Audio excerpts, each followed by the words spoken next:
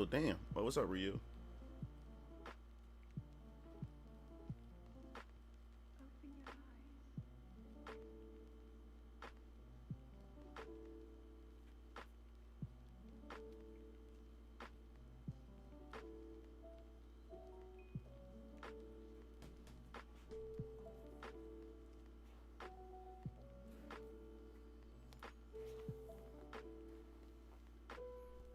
Oh, what's up? What's up, Johnny? What's going on?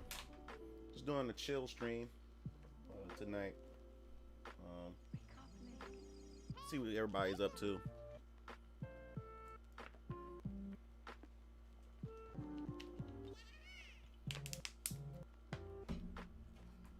I just woke up from my nap. You still see the bags under my eyes. Just woke up. So I ain't eat anything yet. I got my daughter something to eat, but I ain't eat yet. It's Friday.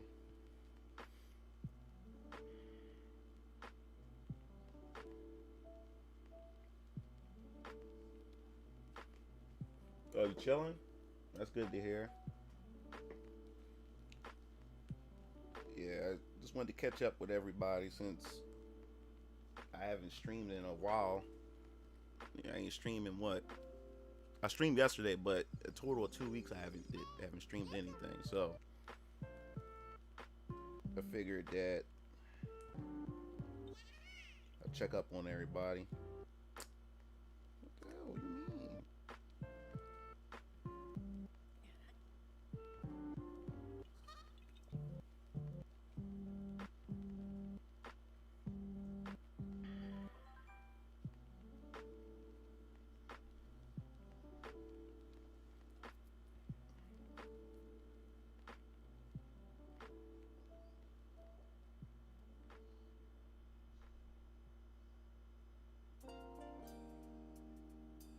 All right, cool. All right.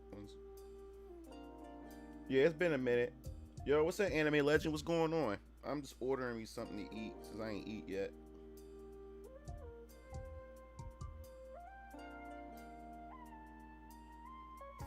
Premium.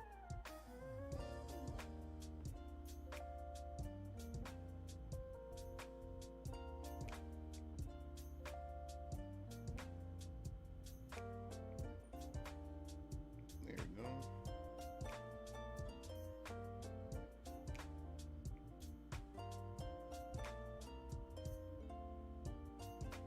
I guess they don't have the priority, huh?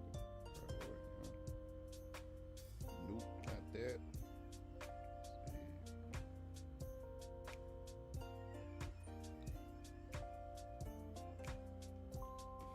Yeah, so I guess I'll talk with you guys. We can check out some stuff on that on YouTube because got some King of Fighters 15 character reveals. We got some what's the name of that game? Melty Blood character trailers.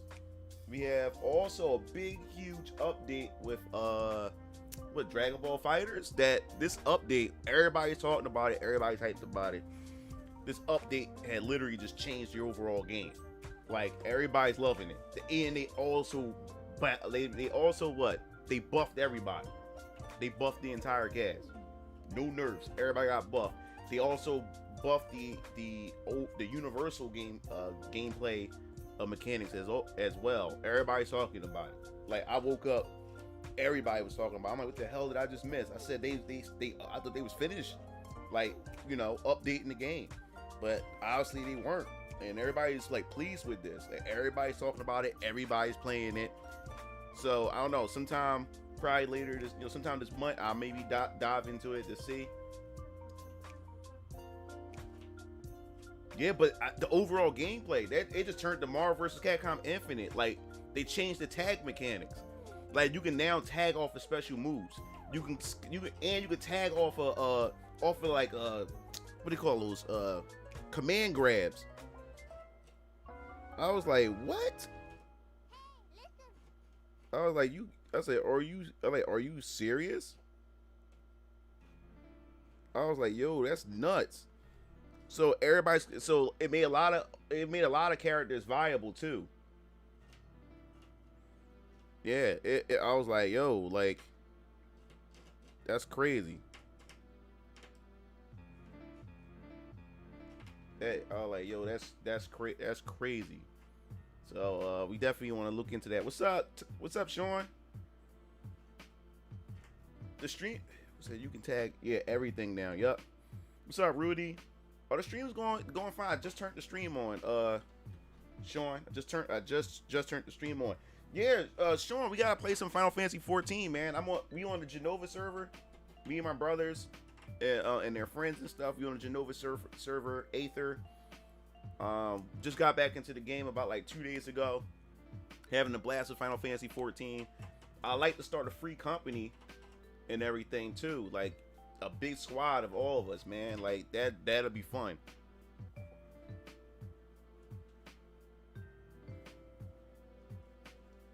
Yeah, like that'll be dope, man. That'll be dope.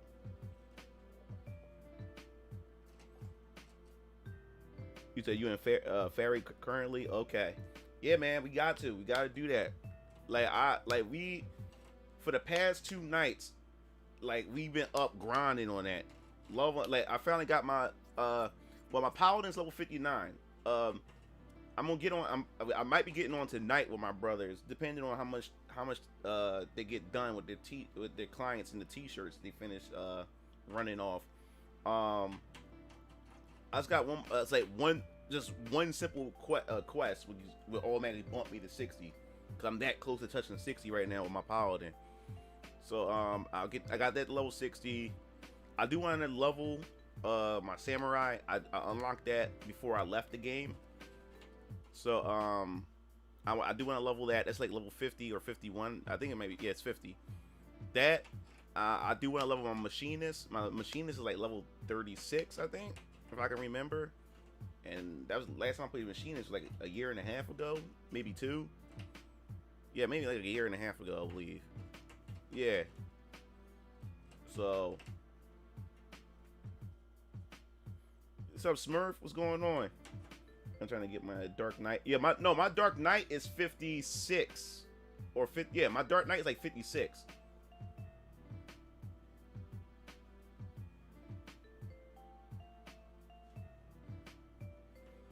Yeah, man, I always been doing tank. No matter what MMO, I always been doing tank, man. Tank just sticks out for me. I love doing. I mean, being a tank is a lot of pressure because everybody relies on you and shit like that. But I love tanking. I was tanking since Final Fantasy 11 because Final Fantasy 11 was my first MMO RPG that I played online. Like, man, also gotta get you and your brothers together so I can run y'all through a D&D game. Oh yeah, that'll be fun. Yeah, D&D game that'll definitely be fun. Yeah, but yeah, man, tanking and that I love tanking, man. Tanking, I mean, it can be stressful. Like to me, the 2 important like roles is like tanking and healing. Cause if you fail to tank, everybody done. If the healer fail, everybody done. So it's like those two are like heavy responsibilities and shit. Like, I think it's like in Final Fantasy 14 though, I haven't really partied with like random players. I'm more so party with my brothers since it is actually like and one of their friends. So it'd be like 4 of us. I don't know. My experience partying with random people, man, it's a lot of assholes on there. Back in the day when I played 11, it wasn't that bad. It was rare that I would run into an asshole on there.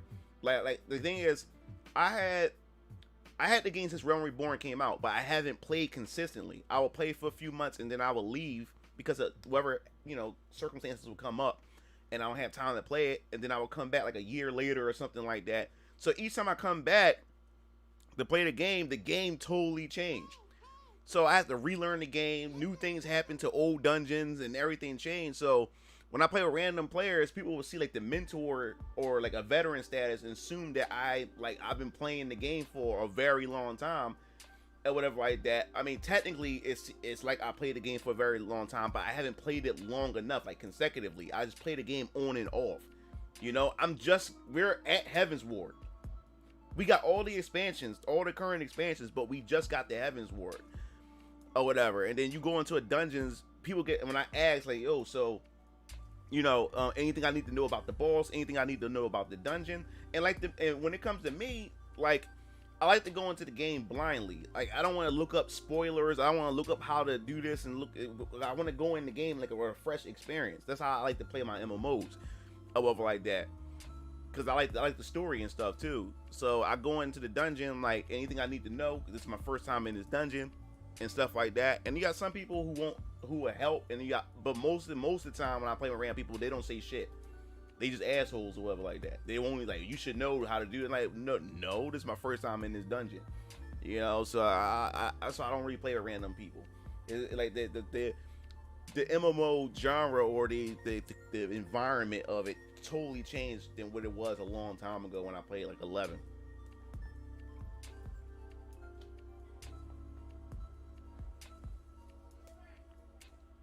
Yeah, exactly.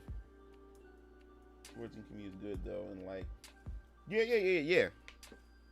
It's just like my experience though, man. Like, it's real. Like my experience so far, I've been running into more assholes than anything on 14. When I be playing like if I'm not playing with my brothers, when I go into a dungeon and shit like that, I've been running into more assholes than anything.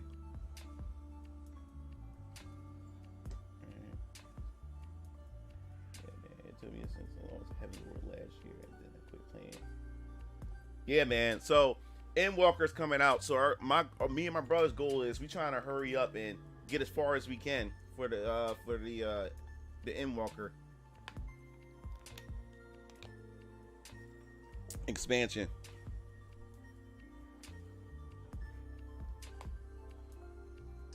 Yeah, Fantasy Star 2, New Genesis. Like, me and my brother stopped playing it because there's not really enough content. So we're gonna let the content build up before we actually go back and try to play it. Because right now it just doesn't. There's really nothing to do on that game. It really isn't.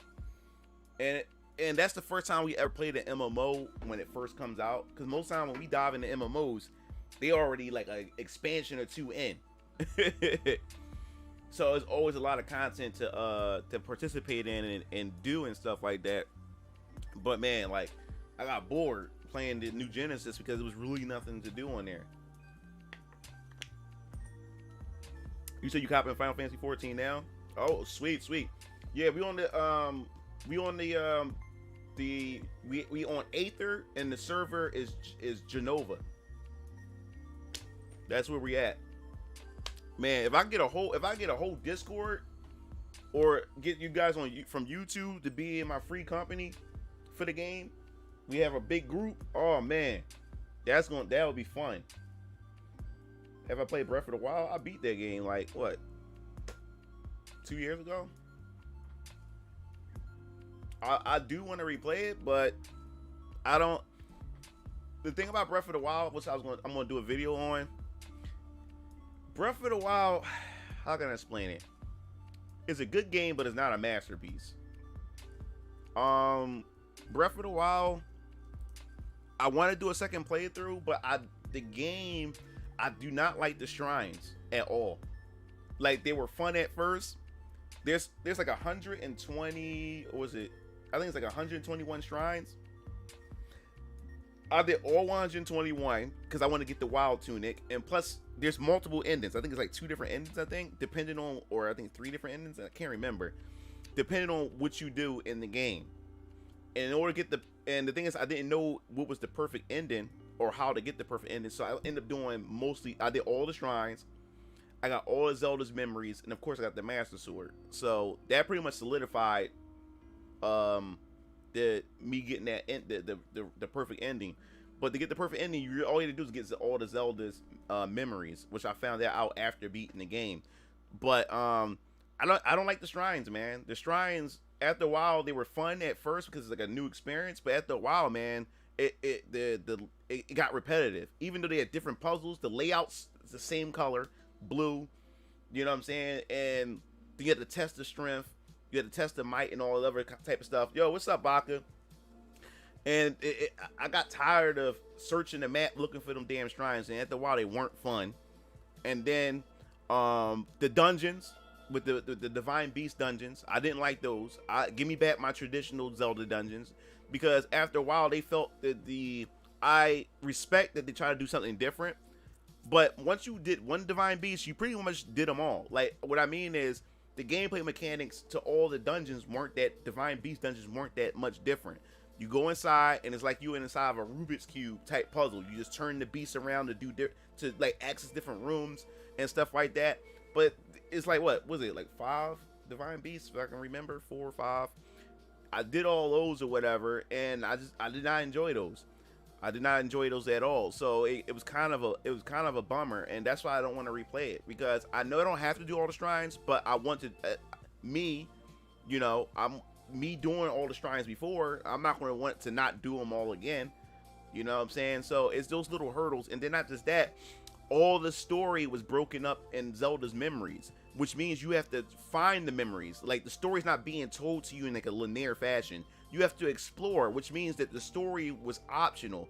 Like, if you wanted to play the game was so free, so open, where you can beat the game soon. You can beat the game in 15 minutes. Like, you can go straight to Ganon, the Calamity Ganon. You'll have a hard time, but there was people who beat the game in like 15, 20 minutes or whatever like that, just with Link pretty much being like with no shirt on and just shorts or whatever like that, and people was able to do it.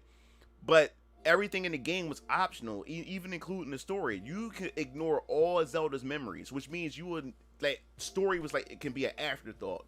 And I didn't like that. I wanted a linear storytelling Zelda game, and more. I wanted it to be much more cinematic, like, and that was the thing. And then not just that, I don't know, like Zelda Breath of the Wild didn't have any of its I didn't have any like memorable music either. Like, because I understand this game is more about atmosphere, so there was really no real like music in the game. It's more so the environment,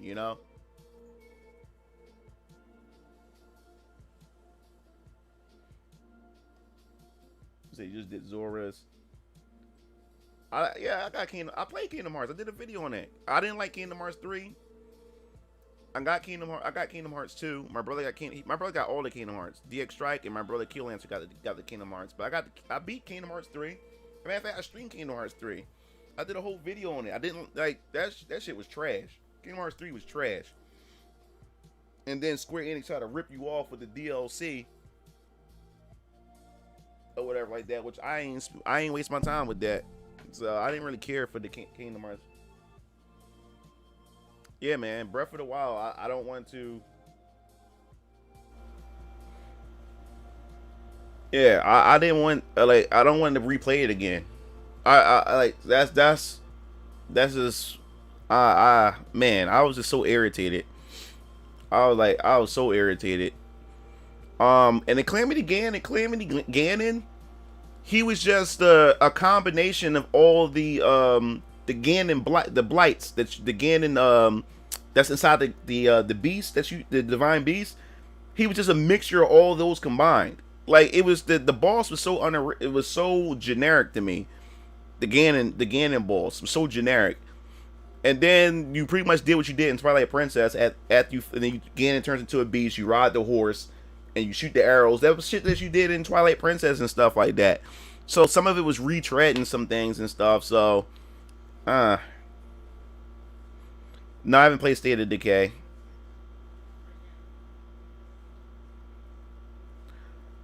I liked it. The Twilight Princess story was pretty good. I didn't really enjoy the game most of the time, because that you was Wolf Link half the game, but like half the game you was Wolf Link, and I didn't like Wolf Link. I beat the game, but Twilight Princess was like my let me see, how would I rank my Zelda games? Ocarina of Time. Well, it's kind of hard now because my number ones is varies. Like, first it was Ocarina of Time, but I guess you would say now the only reason why Ocarina of Time would be number one, because it was the first 3D Zelda game, and it was the Zelda game that really, really made me like really, really deep into Zelda. Even though I've been playing Zelda for years, and Zelda was like my first video game I ever played back in the NES when I was like a child. If I was to rank, I would do Wind Waker, then Ocarina of Time, and what would be my third Zelda game?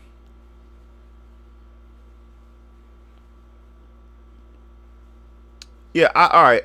The third game, I'm talking about 3D Zelda games. Nah, when I say 3D Zelda games, no, yeah, I would say 3D. I'll do like a ranking of 3D Zelda games. It would be Wind Waker, Ocarina of Time. Then I guess I would say either Breath of the Wild or Twilight Princess. Yeah, Breath of the Wild, then Twilight Princess, Majora's Mask, and then Skyward Sword. What's up, AJ? What's going on? Wind Waker is my game, man. The best storytelling. That game, that's how I knew Zelda had potential after that. Wind Waker, I was deep into that story because I was already enjoyed the story, and I was waiting for a sequel to Ocarina of Time. And I thought Majora's Mask to be there. I didn't really enjoy Majora's Mask. The only reason why I didn't enjoy Majora's Mask, I didn't like the whole 3 days until Judgment. I hate those type of games where you have to you have to rush and do so many things before the world come to an end. You have like a counter. I hate that. I hate those type of games. I can never sit back and take in the game because it feel like I'm racing against time. I'm racing against the clock before the game ends. You know what I'm saying? And I know there's music to slow down time. I know you have to rewind time. I hate those mechanics. I hate those mechanics, and that's the only reason why I didn't really enjoy Majora's Mask that much. That's the only reason. But Majora's Mask is a good game. Don't get me wrong, but I hated that mechanic. I hate mechanics like that. But Wind Waker, man, that really opened the door for storytelling for a Zelda game. And I was waiting for a sequel, and when it opened up, explaining the events of Ocarina of Time, I was like, oh shit, they really carrying off from Ocarina of Time and stuff like that. And when you start playing the game, you sort of finding out all these different things. Which anybody, if no one played Wind Waker, I won't spoil it.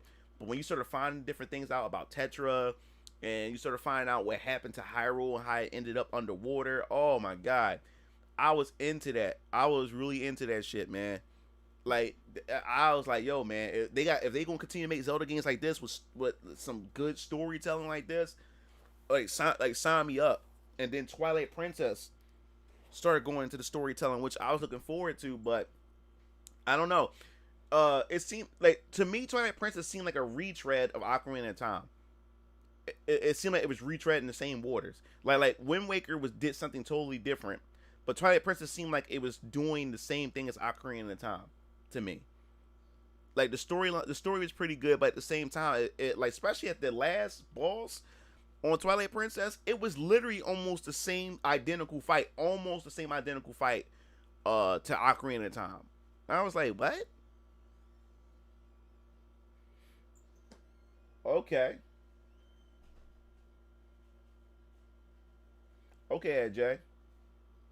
Yeah, man. So like Ocarina of Time, what was that game?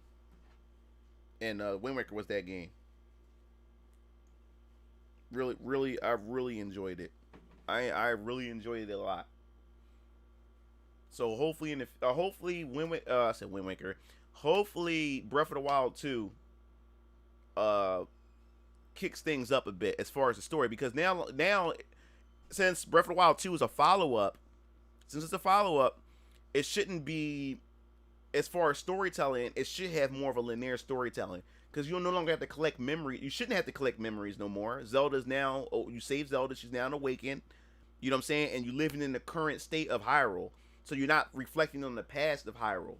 You know, so I'm very curious to see what they're going to do as far as storytelling is concerned, and I can't wait to see how they're going to mix things up, because the one thing that's hard about doing sequels to games, especially open world games, you're going back revisiting the same world again, which means it's all familiar land, and it can get repetitive, especially since you already revisit that. That's why I believe that BioShock 2 wasn't really that interesting, because Rapture was a really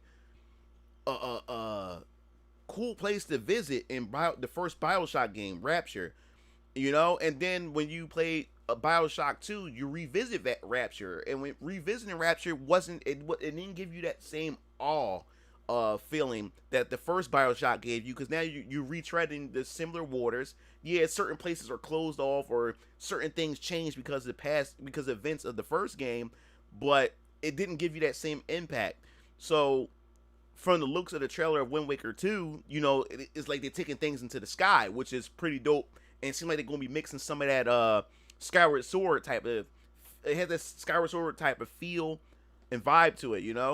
So that's the only way you would have to change things up a bit, is by going to the sky and maybe populating the towns and stuff, and the reconstruction of Hyrule, since the Calamity Ganon was pretty much now destroyed and stuff like that. So we should start seeing a little bit of a rebuilding of Hyrule now. It's oh, what's up, J Blue? It said, have you ever played a game called Takeover? No, I haven't played Takeover.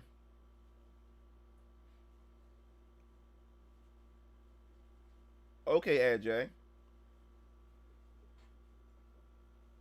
Yeah, so it's like I I'm really looking forward to see what they're gonna do. It'd be cool if Zelda's playable. I would like to see a playable Zelda. I think that'd be pretty dope.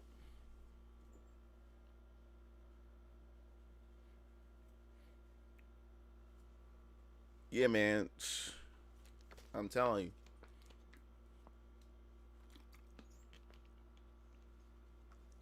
In case you didn't know, I also completed Tales of Vespera Definitive Edition on the Switch. I completed that like it's almost what, I think it's almost going on a month now since I completed it. Yeah, I completed Tales of Vesperia. I enjoyed the game, loved the characters. The only thing I didn't like was the ending. It was so anticlimactic to me. Like the ending, like all that build up, and then the way it just ended. I'm like, really? That's how you're gonna end it?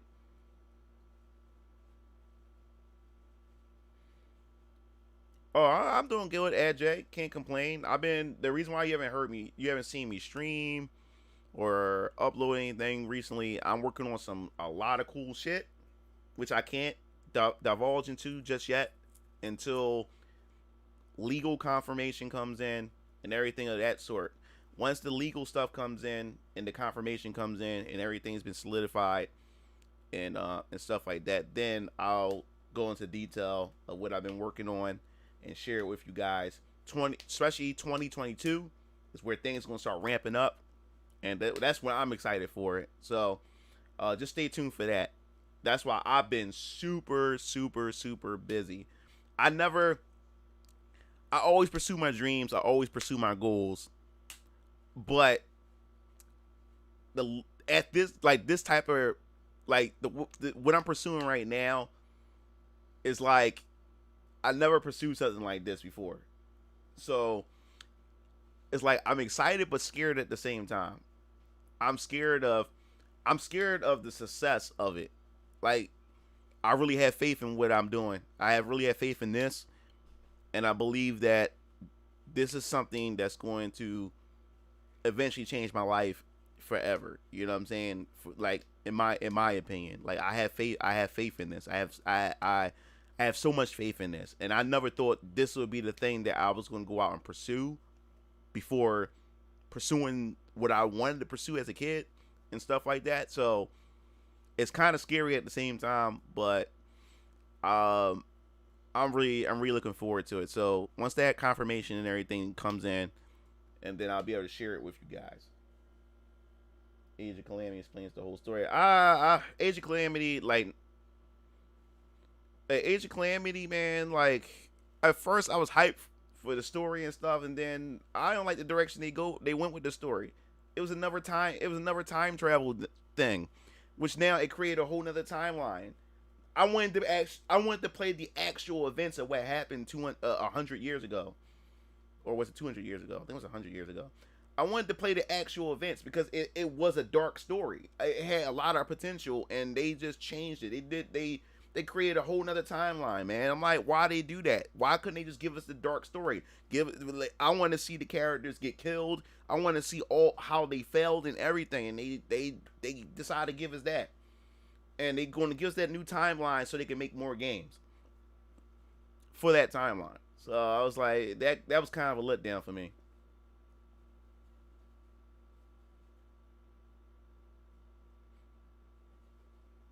So, what is the best website to make your own shirt and sell it? I don't know. We make our own shirts, and we got our own website.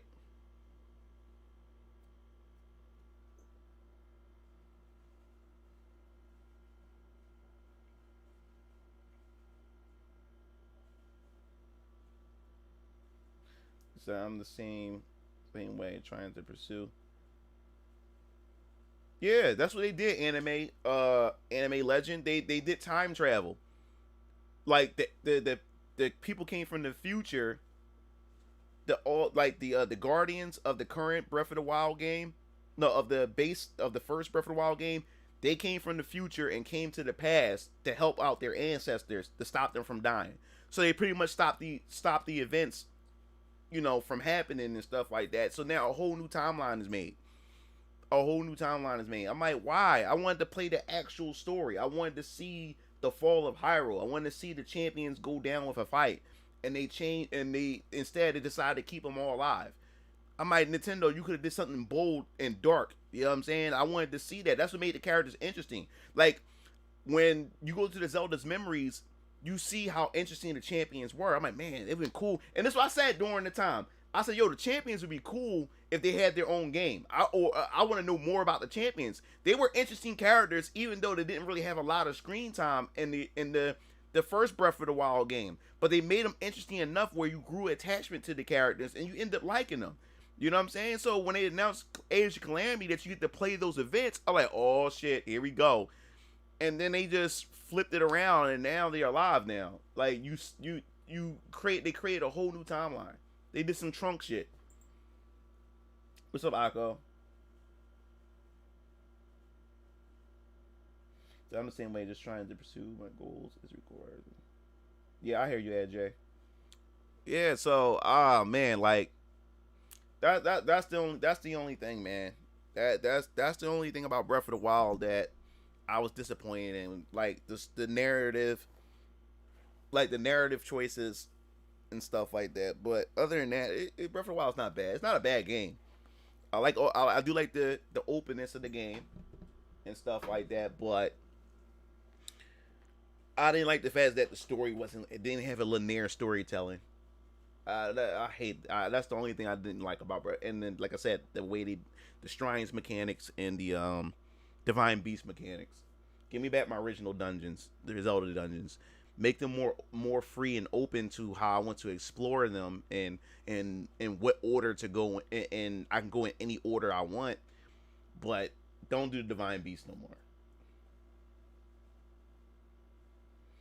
Oh, you just have to wait and see. If the rumor, I mean, it would make sense that the next big Nintendo Direct would be September. I mean, because it's the fall. It's the last portion of the year of 2021. So I would assume, and I wouldn't be surprised if Nintendo has a Nintendo Direct in September. The latest Direct they would have is in October.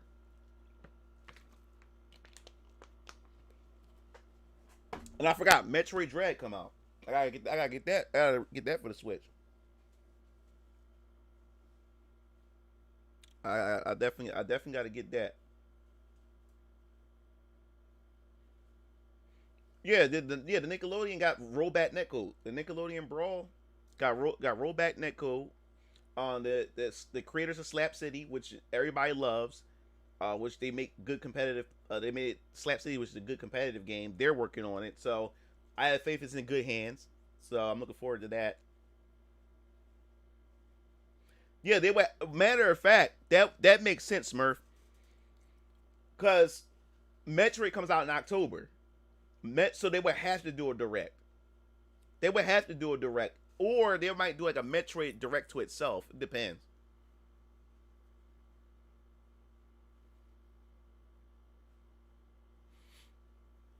Yeah, so I'm gonna get the Metroid Dread. Definitely gonna get that.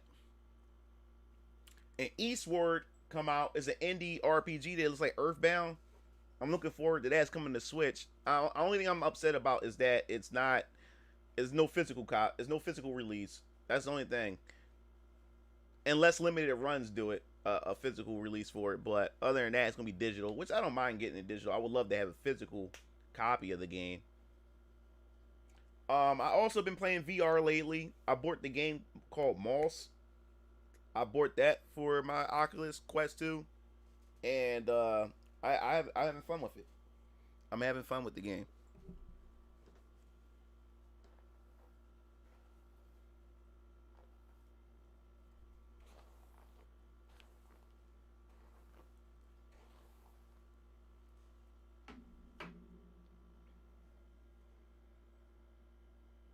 Yo, what's up, Jonathan? What's going on?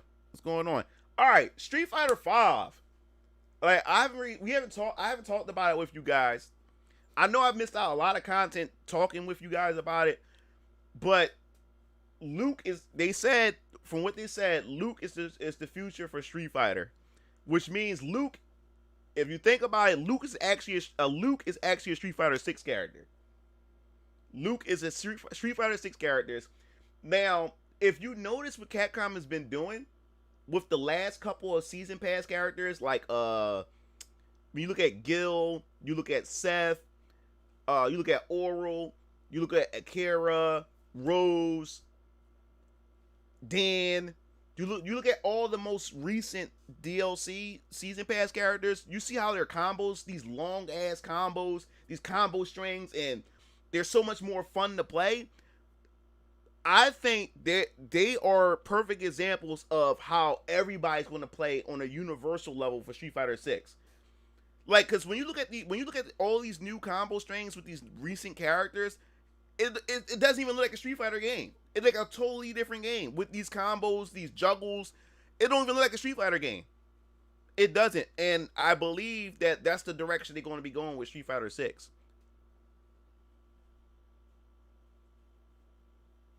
You see how I'm done. Am I able to stream VR? Facebook owns Oculus. I would have to purchase I would have to purchase something I have to purchase from Facebook in order for me to be able to stream it. Cause I can stream VR, but the thing is, no sound comes out, and only sound will play if you're streaming to Facebook. But they won't. They block out the sound and everything on other platforms like Twitch and YouTube streaming and stuff like that. But yeah, Street Fighter 5, the last couple of characters in the season pass, the way their combo structures are and stuff like that, those, in my opinion, is hinting at how Street Fighter 6 is going to play. But like, it's crazy.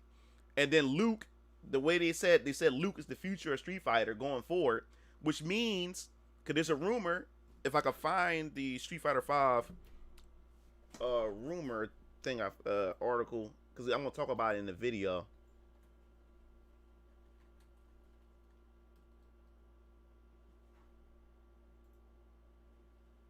Okay, so I found it.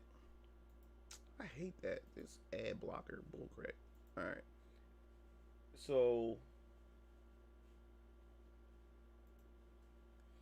right, so it's saying this is recent, 4 days. This is like 4 days ago. So it says Capcom Street Fighter franchise has been knocking out the competition since the 80s, blah, blah, blah, blah. What's going on with Street Fighter right now? The final DLC is now releasing for the game, which brings in the World Warrior new and old. This includes Oro from Street Fighter 3, Akira from Rival Schools, and Luke, a brand new character who Capcom previously indicated was a teaser of the future of Street Fighter. Now, Street Fighter 6 has yet to be officially announced, but its existence behind the scenes has long been rumored, which we talked about before. I talked about the rumor of Street Fighter 6. Dust Golem. Dust Golem has always been spot on with the Street Fighter rumors, or Capcom rumors in general. Now, it was reports, he said, according to his report around this time last year. Street Fighter 6 was meant to come out this year. Because remember, we wasn't supposed to get another season. Seth, it was supposed to stop at Seth. Seth was supposed to be, he's the boss. He was the boss character. Seth was supposed to be the final character for Street Fighter 5. But we end up getting another season. That was because there was something going on behind the scenes with Street Fighter 6, which I'm going to explain if rumor happened to be true or whatever. And it kind of lines up with what was going on or whatever. So what happened was, is according to his report from last year, Street Fighter 6 was meant to come out this year, right? But it had been delayed due to poor testing. This stemmed from a new team-based mechanics. They're supposed to have like a team-based, like tag mechanics to Street Fighter 6, which the focus was too much in the gameplay. Suggests that tag team elements was to be introduced into the mix. The events of the game developed saw longtime series director Yoshinori Ono leave the project. So they was pretty much saying that Ono fucked it up, Street Fighter 6, at the testing and shit like that. And it kind of lines up to why he stepped down, or they made him step down from Street Fighter 5, and then he exited the company. So with someone else now in charge of fixing the game.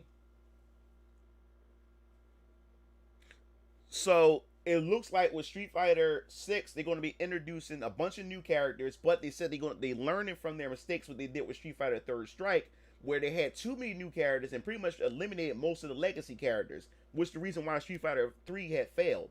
Now, people can say, how? I can't see it failing, was because if you're new, if you're seeing the height of the popularity of Street Fighter 3, that's because Street Fighter 3 had finally grew on the player base because the competitiveness, the gameplay mechanics and stuff like that. But when Street Fighter 3 first came out, people hated Street Fighter 3. People hated it. And that's what made Street Fighter, that was another reason why we haven't heard from Street Fighter in a long time, because of what they did with Street Fighter 3. So with Street Fighter 6, they're going to be introducing new characters and mixing it with the old characters, and Luke is going to be like in like the forefront in some way going forward with Street Fighter. And the talks is that Street Fighter 6 is not going to go in the past. It's going to, from the talks that they're saying, it's going to go beyond Street Fighter 3. They're going to move forward. So we're going to just have to essentially wait and see for that. Let's see what they do.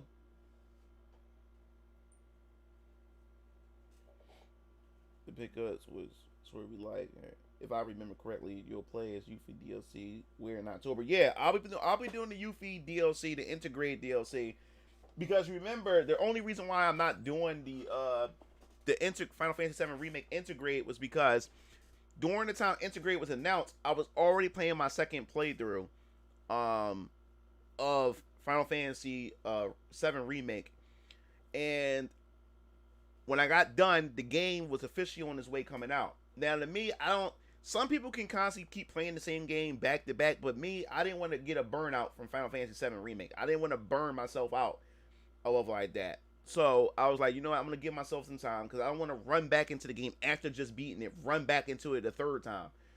So, Tales of Arise come out next month. So I'm going to be playing that game in September. Once I finish that game, once October hit or whatever, I'll be playing Intergrade.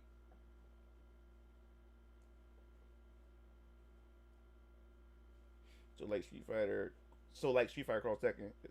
Get out of here, Nate. He says Street Fighter 6 gotta have juggles like Eddie from Tekken. Oh, he said, what's up, Generic? What's going on? Yeah, so I'll be playing Arise in September, and then Integrate in October. And I still haven't opened my Scarlet Nexus yet. I have to play that. So what I'm gonna do is I gotta get Kina, which is a PS5 game that come out at the end of the month. I'm gonna grab Kina. I'm gonna hold on to that game. So what's gonna happen is, once Tales of Rise come out, I'm gonna beat that, and then what I'm gonna do is I'm gonna play Final Fantasy VII, Remake, the Integrate and stuff like that. I'm gonna do that October, and then what I'm gonna do is I'm gonna do Scarlet Nexus, and I'm gonna play Kina for PS5, and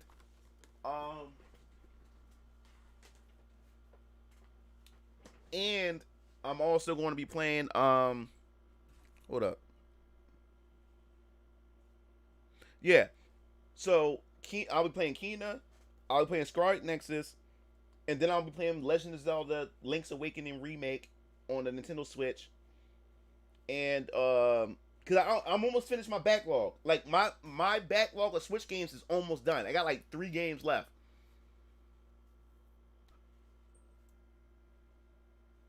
Hey Mugen, how do you feel about DC changing Tim Drake? Y'all guys already know. You already know what I think about it. They made Tim Drake bi for some reason. Like I'm done with comics, with Western comics. I'm done with it. And right now, if you want to be successful right now, be an independent comic book creator. Because people are tired of this political correctness, this SJW stuff. They're taking Hollywood and the comic book industry is taking all our favorite genres, all our favorite classic TV shows, comic book cartoons, and then doing whatever the hell they want to do with it.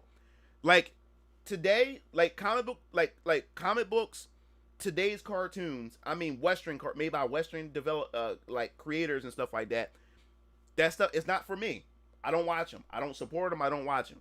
If you want to watch them, that's your choice. But I don't watch them. I don't engage in them. I don't support them and stuff like that. Especially once I know what their intent is and what they're trying to do with it and what they're trying to push with it. That stuff is not meant for me no more. It totally like it's been hijacked. It totally been hijacked. Like especially with the whole He-Man. Yo, like Netflix had to pull it off their top 10. Now they're saying it's in danger and not even getting a part 2, which it doesn't deserve to get a part 2. Like they're taking our favorite stuff, but when I seen the whole Tim Drake, all of a sudden he likes guys. All of a sudden, I was like, what? So I was like, you know what? It seemed like a lot of these characters now. It seemed like with comic books and a lot of these television shows became gay erotica now. They taking a lot of characters and they just making their sexuality and putting it in the forefront. Like that's all they're defined by, their sexuality. And guess what? If that's what people into, go ahead. But I'm not I don't want no parts of it. I really don't. They changing all of my characters, and instead of creating new original characters, and the reason why they won't create new original characters or stuff like that, and to put those agendas in there because they know it would fail. They know it would fail. They know people won't feed into that bullshit. But they take the legacy characters because the legacy characters already has an install base, and they know that the controversy is going to draw attention to it, which it should be disrespectful to the group that they're supposed to be representing.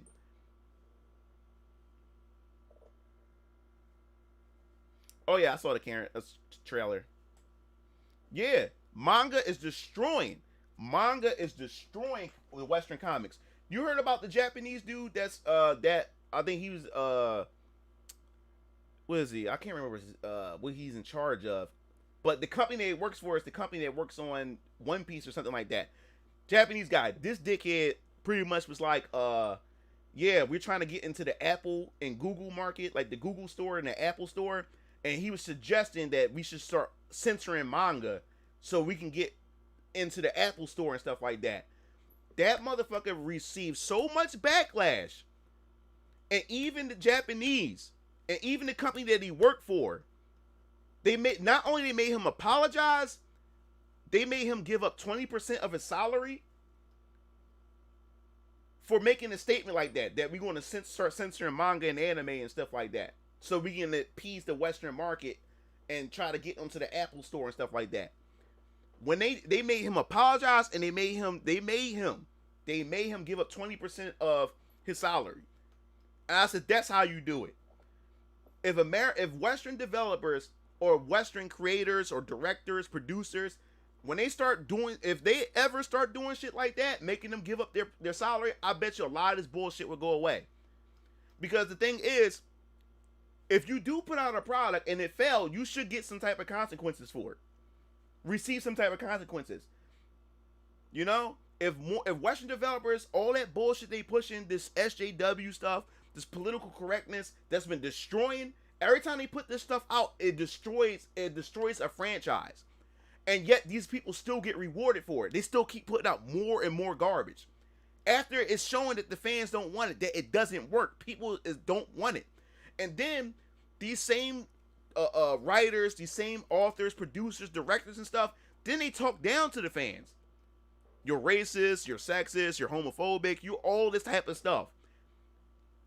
And they would even tell you, well, if you don't like it, you don't have to support it. And then get mad when it fails. Because you just told a majority of your fan base to not support it if they don't like it. And they did exactly what you said to do. And then get mad why it fails. Now, if studios start punishing these people for making statements like that or interjecting shit like this into these products, I guarantee you a lot of these producers and a lot of these studios would change their tune.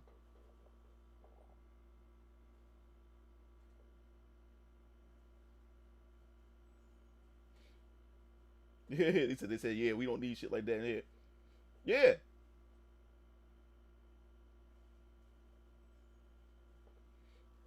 Yeah, Japan, yo, I love Japan right now, man.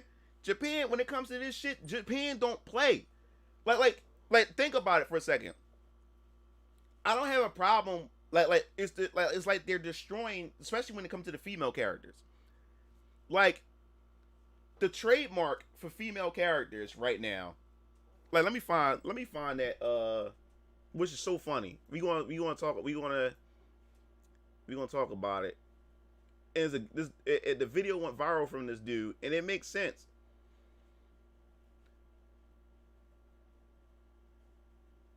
Like, a Japanese developer, right, or artist can make a buff-looking female character look feminine, still look feminine and sexy at the same time. But Western developers can make a female, make her muscular and buff, shave her head, and she looks like a man. Somebody literally took Photoshop and took Tila and took her hair off. It like a fucking man. You couldn't tell the difference. Like even with took the hair off, it was a man, a complete man. All right, let me find the video for you guys, and then we can talk about it real quick. But yeah, man, the current state of comics, man. And they don't care. They don't care. They're destroying it. They're destroying they're totally destroying the industry. And right now, people are looking for alternatives. So if you are indie comic, if you draw comics and mangas and stuff, go independent. And people are looking for what they love about comics. So people are looking for alternatives, because right now, today's entertainment is not for me, for people like me. So guess what? Y'all can have it. Y'all want to turn y'all want to push identity politics. Y'all want to push SJW stuff. You want to make everything. You want to take everything and make everything gay. Go ahead. Knock yourself out. It's not meant for me. If you want to push this agenda to attack men, straight men, and stuff like that, go ahead. It's just not for me. Y'all can have it.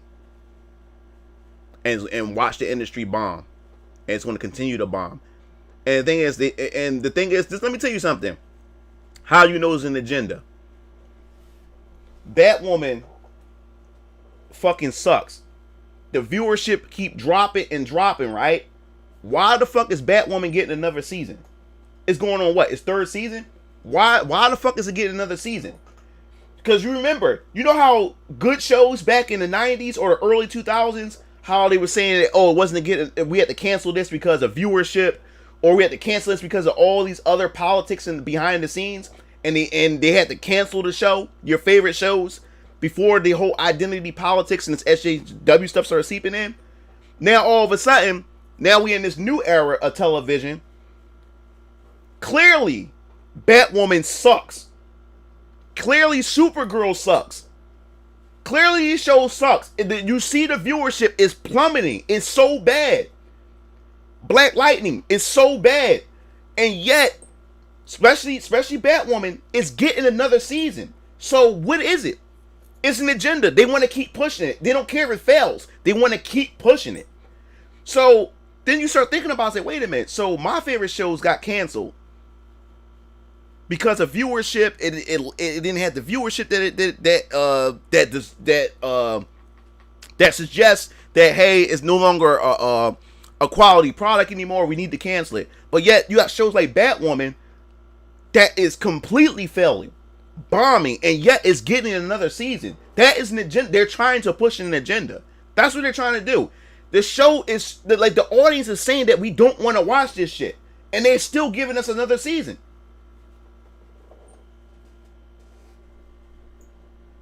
Yeah. Yeah. It's getting the third season. Why is it getting Why is it getting a third season? It doesn't make sense. Because they're pushing an agenda. So money is no longer an issue. When they're trying to push an agenda, money is not an issue. They're going to keep pushing it.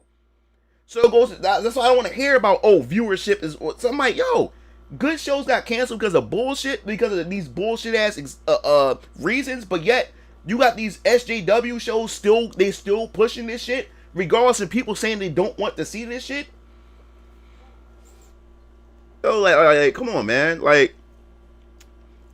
So, and people will still say, no, man, there's nothing going on. There's no agenda going on. People will still believe that there's no agenda going on. And at that point, that's why I don't talk about it no more. I mean, the only reason I talk about it now is because you guys are bringing it up. But now I don't talk about it no more. Because you still got people out there that's so fucking blind to it or whatever like that. Or they just want to believe what they want to believe or whatever like that. And that's fine. They can have their beliefs and shit like that. That's why I don't even waste my breath on it no more. I don't. I truly don't. Where is it? Hold up. Oh. That's what it's called. Let me. Here's the video. I'm about to show it to you guys right now. And that's why, like I said, this is why you can't tell me that there's no agenda to this shit. We're gonna today, gentlemen. And check out. I love his channel. I want you guys. His channel's Romanian TV. A thing that's not a thing. I want you guys check out his channel. Check this out. This just like you tell us an agenda. I'm tired going on Twitter and seeing all the blue check marks and all the people with communist paraphernalia in their bio complaining about fan service. So fan service, according to them, is the lady on the right. The lady on the right is fighting against enemies twice her size in melee combat the entire game. And as you can see, she's wearing makeup. She doesn't have a single scar on her body. She's got long hair, even though it can get in the way. She's not very buffed. There's no reason for her to look like this, except for the fact that the developers understand the target demographic they're making the game for, and they know that the target demographic appreciates if she looks like this, and they're more likely to buy the game. This is why it's called fan service. It's not that the game wouldn't sell if she looked any different. It's simply the fact that it's more likely to sell if she looks like this. Like, the developers are trying to please the people that pay them money. This, on the other hand, is what I consider fan disservice. And it's not just because people are mocking that character. Check this out. Watch this. Check this out. It's also because I know the lore behind all this. You see, this has been created using motion capture imagery. So now check this out, guys. This is how you know this is intentional by Western developers. Like, when it comes to a femininity and shit, what they're doing to these female characters in video games and comic books. Check this out. Which the fans. This is the actress. This is they modeled Aloy from this chick right here. Her face is modeled after her. Check this out, how completely different these characters she looks. Decided to help the game developers create Aloy.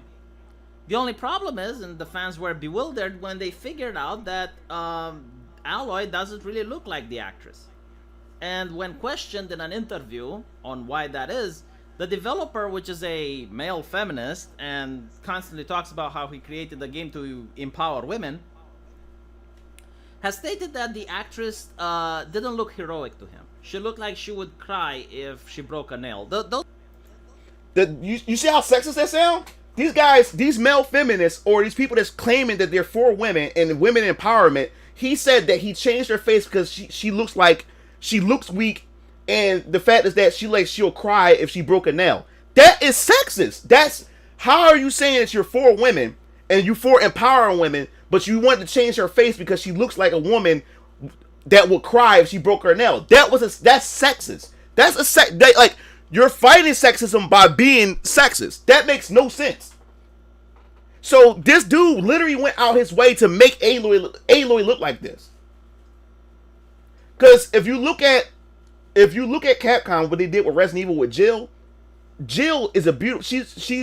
She was modeled after a Russian model. She is gorgeous. She is beautiful, and she looks and they kept her face the same. She looks just like Jill. But these motherfuckers, because Capcom's a Japanese company. Did you see the difference? But these motherfuckers took a beautiful woman and then made her look like this. Those are his words, not mine. So they had to change the look of Aloy. They had to, I guess, pump some testosterone into her. She's like a McDonald's to, regular. I guess, empower her and make her look more like a role model for women. And you get to see this happening time and time again in Western industry, to the point where I can tell you where a game is made just by looking at the women. If the women look What's up, the Necron? type of people I love you Jill. could meet Jill at is the hot as mall, fuck. or you could see at your university, or you could see in a nightclub, then chances are the game is made either in Japan, South Korea, or Eastern Europe.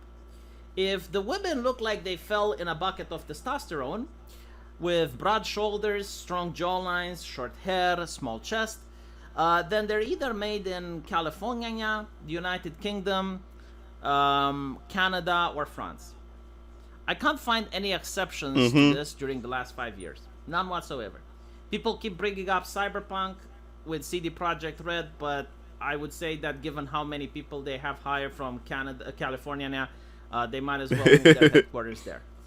So let me give you some examples, right? Like, just so you know, I'm not talking crap. Yeah. This is Captain. Look, that's Captain Marvel. That is Captain Marvel right there. That like a fucking man. That's Captain Marvel. There's no feminine structure to her at all. This is what comic books are. This is what Western comic book and just entertainment in general is doing to femininity. This is what they're doing. They're pretty much saying that women aren't good enough for being feminine. So in order for her to be strong, or in order for her to be empowered or have some leadership position, she has to be pumped with testosterone. She has to look like a fucking man in order to be empowered. So these guys are claiming, or this movement is claiming that they're trying to empower women, right? And they want women to be seen as strong and everything, but yet they don't want to keep any of their femininity intact. Instead, they remove the femininity and give them testosterone.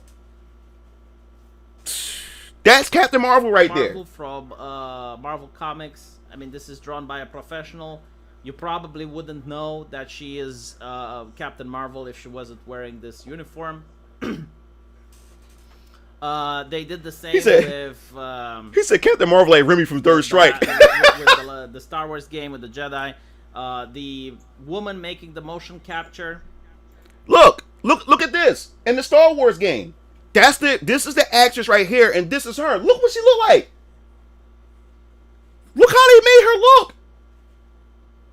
It's ridiculous. She looks like an actual woman. The character, you wouldn't even know that it's a woman. It's completely androgynous. The short hair and everything. She's like a fucking man. Voice. It looks nothing like the lady from the comic books as well.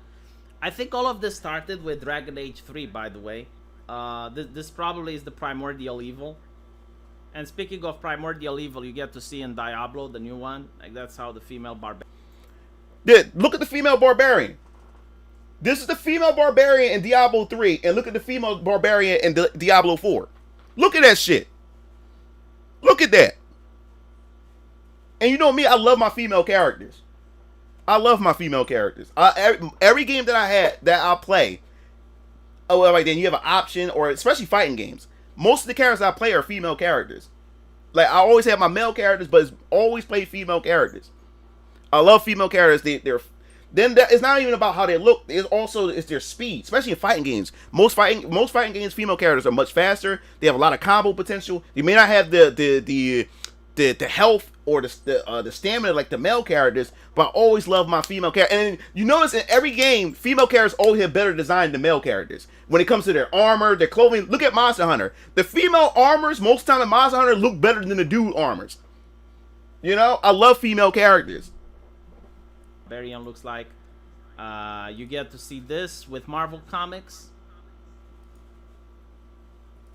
Yeah, like furthermore, this is actual Marvel Comics. Yeah, it's like they don't want women to look feminine, or they don't want them to look at peak femininity.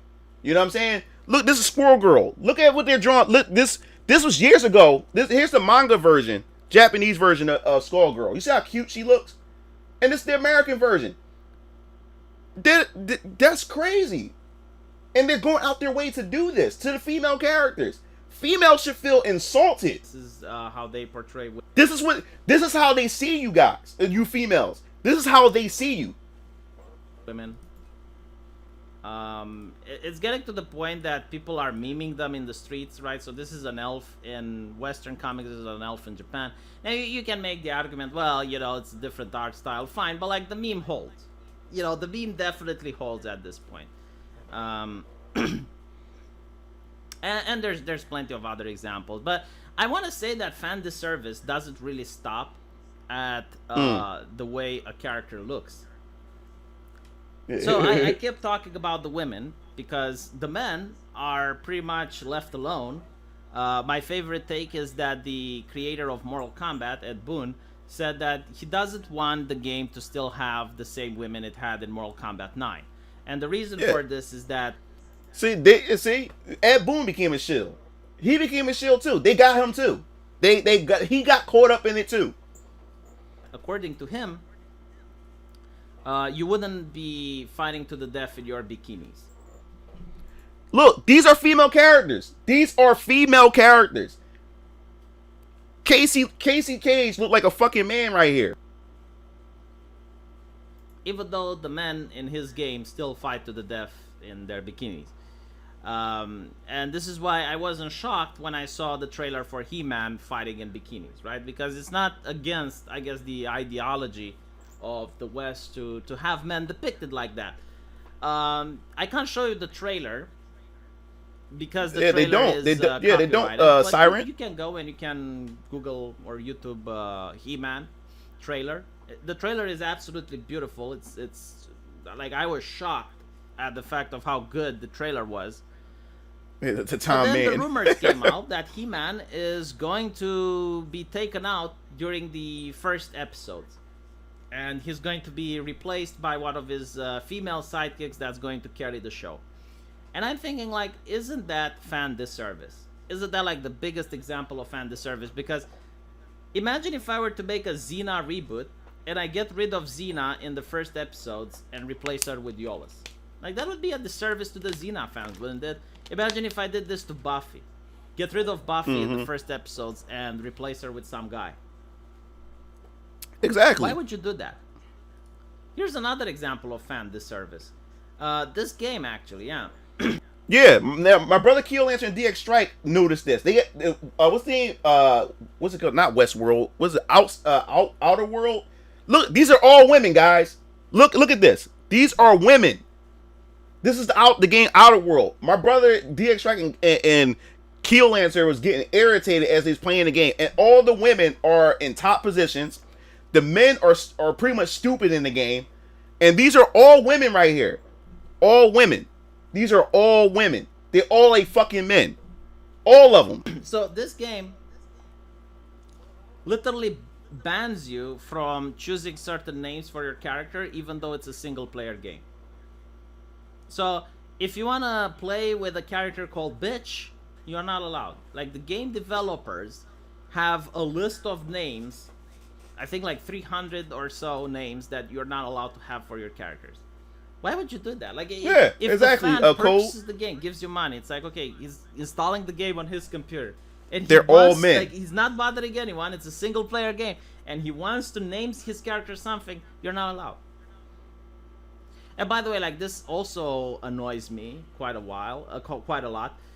You'll notice that these people freak out on Twitter if you call them colonizers, because they colonize every hobby they go into. You know, they are colonizers. They colonize every hobby. Culture than the hobby they're going into. They're not interested in the hobby. They're interested in doing activism, and they have a lot of disdain for the fans of the hobby, just like a colonizer has disdain for the colonized. You know. And they hate it when you call them that. But what I noticed is that they claim that they're the champions of diversity and inclusivity while excluding other people. And I made a video on my other channel where I talk about the video game from when I was a kid, Neverwinter Nights. Now, this game, I believe it was in 2002. And it's incredibly diverse. It's more diverse than this game. One with the green hair. Like you can play an old lady in that game. You can play a transgender in that game. Yeah, a game from 2002. You can play as a transgender. You can create a female character that has a male voice if you so desire. And you can put a male or a female name or whatever. Games were more diverse before these chuckleheads came out. And they're the ones that are considering that they're championing diversity. And they're the real gamers while pushing all this fan disservice into our face. So yeah, it's a very interesting thing that's happening, and I want to coin this term, you know, fan disservice, because I think it accurately depicts what they're doing. It's like finding out what the fans want and then giving them the exact opposite. Exactly. That's what they're doing. It's more powerful than get woke, go broke, I think, because like getting woke isn't necessarily destroying your game, but like pushing hard for fan disservice is probably going to break your game. Yeah, it is. So yeah, let me know what you think, and if you wanna.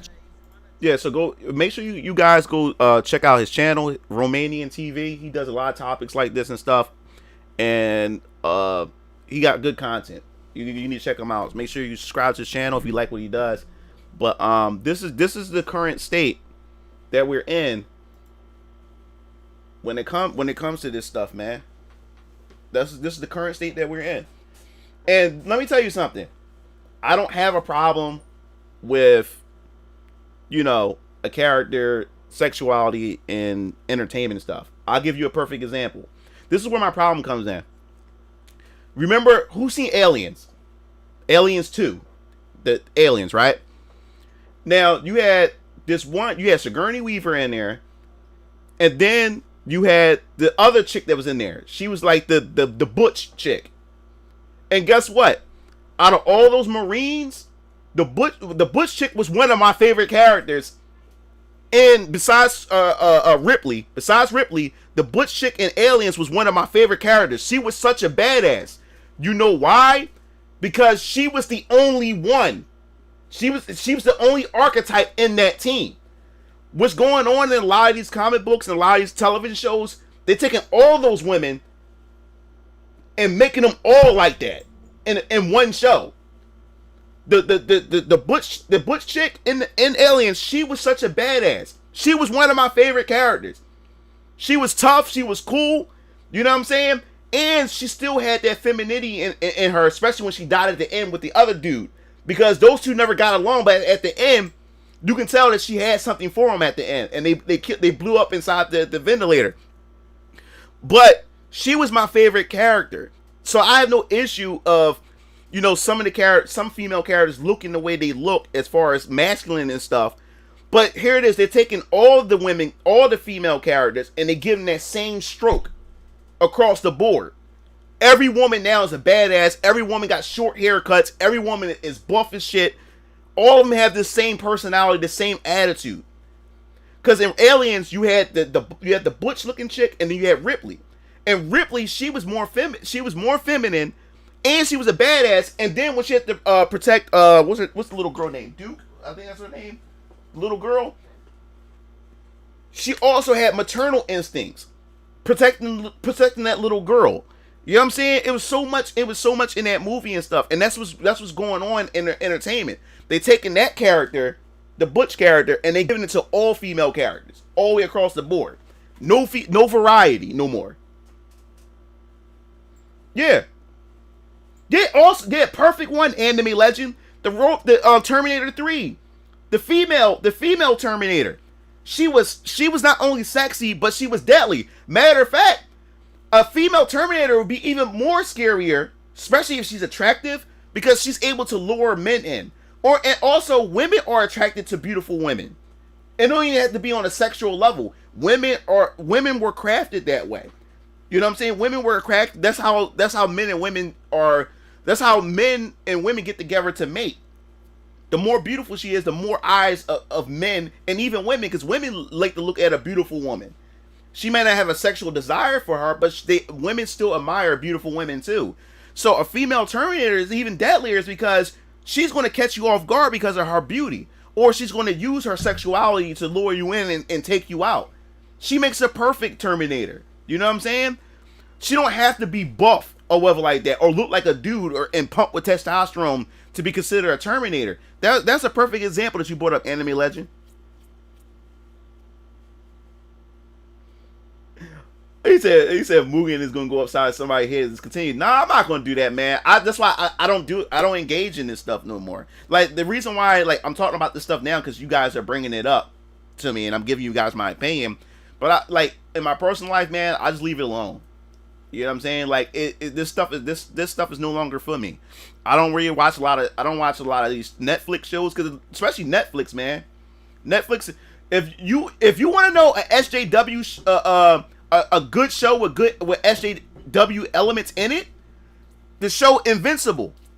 The show Invincible has SJW elements in it, but SJW elements is not the focus of the show. It's not the focus of the show. And not just that, if you're going to have SJW elements in a show, you have to have a counterbalance to balance it out. Like, if you're going to push a point of view, right, you need also something that's going to contradict that point of view, or to question that point of view. So the viewer is not just being say, hey, this is what it is, or whatever like that, and it's not telling viewers what to think. Like, if you look at Invincible, right, the main character, his friend is gay. Now the thing is, when the show started, I didn't even know he was gay, because I never watched the comics before.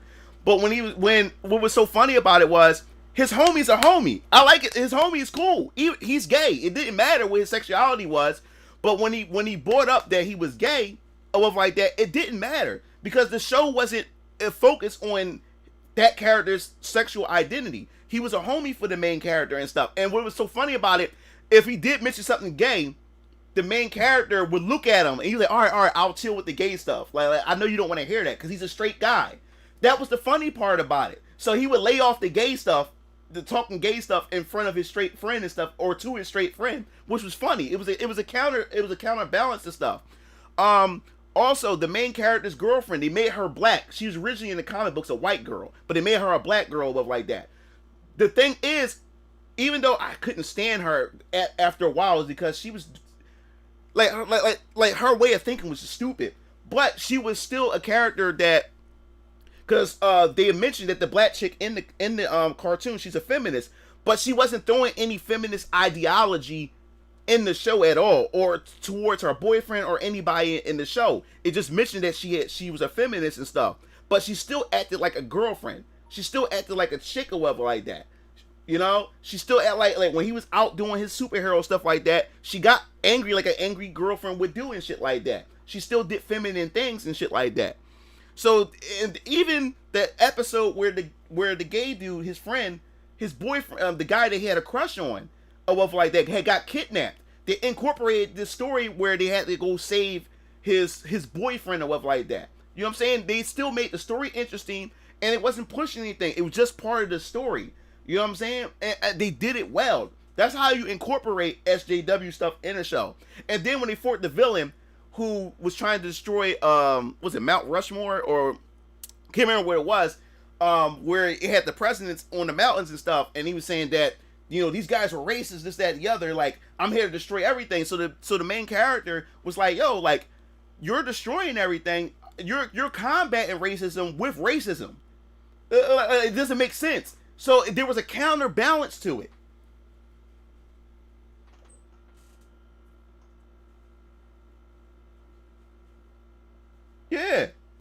the Invincible incorporated SJW stuff perfectly in there because it wasn't the center focus. It was in there, and they also had a counterbalance to it. They had a counter argument to it. You know what I'm saying? Today's shows, what they're doing now, they're feeding you an ideology, and they're not giving you an alternative opinion or an alternative view. It's only one thought. It's only one thought, and this is the thought, and this is the thought that we want you to have going into the film when you're viewing it. They're not giving you a counter argument. They're not giving you a counter perspective. It's only one thought in a lot of these shows today, and that's what they're doing today. And that's what they're doing with a lot of these shows. But yeah, man, like, so I never had a problem with that. I don't give a fuck about the sexuality and shit like that. But when you're going around purposely taking characters who had a legacy or who was never gay to begin with, and you're just making them gay. That and with the crazy thing is, gay people should feel insulted is because they're turning your sexuality into a shock factor. That's what they're doing.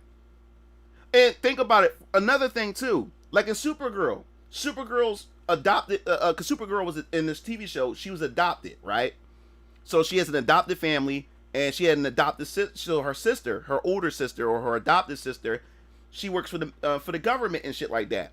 It's like the first season of Supergirl wasn't bad at all. As it started going, it started getting more woke and more woke. So what happened was Supergirl's sister, right? Throughout the first season, there was no indication that she was gay at all. Now, this is another thing that they're doing with a lot of these TV shows. You can tell that some characters were written straight, because you can tell, like in the show, they were straight the whole time, and then this next season come, they just flipped the script and they just became gay out of nowhere. And when you look at the lead up to it, it said, wait a minute, this doesn't make sense. This doesn't make sense at all. Like, how is this character gay? Like, there was no indication, there was no lead up to it. There was nothing weaved into the plot. They just up and spring it on you and stuff like that. So they're using like the gay sexuality as a shock factor. And that should be disrespectful. They're using your sexuality as a shock factor. You know, so what happened was, throughout the first season of Supergirl, she was going after this knockoff Lex Luthor, which is this male villain on the Supergirl TV show. Now, every time the Supergirl sister come head to head with the guy, you saw the attraction that she had for the dude, because he was an asshole, he was an arrogant prick, but he was charming at the same time. So you can see that she was also somewhat attracted to him, right? So I was thinking that, oh man, she may fall for this dude eventually and stuff. The second season come, all of a sudden, her sister was gay. She had this attraction for this female alien chick out of nowhere. She was I'm like, where did this come from? Like she just turned gay all of a sudden. So what's up, boyo? He said, did I enjoy it? No, I didn't watch Master of the Universe. Like I said, I don't support none of that. Like, if the moment I see where they're going from, if it's leaks or from interviews and stuff like that, the moment I see from the trailer where they're going, I don't watch it. So no, I didn't even give them a view. The Master of the Universe. Yeah, even Legends of Korra, out of nowhere. That was and then they ended it like that. And the fans were like, what? When did this happen? Yep. And that's why this whole thing with Robin is stupid. Because people started pointing the contradiction. Because they show all the girls that Robin been with, Tim Drake been with, and out of nowhere, he like dudes, he like boys, he like guys all of a sudden. Out of nowhere. Even when Tracer, there was no indication that Tracer was lesbian in Overwatch at the very beginning. But I would also blame that on the shipping community, because the shipping community really wanted Tracer to be a lesbian and stuff. But Overwatch is a different case, because Overwatch seemed like they was trying to cater to that base after a while, trying to appease that base. Then they made Soldier 76 gay all of a sudden. They started just making a lot of characters like just gay out of nowhere.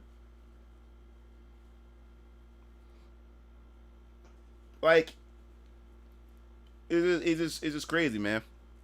But besides that, man, Idris Elba is going to be voicing Knuckles for the Sonic 2 movie.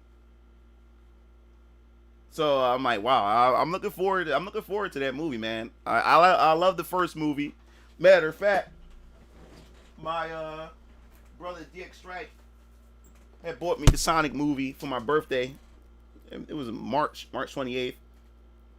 So I haven't opened it yet, but I love the movie. I seen it in the movie theaters like 3 times. Shit, just wait, Batman gonna be gay too. Look, don't be surprised. It's not even a surprise no more.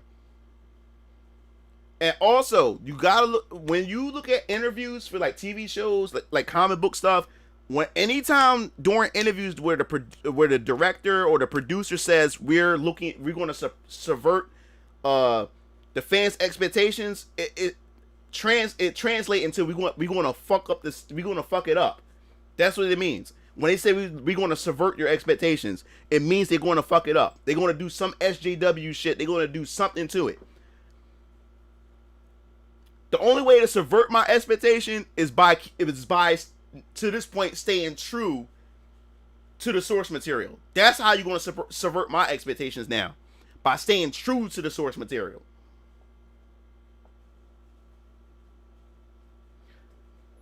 Oh yeah. What's my next? What's my expectation for the next Sonic game? I don't know at this point, man. Like, I can't wait to see what they're gonna do. I want another Sonic Adventure type of game. Like I said it before. I'm gonna keep saying it again. I liked it, Sonic Boom. The ideas they had good ideas for Sonic Boom. I wish they take their Sonic Boom ideas and improve upon it for a future Sonic game. But at this point, I would love another Sonic Adventure type game. Each character had their own individual gameplay mechanics, and I want a much more dark or a much more mature Sonic story. You know, I'm tired of the boost gameplay. I'm done with it. I'm done with the boost because the boost gameplay for Sonic games, they're not about platforming. Because they designed the game, because with the boost mechanics, all the stages are straight. They're linear. Because they have to make them straightforward in order for the boost mechanic to be viable. You have to make the stages much more. You don't really have many branching paths like how Sonic Adventure was or past classic Sonic games was. I'm tired of the boost mechanic. I'm tired of it. And even with the boost mechanic, if you notice, Sonic is stiff as fuck. The way he moves and walk, because he's designed to move forward. And he's very slippery. When you make him jump and he lands, he continues to run. That's one thing I've never liked about the boost mechanic Sonic games.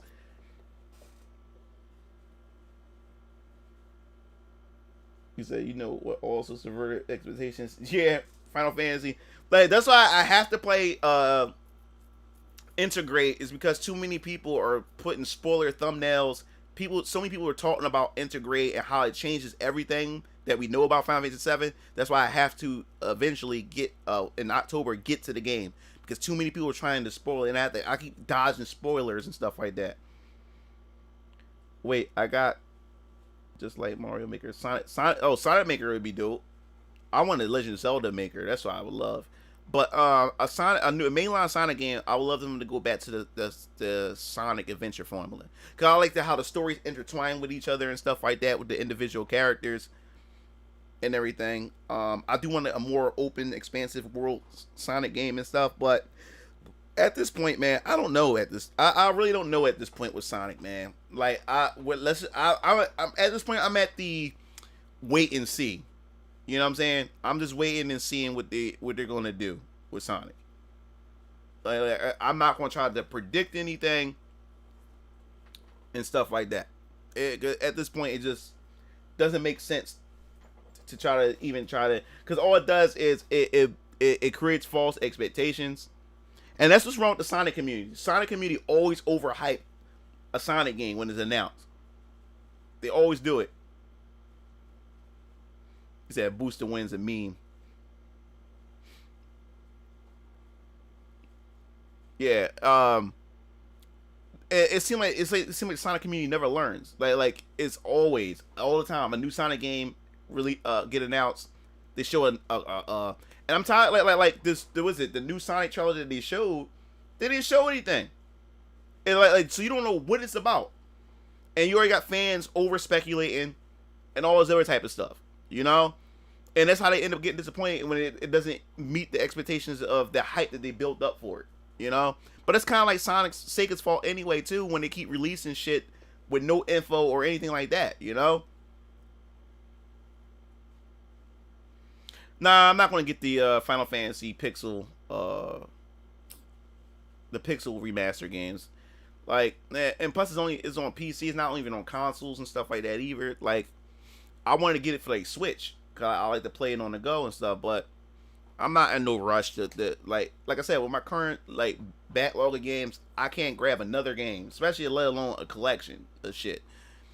So and the price that it's selling it at is like Square's is milking at this point, like just milking at this point when it comes to Final Fantasy. So I mean, seriously, it's like I tried Sonic Forces a few times.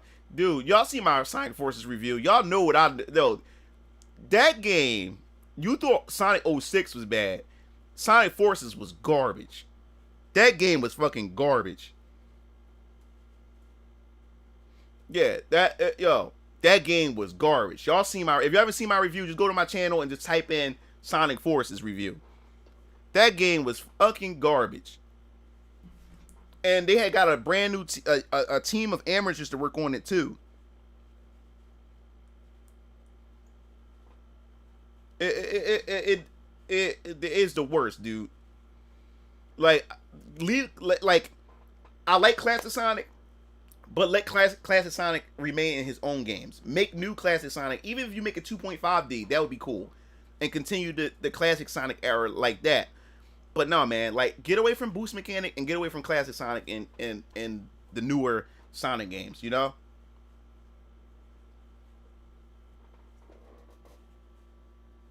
So the only thing I really liked was that you could make here. I didn't even care about making my character either. That was garbage. The gameplay mechanic was garbage.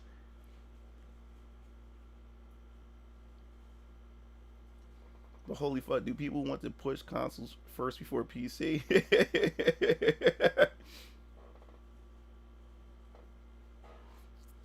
Yeah, they're like, I like PC, PJ, like the game. If I would, the only reason why I still would pick a console version over the PC, only reason is because it's still a lot of you guys that I play with. It's still a lot of you guys who don't even have a gaming PC. A lot of you guys, a lot of my friends don't have a gaming PC. Like, if it was my choice, I would play a lot of stuff on PC if I had that choice. And the only thing I would get for consoles is like exclusives or stuff like that. You know what I'm saying? But I would play it on a console. Like there's a lot of games. Like even when it comes to my fighting games, I will play. I'm going to get all my fighting games on my PC. Because not only the frame rate is good, I have so many arcade like sticks that was from the 360 era that are like pretty much useless. All that money I spent is useless because you can't use the 360 arcade sticks on the Xbox Series X, and they're only tailored to one console. You can't use it on your PlayStation. So with the PC, I can use all my arcade sticks. You know? Yeah, you're right. Console games wouldn't be exclusive for very long. Yeah. Sonic game is make or break for me. I hear you, Code. If they can't make a Sonic game that's at least as good, Sonic Adventure 1 and 2. Like I said, Sonic Boom, they had a good idea going for it. If it wasn't for Sega's poor judgment and them screwing over Big Red Button, I guarantee you that Sonic Boom would already be on the second or third sequel by now. I love the character interactions, the characters' personalities, and the combat system had potential and stuff. I like the Sonic Boom Rise of Lyric, despite how poorly it was put together, and that wasn't their fault. That was Sega's fault for backing them into a corner and them trying to be cheap. Sega. I don't care for emulators. See, I know a lot of you guys are into emulators. I never care for emulators. I guess emulators are good if you're really craving it to play a game that you don't have access to, and it's good for playing classic stuff. But I like to get the actual game. You know what I'm saying? To have the actual game. I never really cared for emulators.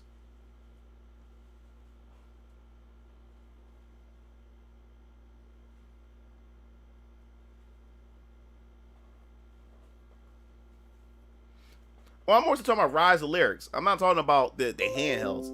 The handhelds did good though. The handhelds did really good. Don't really care for Bleach.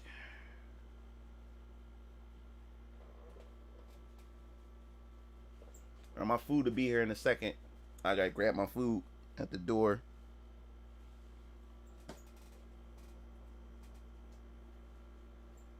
Yeah, I don't really care for the 3DS Sonic Boom. I'm talking about a console Sonic Boom sequel. Like,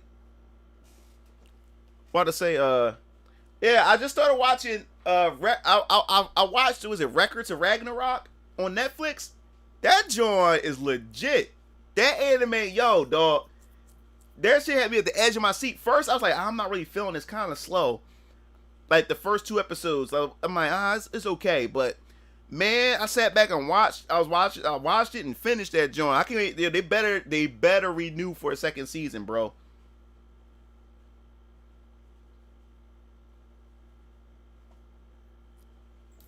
It's that Windows update sound.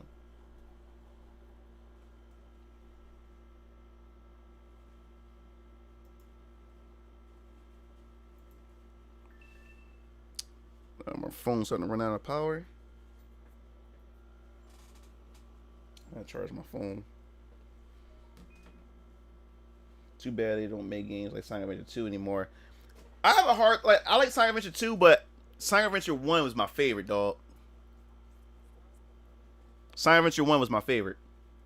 Sonic Heroes is pretty. I like the Sonic Heroes. I enjoyed that too. But Sonic Heroes was hard.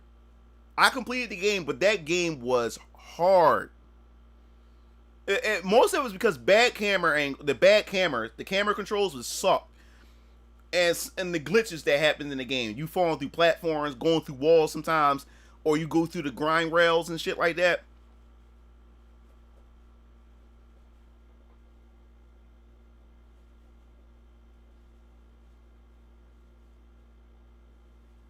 Yeah, PJ, I agree. Sonic Adventure 1, man, I love Sonic Adventure 1. Sonic Adventure 1 bring back a lot of memories because that's what I had got Dreamcast when it launched and I had Sonic Adventure. Sonic Adventure, man, I love that game. I love the hell out of that game. All right, hold up 1 second, guys. I gotta get my food and bring it upstairs. So don't go anywhere, guys. I'll be right back.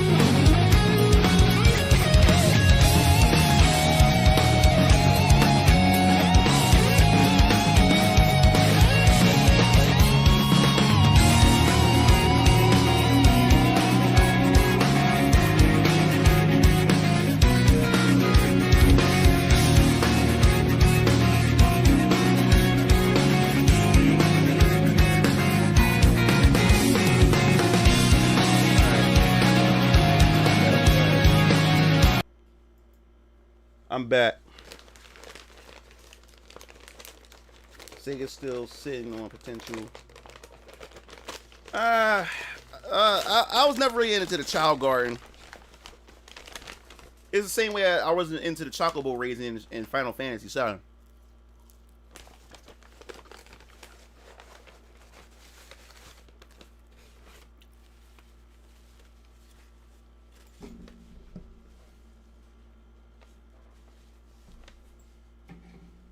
Yep.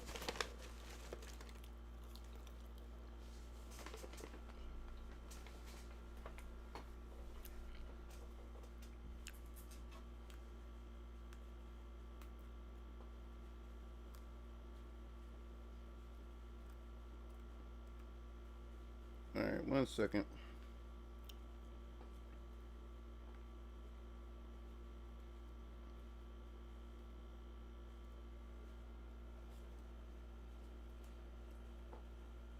1 second, guys. Just charging my phone. Time to upgrade. Gotta get a new phone.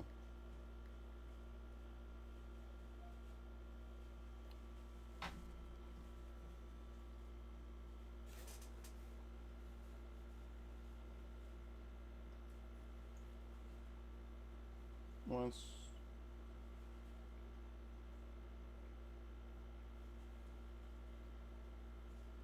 Cool. So let me see. So like you're gonna share that with the stream, so you know if your stream and whatnot. They got me some Wendy's.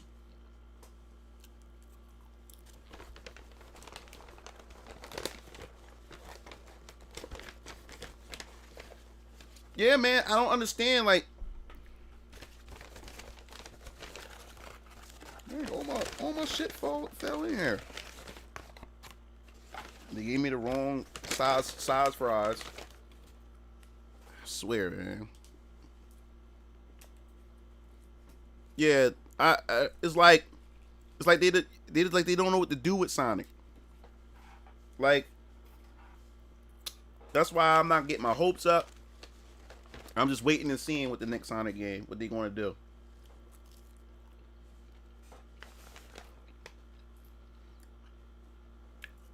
It's the only meal I had today.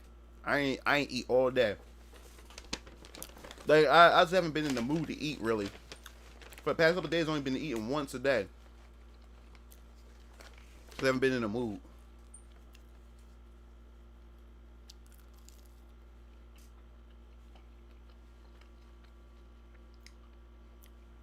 Yeah, they gave me a small fry. When I ordered large.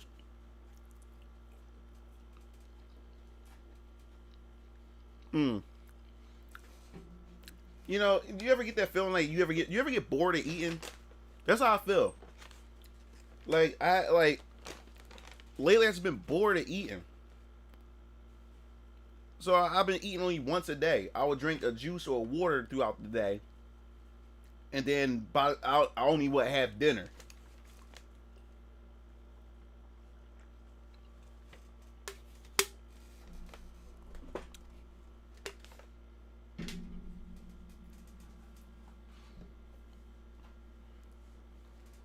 They changed. Yeah. I got a fucking. That's what I hate. Cause you know I stopped tipping on Uber Eats. Cause lately it's been fucking up my order. I don't know why, but they've been fucking up my order lately.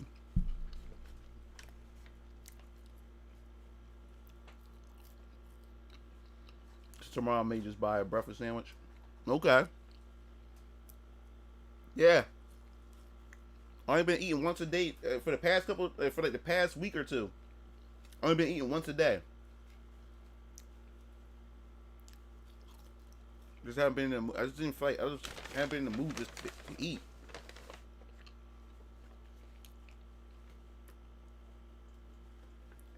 New Super Chris.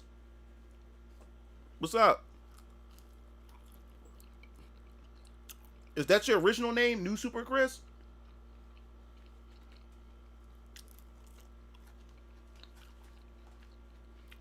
No, I always tip the drivers, but I stopped tipping. At least check and see if my order is there. If everything is intact.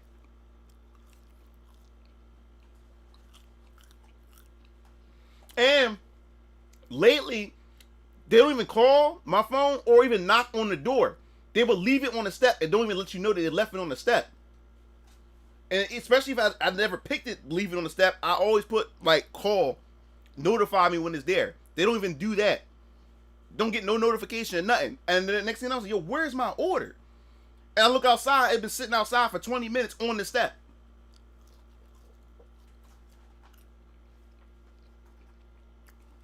And they've been doing that to me lately. I was like, yo, I'm gonna stop this tipping stuff for a bit.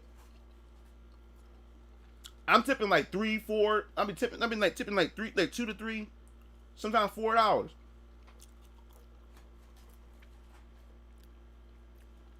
Yeah.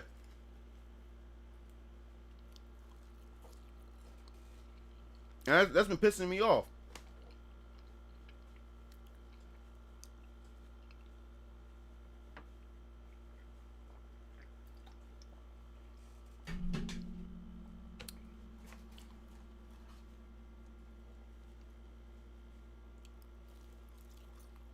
I never ordered from DoorDash. Only Uber Eats and Grubhub.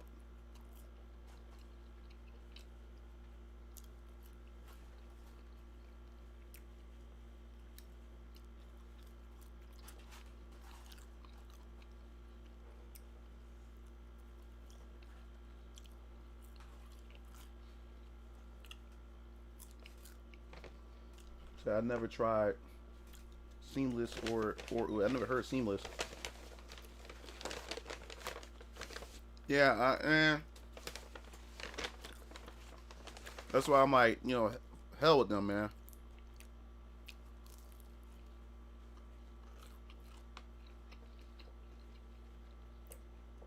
I'm doing good, Shadow. How you been, bro?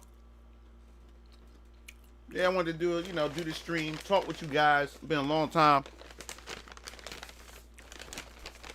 Just want to let you guys know I'm alive, still around. I know I haven't been as active and stuff. I had to take my daughter to get her school supplies today. It was hot as shit out there. I mean, had it been like 100 degrees. Man, it was hot.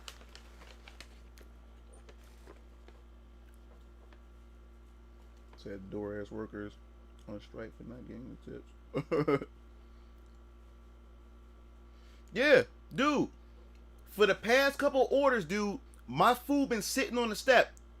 I didn't get a notification, nothing. I've been looking at my phone like, yo, like, did my food come? I'm looking at the phone like, where's my notification?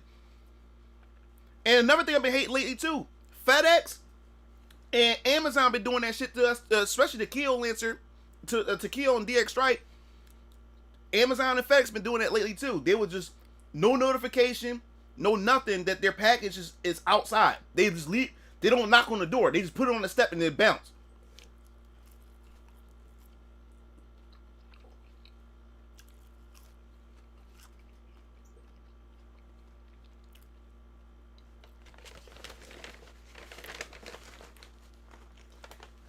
And then they'll get the notification 20 minutes after the delivery happened.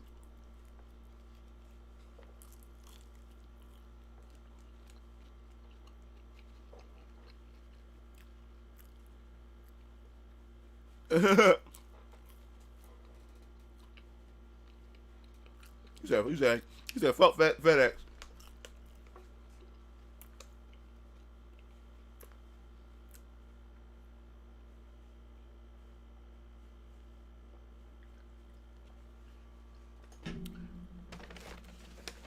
He said they put it on your door and run like they're putting a bomb on your step. Yeah. Raven not lying. Raven is not lying, bro. And it pisses me off. There's a few things that I ordered lately from Amazon or FedEx deliver, and they don't. And I never had a problem with UPS. UPS always knocks. But lately, like Amazon and motherfucking FedEx, they would have the package. They would literally not knock on the door. And we'll be waiting, looking at our phone, looking at our computer, waiting for the notification and all sorts of shit. And then the notification don't even tell you that it was delivered. They'll tell you to deliver like 20 minutes to an hour later that it was delivered. So you sitting there like, yo, my package didn't get here yet. What the fuck is going on? Next thing you know, an hour later, also, yeah, the package was delivered. And that shit was delivered like an hour ago and shit like that. It was sitting on the step the whole time. No one knocked on the door. Nothing.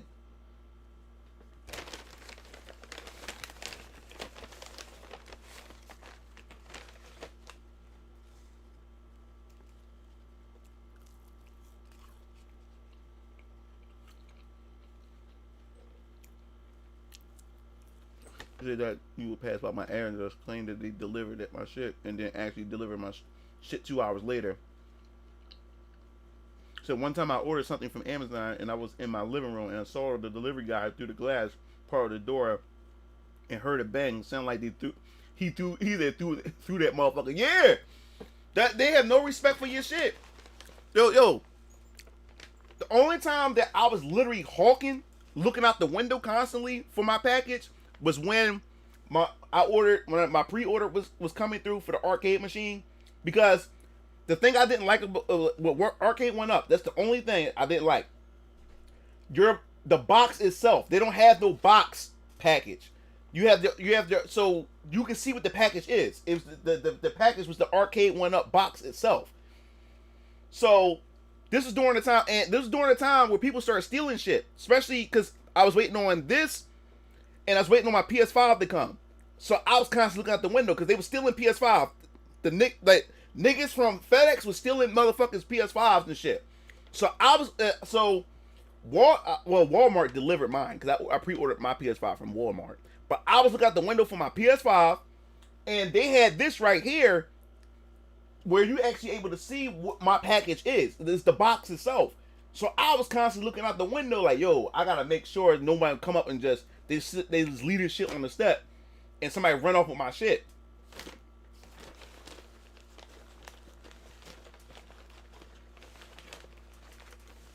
Like I said, fuck FedEx.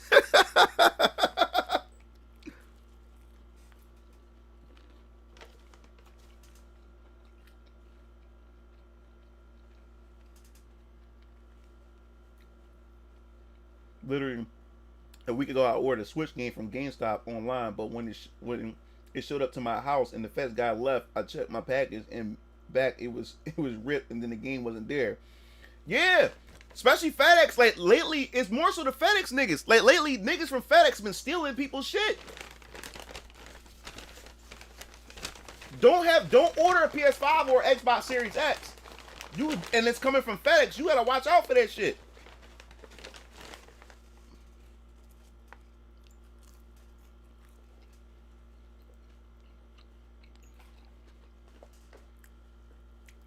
You gotta watch out. So more like FedEx. He said a guy got his PS5 stolen. Said these companies don't be treating their employees right. I was fired from Amazon last month, and I still don't know the reason. Because see, you gotta understand about Amazon and companies like UPS. The employees are expendable. You also gotta remember, I'm not sure if y'all got unions or whatever like that. The longer you stay at Amazon or whatever like that, which also means raises and all those other type of things, or before you get into the union and stuff like that, they try to fire you and get rid of you. These type of jobs employees are expendable, meaning that they can hire anybody because everybody like this is what I kept talking about. COVID, and what people don't understand is about this whole pandemic thing. During this whole pandemic, so many people has lost their businesses. I mean, the average person, mom and pop stores, the middle class, a lot of people lost their jobs, lost their businesses, and had to lay off so many people because of this pandemic. But you notice that the only companies companies made trillions of dollars. Amazon made trillions of dollars during this whole pandemic. You got Best Buy, these big companies, Walmart, Best Buy, Target, all these companies made trillions of dollars, while regular Americans, everyday Americans who's trying to get by and to make a living with their smaller businesses had to close their businesses and lost everything. So if you think about this whole situation, right, we probably be going into some more lockdowns. So whatever business that did survive the lockdowns, you throw in another lockdown, those businesses won't survive. So think about it this way. They're trying to fix it to where the only jobs that will be available is from these big corporations like Amazon, where they're the only ones that's able to employ you to allow you to put food on your table. Think about it. There's other companies, because of this pandemic, there's other big companies swallowing and acquiring other companies. If you watch Demolition Man, Taco Bell became a giant corporation that ended up buying up everything. Look at RoboCop. Look at all these different type of movies that has these dystopian futures and stuff like that. We're not that far from this shit. And the reason why Amazon treat employees the way it does, because they can get employees anytime they want. I know people who go to Amazon because it's quick money. I know people that go to Amazon just to go there to work for a week and get some money just to go out and buy drugs or to buy to get prostitutes and shit like that. Or to get weed or to get alcohol. And then if they ever want to go back to work, they'll just go back to Amazon again, work a couple of weeks, get the money they need, and go back out to buy drugs and shit like that. But they're trying to fix it to where these corporations, these big corporations, are the only ones that's going to be able to employ you. They don't want you, this government and what's going on right now, they don't want you to own shit. This pandemic was the best thing that ever happened to these elites. Because they're putting the middle class down, and they're making it to where people can't own their own shit. They want to be able to make you rely on them. Now they're trying to fix it to where you rely on stimulus checks. This is how communism sits in. People will start asking for handouts. Now they've already fixed it to the point where it's jobs, right? Jobs are desperately looking for employees to hire. People don't want to come to work because of this whole pandemic thing. There's people realizing like, yo, like I'd rather just sit home and collect unemployment, or I'd rather sit home and get a stimulus check and don't go to work. They condition people. They conditioning us to not want to work and just rely on them to give us money. So think about it this way. You got the censorship going on, where if you talk anything about this whole coof that's going on, they block you, they censor you, say it's disinformation and stuff like that for questioning or posing up a different opinion or viewpoint and whatever like that. Because they want you to be on a certain narrative, right? Then the lockdowns had destroyed a lot of businesses and stuff like that, put out a lot of people from work or whatever. And then they talking about more lockdowns or whatever like that. So whoever survived the last lockdown who had a business may not make it through this next lockdown. Next, we start giving out people checks. So people are sitting on their ass, not working, and just collecting a check. So now you're dependent on the government, you're dependent on handouts and shit, right? So once you get the people where they want it, where they want them, now they can control whether you can feed your family or not. And the only companies that's available to hire you will be Amazon and these other corporations. Because guess what? And this may spoil a little bit of something that I have in the works. They even increased the prices of copyrighting and getting an LLC now. They're increasing all these different things that allow you to be able to start your own business. They jacked up the prices since the pandemic. They jacking the prices up. And if you're barely getting money and stuff, it discourages you to not want to go out and try to go for yourself. They're trying to make you reliant. He said, I just bought the bundle for Street Fighter V and learning jury. Okay, Shadow. The easier it is to get a job, the easier it is to lose it. A lot of people are quitting jobs now. It's wild. Yeah, people are getting more unemployment than when they work. Yeah. So yeah, people are getting more from unemployment than when they work. So what people are doing is now, they rather just sit home, right? They're getting used to that pay. While people are sitting home, they're putting more lockdowns, which keep people home even more. So people are getting used to it. We're human beings. If we can have it easy or not want to go do work, we would choose not to do work. And that's what's going on right now. They're conditioning people. They're conditioning people. They call it the new way of life. They're trying to get it. We're heading into communism. The people think this is what I'm saying is extreme. Look at all these other countries.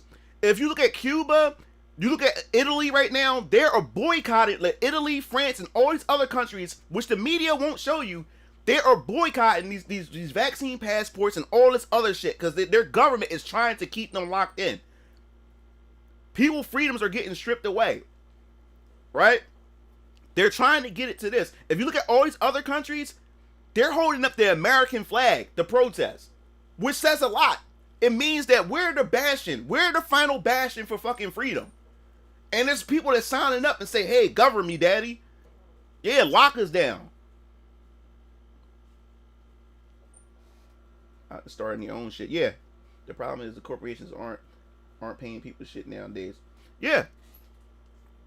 And a lot of corporations not paying people nowadays, especially manufacturing and stuff like that, especially if your jobs are overseas. Like if when you call Comcast or you call tech support, it's always somebody from India or these foreign countries. They can hardly speak English, and then they get frustrated with you because you don't understand what they're saying to you. You don't know how many times where I had issues like with Comcast or whatever I was having issue with, and I had to call for tech support.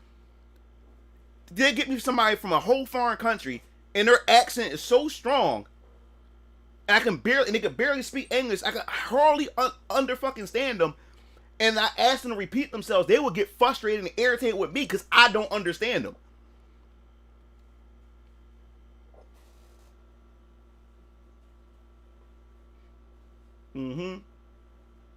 But if they stop, they're going to, now it's hard to get a new job. Yeah, man. Right now, it is a perfect time to work for yourself during this. But it's also, they also putting up so many roadblocks, or I wouldn't say roadblock, but they're roadblocks. He putting up so many roadblocks so to discourage you from working for yourself. Like I said, for copywriting, for LLCs, and all these other type of things for you to start your own business, they jacked up the prices. Trademarking, they jacked up the prices for trademarking now.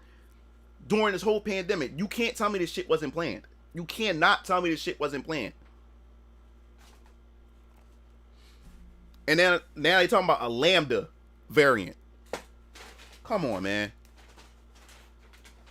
They're talking about Lambda. We're going down the Greek alphabet now.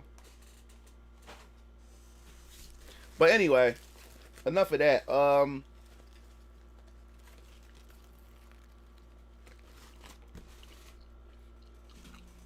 Yeah, man, I've just been chilling.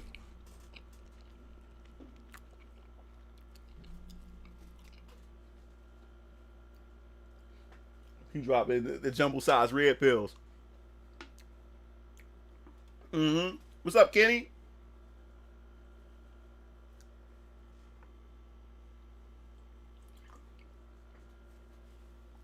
Yeah, Raven, it was planned.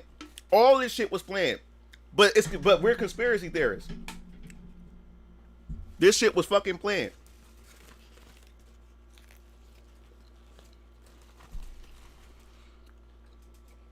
The government had never, the elites had never had gotten the people in this position ever before. Once they started these lockdowns and these mask mandates, they're never going to let it go.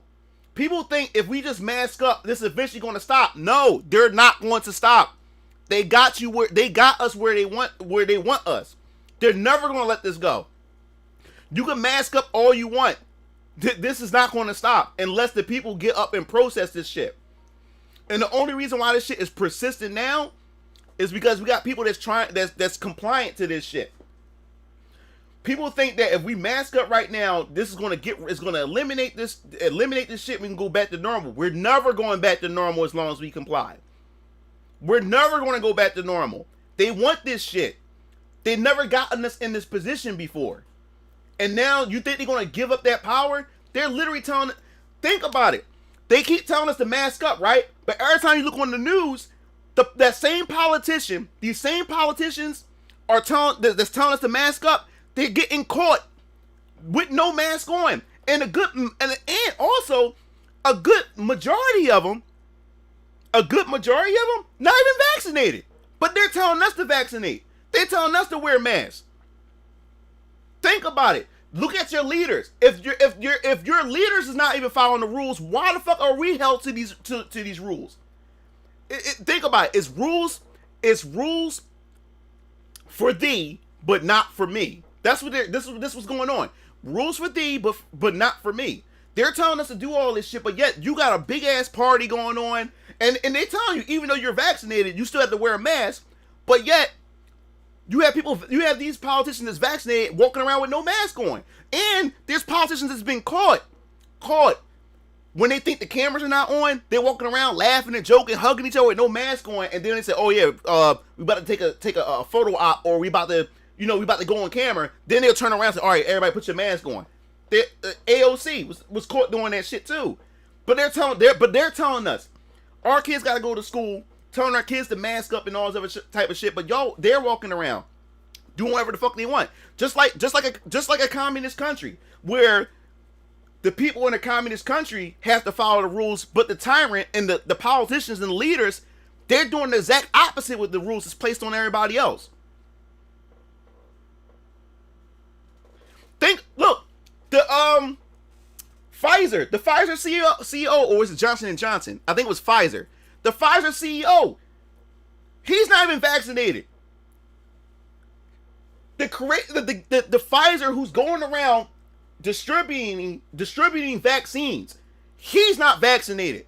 And also the employees that work for Pfizer, they were suggested not to get vaccinated, or they have the option to get vaccinated or not. But yet they trying to make it mandatory for us to get vaccinated. Come on, people, wake the fuck up. Wake up.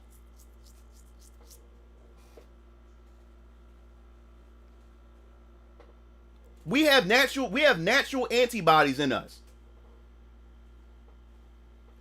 And like I said, if you want to get vaccinated, that's your choice. I'm not I'm not telling you that you shouldn't. That's your choice. You can do what you want. You do what's in the best interest for you.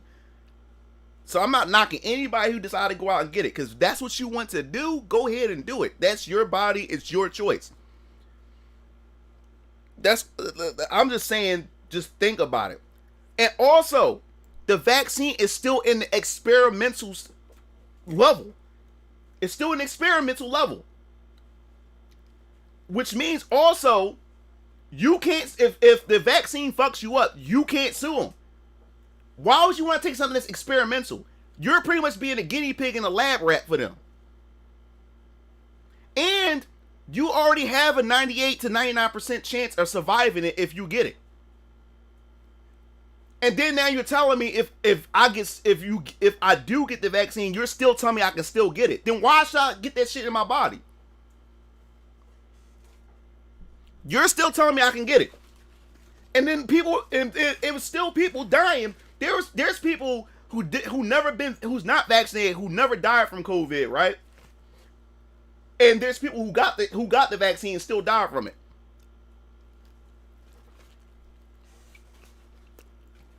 That just sounds stupid to me.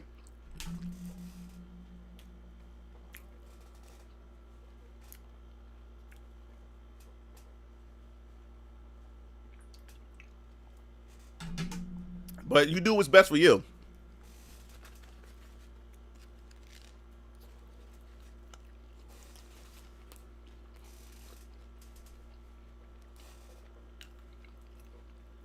Yeah.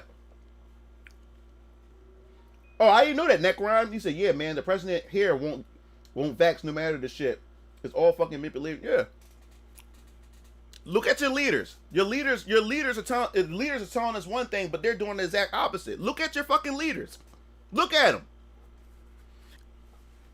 And like I said, you should be worried at the fact is that they're doing everything in their power to convince you to get this shit. They're giving you free beer. They're giving you free food. There's one state university that's giving out free AirPods if you can prove that you've been vaccinated. They're giving out free. They're doing everything in their power, because don't let the media convince you that a lot of people are vaccinated. The reason why they're going this hard is because not enough people is vaccinated. It's actually whatever numbers that they're telling you whatever percentage they're telling you of people that's vaccinated, don't listen to it. It's less than that. This is why they're cracking down on it even harder, because they expected more people to get in line for this shit. It's actually less than what they're telling you. This is why they're working so fucking hard. You need to question the fact that they're going out their way. They're getting celebrities.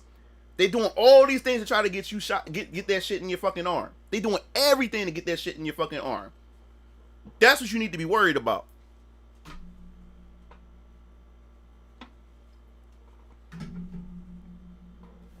That looks desperate to me. That's what that looks like.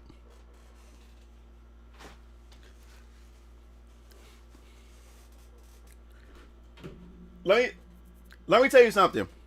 Who ever seen the X-Men cartoon? The original 90s cartoon? Who's seen? If you have you seen? Do you remember the mutant virus episode? If you remember the mutant virus episode, I watched it recently. That shit remind me of COVID.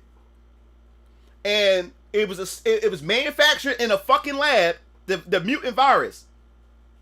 And they tried to make it look like the mutants was going around giving humans and everybody else the virus. And the virus was getting people sick. The virus was killing people, right? They tried it in the X-Men cartoon. In the X-Men cartoon, like I said, in the X-Men cartoon, the mutant virus, you gotta watch this. It's on. I think the cartoon, is it on Hulu or is it on Netflix? Can't remember. But I was watching it with Keel and Dick Strike. It's been a long time since I watched it. It's the '90s X-Men cartoon. The mutant virus is going around getting people sick, and it was going around beating on mutants, hating on mutants, and everything. Because they were saying that the mutants was passing around this virus, and this reminded me of COVID. Because now the media was causing all this mass scare about the virus. It's sort of dividing people. The mutants, and humans and mutants, they was already had friction with each other. Now they have even more friction, right? So you had the main guy, Creed, or I think that's his name, Creed, Sabretooth's son, which he did, whatever. But yeah, Creed was going around talking about the mutant virus and stuff. Later on, you find out that the virus wasn't natural. They found out that the mutant virus was cooked in a fucking lab. And what they were doing was, they had the virus, and they had like a device where they would spray it in the air. People would breathe it in and get the virus, and then they would blame it on the mutants. So that would cause the people to hate the mutants even more and cause more war because they wanted to get rid of the mutants and shit like that. It was all about a control thing. But later on, that's when you find out. You find out that it was Cable had to go in time. They had to get Wolverine. Wolverine had to get the virus in order to create the antibodies. Once he got the antibodies, then he was able to use his antibodies to create the cure. But I say that to say this. It reminds me of COVID is because look at the media right now. The media is trying to separate the people from, they calling you the vax and they calling you the unvax, right? So they're already dividing you already by vax and unvax. So they're trying to cause friction between people who are vaccinated and friction and people who are vaccinated. They're trying to get us to fight each other. That's what they're doing right now. And what they're also trying to do is people who are dying and shit like that, they're trying to blame it on the unvaxxed people. Right? Now, I've been saying this since day one. COVID, to me, in my opinion, COVID is not the actual virus. It's the fucking vaccine is the virus. That's my opinion. And in my opinion, and what I believe is if they get enough people to get vaccinated, right? People with the vaccine is going to start dying out of nowhere, right? And guess what they're going to blame it on? Or the reason why people are dying who got the vaccinations is because the unvaccinated people decide that they're being selfish and not getting vaccinated. And what they do is to get people scared, the vaccinated people, to get even more scared of unvaccinated people. To get people now, you want to start having, then you will start having like a war between the two people. Because now you created a class, unvaxxed and vaxxed. So now, if you got a bunch of people who are vaccinated or dropping like flies, and then you got the media and the government saying that it's the unvaccinated fault, right? The vaccinated people are going to get fearful, and they're going to start telling the government, yo, you need to do something about these people. And that's for them to start creating FEMA camps and all these type of things to start locking people up. And the government will start taking freedoms away because they say, hey, in order for us to protect you guys, you have to give up some of your freedom. And Fauci's already saying that. They had Arnold Schwarzenegger saying to us, fuck y'all freedoms. It's not about y'all freedom. Get the vaccine.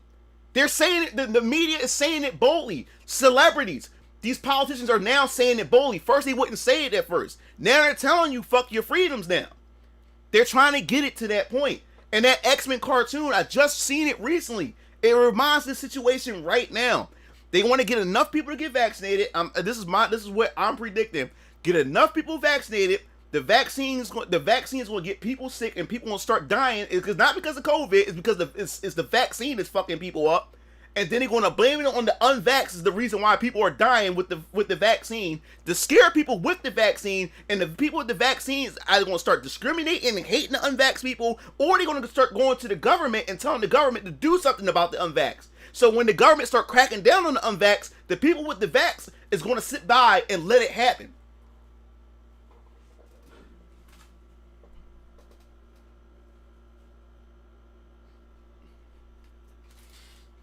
I'm like, yo, it's you can't. This is not like, people say, yo, man, it's like a movie. No, dog, think about it.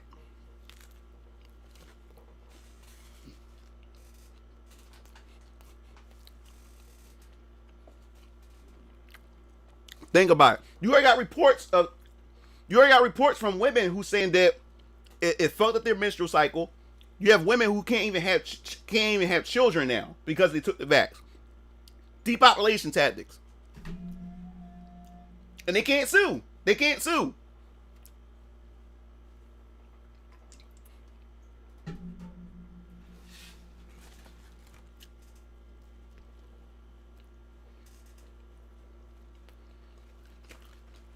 Yeah.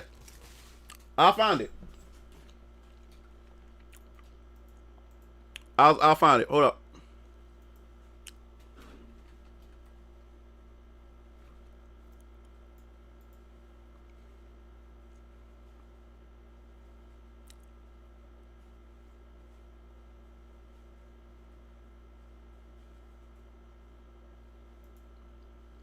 There's still people that live in denials. There's still people that don't believe in masks. There's still people out there that say, well, we don't have to do social distancing and all this kind of stuff. There is misinformation out there. And my point of it was basically, look, there's no one that knows more about a virus than I do, because I studied this issue for 50 years. And the same is also with the virus. There are people out there that are experts that study this year after year after year, and that they experienced, like Dr. Fauci, that has been in this, probably for his entire life. I mean, why would you not believe someone like that? So, and there's so many other scientists out there and experts in the subject. So I believe them and I follow them very carefully. And of course, sometimes things are happening that are unexpected. So then you have to make virus here. It kills people. And the only way we prevent it is to get vaccinated, to wear masks. This is the wrong one. This is a response because he got a lot of backlash for it. I gotta find the actual. To come together rather than fighting and always just saying this, according to my principles, this is a free country and I'm gonna have the freedom to wear no mask. Yeah, you have the freedom to wear no mask, but you know something? You're a schmuck for not wearing a mask. Because you're not supposed to protect the shaming tactics around you. Shaming tactics. Come on, man. Denials. There's still people that don't believe in masks. There's still people out there that say, well, masks don't work. Have to do social distancing and all this kind of stuff. Masks don't work. I just think that people ought to be reminded over and over that the experts are saying that we have to wear masks. Even Fauci said in his leaked emails, it don't work. It never did. We wash our hands regularly. And they still passing that narrative. Distancing, especially now with this new vaccinated, to wear masks, to do social distancing, washing your hands. And after you get vaccinated, you still gotta wear a fucking mask. Like, come on, man. Well, my freedom is being kind of disturbed here. No, screw your freedom. Because with freedom comes obligations and responsibilities. We cannot just say, I have the right to do X, Y, and Z. Traffic light here, I'm gonna go right through it. Yeah, then you kill someone else. This is all shaming tactics, and they always trying to shame you. If you're not vaccinated, if you didn't get vaccinated, then you killing everybody else. That's the tactics they're trying to shame you. They're trying to shame you. That's what they're trying to do. They're trying to point you out and shame you and shit like that. And let me tell you something. You already have on Twitter and some dating apps where females are saying if you're not vaxxed, then don't talk to me. You already got dividing going on right now. This is the plan. They want to divide people, and people are falling for this shit. People are falling for this. They're falling for it. Yeah. This is the thing. People don't understand. This is how communism sneaks in. Communism disguises itself as a a righteous cause. We're fighting. We're fighting for equality. We're fighting for the protection, of the lower class. That's how communism and all this type of shit sneaks into countries. They hide it, but they mask it around a righteous cause. That's how they get it in there. This is how they do it. They don't come out and do you think the government or these elites will come out and tell you what their actual plan is? No. They have to do it. They have to do it through other things.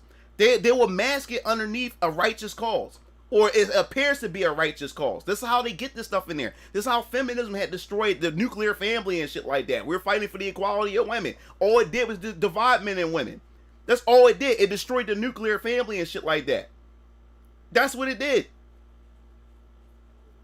All these type of causes. It starts off as a good cause at one point, but then it gets hijacked. All these other things. Black Lives Matter. Black Lives Matter had killed more African Americans during this whole riots and everything than ever before. And then the fucking owner or the person that started Black Lives Matter was stealing money and shit like that. And she bought mansions and shit like that with the money. Here it is. It's supposed to be for black people, right? None of that money went into the black community. They was fucking grifting. All they did was take a cause, sold you guys a cause for righteousness, social justice and shit, and use that to push whatever agenda and to even rob y'all. This is how this shit works.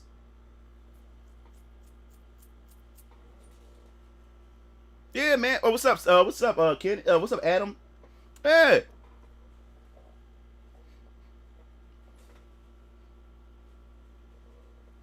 Yeah. That's what I'm saying. Watch that cartoon, dog.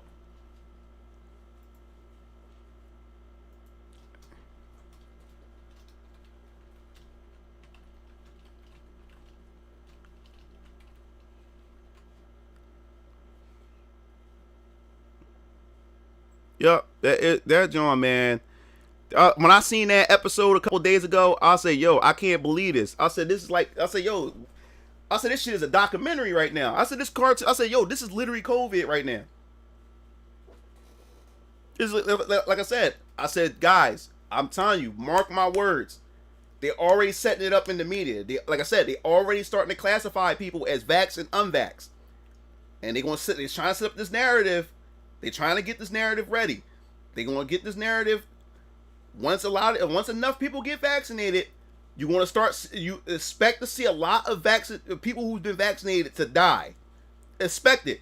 Expect a lot of people, and it's not because of the virus. It's because the vaccine is killing people. But they're gonna make it look like that it's the unvaccinated that's killing the vaccinated people. That's what they're trying to do. They're trying to get the narrative ready now. They're building up to it. Don't fall for it. They're trying to do it. Because once they do that, it's going to be enough to scare vaccinated people. To the point where the vaccinated people is going to go to the government and say, "Yo, you need to do something about these unvaccinated people." And they want the government want that. They want the people to come to them. So they said, "Oh, you want us to do something about it? Okay, well, guess what? You're going to have to give up some of your freedom in order for this to happen." And they're going to start making camps. And going to start, this is nothing but Holocaust shit. This is some Nazi Germany shit. What about the NFL? The unvaccinated NFL players had to wear during practice a yellow bracelet. There was I can't remember who was it. Rob Snyder. It was one of the Jewish celebrities had talked about it on Twitter. He said, "You might as well make that a yellow star." Like, and they used a yellow color. They used a yellow bracelet, just like the yellow star back in Nazi Germany. Like, don't you see it? Don't like that. Like you might like it's similar. Like no one is seeing that shit. What they want to do is they want to be able to they want to mark you. Vaccinated people are marked, so they know who you are. So if you're vaccinated, well, that you're marked. If you're unvaccinated, then you're unmarked. They trying to divide. They trying to divide people. And like I said, CNN, you had Don Lemon and shit, and they already trying to set the narrative up. He said, I don't know, maybe, if you're not vaccinated, maybe, you shouldn't be allowed to go to the supermarket. You shouldn't be allowed to get a job.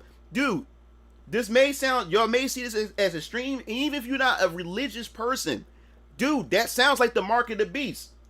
They're calling vaccinated people marked people. They call unvaccinated people unmarked. And if you're not a religious person or whatever like that, the Book of Revelations, God talks about the mark of the beast, 666. I mean, it's the Bible. Like in the Bible, it was thousands of years ago. They didn't take into account a virus or technology and stuff. But think about it. The mark of the beast, if you get it on your forehead or you got it on your hand or whatever like that, as long as you hit the mark of the beast, you are marked. That means you're allowed to gain access to food, water, and all these other type of things, right? Think about this whole vaccination thing. They call vax people marked and they call unvax people unmarked. And then they're trying to fix it to where, and the media's already trying to push this idea. If you're not vaccinated, then you can't get access to food. And then the biggest thing is they're going to try to fix it to where you can't even access money in your bank account. That's where they're trying to fix it. That sounds like the mark of the beast to me. It sounds like that to me. And that's if you want to look at it from a religious perspective. If you want to look at it from a religious perspective, that's what they're doing. And they're going to start, and then don't be surprised if people want to start going to the government and say do something about the unvax. Who knows what the government is going to do to unvax people? Persecution, all kinds of shit. And guess what? The vax people is going to sit back and not do nothing about it because they're afraid. They're afraid of the unvax people. He said Don is the sweetest lemon ever. Yeah, he literally said that. He literally said that. I don't know. Maybe we need to start cracking down. Like if you unvax, you can't go to the supermarket. If you unvax, you can't get a job. If you unvax, you can't drive. They're trying to do that. That's the mark of the fucking beast. I don't care what nobody say.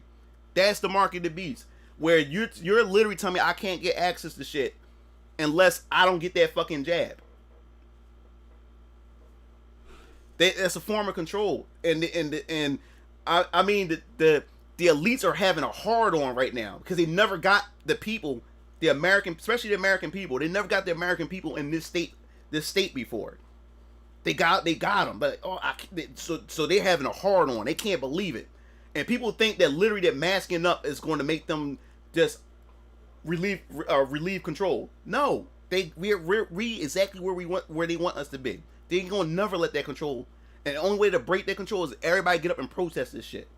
When the people start turning on this shit. Why do you think the media is blocking out showing other countries protesting? And you have the police. I think the police in Italy or France are even fighting against this shit. Everybody's uniting together in other countries to fight this shit. And our media won't show that shit. Or if they do show footage, they're spinning a different narrative about it. Because if the American people see that other people's fighting this shit, then we're going to stand up and fight this shit. They don't want that.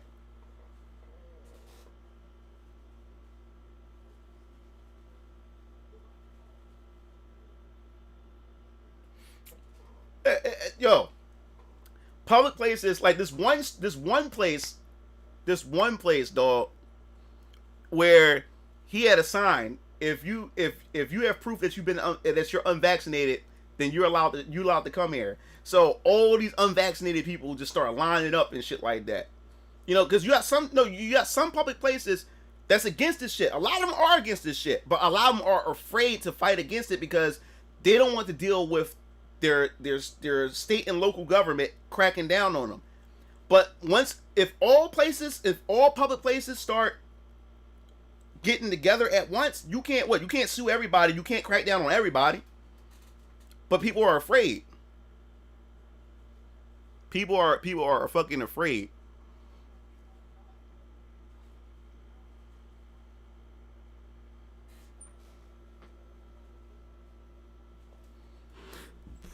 Because today I went to people was looking at me and my daughter crazy because we was at Staples. I was getting my daughter her school supplies. People was looking at me and my daughter like we was crazy. We was walking in with masks. Everybody else walking around masks. And then when I got to the front counter, right, the lady at the counter, she was asking me a question, but I couldn't fucking hear her because she had a fucking mask on. So I asked her, I was like, excuse me, can you say that again? And she even had to laugh because she realized that damn, he don't even understand what the fuck I'm saying out my mouth and shit like that. She asked me if I wanted an extra bag, but I couldn't even fucking understand her and shit like that. And my daughter had to laugh too because I said hun 3 times because she had a fucking mask on.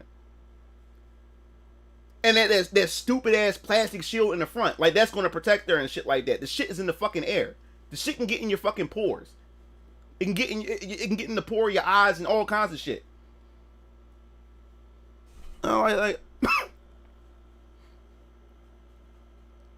it's crazy. But besides that, I've been playing. My goal right now is to play a lot of. My goal is to play a lot of Final Fantasy XIV right now. I need to catch up. Yeah.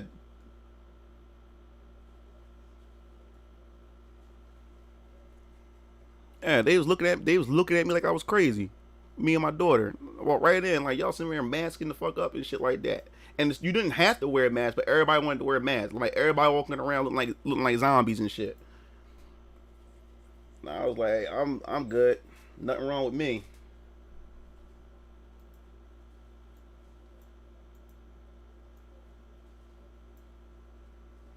Here we go live in the woods with the chipmunks and take the vaccine.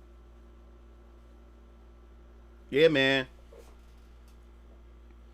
And it's none. And this is the thing. It goes against the HIPAA Act. The HIPAA Act. You're not allowed to ask people for their medical records or their medical state or anything, unless the person voluntarily want to give consent to give their medical records. And these stores asking you to prove that you've been vaccinated. That goes against everything. And the thing is, you're not really giving consent. You're giving forced consent, because the thing is, you're blocking access to resources. You're forcing the person to give consent in order to gain access to resources. That's forced consent. Like, because people don't want to consent to that shit. That goes against the whole HIPAA Act. It really does. It's nobody's business whether you've been vaccinated or anything like that. You don't have to prove anything.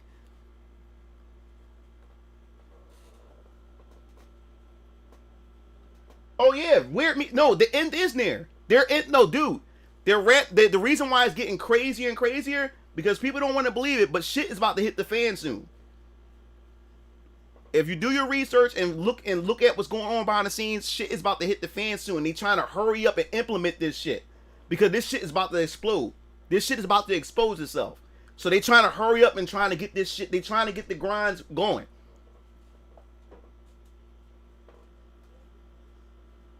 Everybody look like fucking assassins.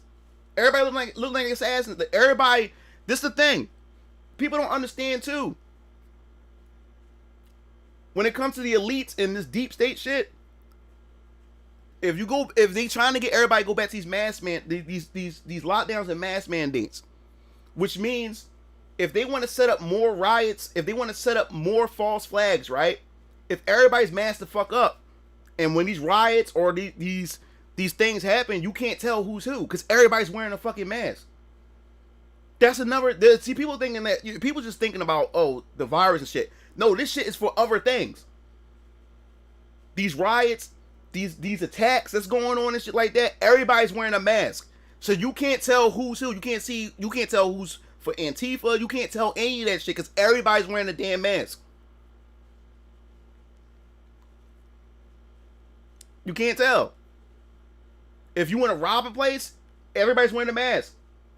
All you can see is the person's eyes. Everybody's wearing a mask.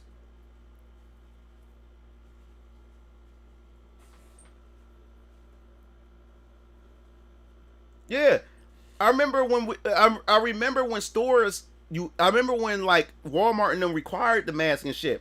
Every time I used to park the car, and the thing is, I'm like, when I had to go in Walmart or CVS and it required me to wear a mask, I never put it all the way on. I would sit it right here.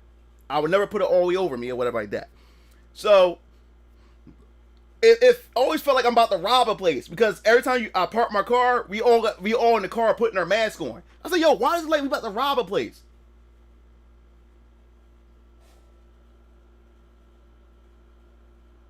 It just yeah, exactly, GA. They could be agents with masks. You can't tell. Everybody's masked the fuck up. You can't tell who's the agent. You can't tell what's going on. You can't tell who's the agent. You can't tell anything during riots or storming buildings or anything. You can't tell who's who. Everybody's wearing a fucking mask. That's another reason why they want this mask shit going on. Whatever false flags they're trying to plan for next events, everybody's gonna be wearing a mask again. And you can't catch the person. You can't tell who's who. Yeah. Like me and my brother and my dad, both of my brothers and my dad, we was in the car. And this is during a time where we had to, in order to get in, you had to put a mask on and shit. I parked the car and we all in our pockets putting our mask on. I'm like, yo, why does it feel like we about to rob something? Like we about to go in and rob a bank. It's crazy. Yeah. Many people, yeah. This is a business. Yup. Big Pharma is making money off these vaccines. They're making money off this shit. At our expense.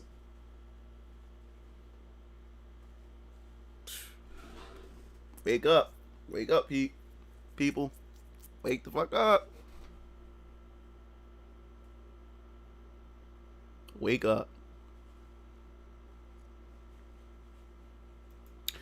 But I truly believe people's going to eventually wake up. Because things are, like I said, things is about to hit the fan. This is why now, all of a sudden, they're cracking down on this really, really hard now. Because shit going on behind the scenes. And they trying to hurry up and get as many people vaccinated as possible before shit hit the fan. They cracking, that's what's going on. What it is, don't know what it is, but something big is about to happen, and they trying to hurry it up. Because they know their time is up. These elites. Yo, you heard about the dudes, they caught a few Disney employees for was it child trafficking and shit like that? A lot of these pedos and shit too is getting caught. A lot of them, couple of these people that's in politics and stuff too. So like I said, just keep your eyes open, man.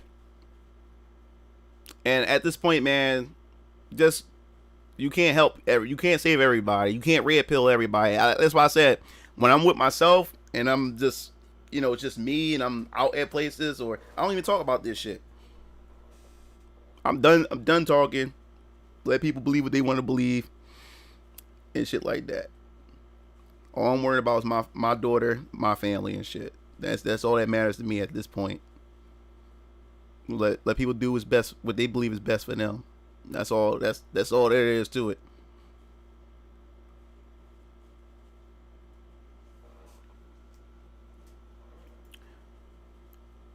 And then you also got to think about too the people that did get the vaccine, and when they hear stuff like this, stuff that I talk about and other people talk about, they already got it in their system. So of course they're going to defend the reason why they got it. They're going to deny, or they're not going to look into the possibilities that of what's like the situation that's going on. They're going to fight against this because they got it. They already got it in their system. So they're going to be on so those type of people's going to oppose it no matter what, is because they already took it and got it in their system. And there's some people, and what the sad part about it is, and the elites know about social media, what social media did to people. See, social media, right? Social media, everybody is trying to fit in. Everybody posts pictures. Everybody does things on social media for people to see because they want people to like them. People want to be validated by other people. People want to fit in. People never want to feel left out. Because I know quite a few people personally, and I know quite a few people that I've been friends with over Facebook for a very long time, for the past 8 years, who only got vaccinated because they saw other people get vaccinated. They didn't really care, but they saw other people get it and brag about it on Facebook and Twitter, and they felt left out. So they said, you know what, I might as well just get it too, so I can go on and show my vaccination card and shit like that. Because one person that I do know, he literally went on Facebook and said, he said, yeah guys, I had to do it because a lot of my friends kept bragging about them getting their vaccinations and stuff like that, posting on Facebook. So I've decided to go do it too. He said, yeah, guys, here it is. I'm vaccinated. Shows his card and everything. And that's the most stupidest reason to get vaccinated. And that's what's also going on right now. Social media, the elites create social media, and they knew what it was going to do to the human mind and what it was going to do to the human experience. Because there's also, like I said, there's people out there who really don't give a fuck, or even know, or even have skepticism about the vaccine. But since everybody else around them got it, they feel obligated, or they don't want to feel left out of the discussion. Or they don't want to feel left out of fighting back against the unvaxxed. You know what I'm saying? So what they do is, so they go out and get vaccinated. That's what that's other. I'm telling you, it's a good majority of people that's doing that too, just to fit in.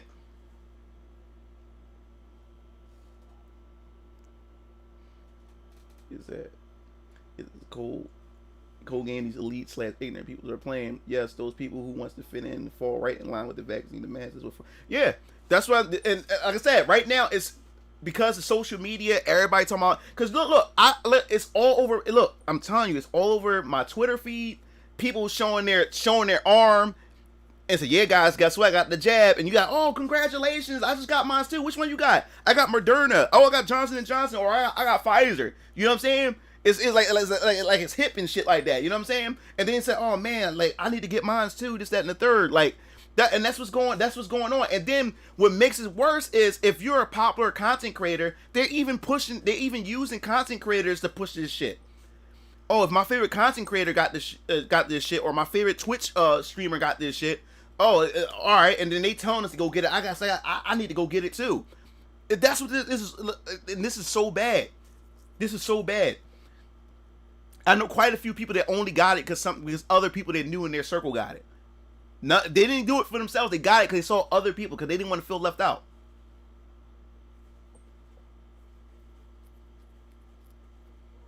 Yep. And I'm like, it's crazy. Oh, what's up, MIA? What's going on? Yeah. And so like I said, and it's a couple, but I ain't gonna lie. There's some people I do know personally, and even on Facebook, that even DM me or even got posters on their feed saying they starting to regret getting the vaccine. That's regretting it. They should did more time to think about it and research it and stuff like that, because they seen what's happening to their loved ones, or they're starting to see that something doesn't sound right about this because of how the media is pushing it and how they're hearing conflicting information and the desperateness that they're trying to do to get people vaccinated. And now like, damn, why? And like I said, there's a couple people I know. There's one girl I know, she's like, damn, why the fuck did I get this? He said, yo, I'm starting to regret getting this shit or whatever like that. You know what I'm saying?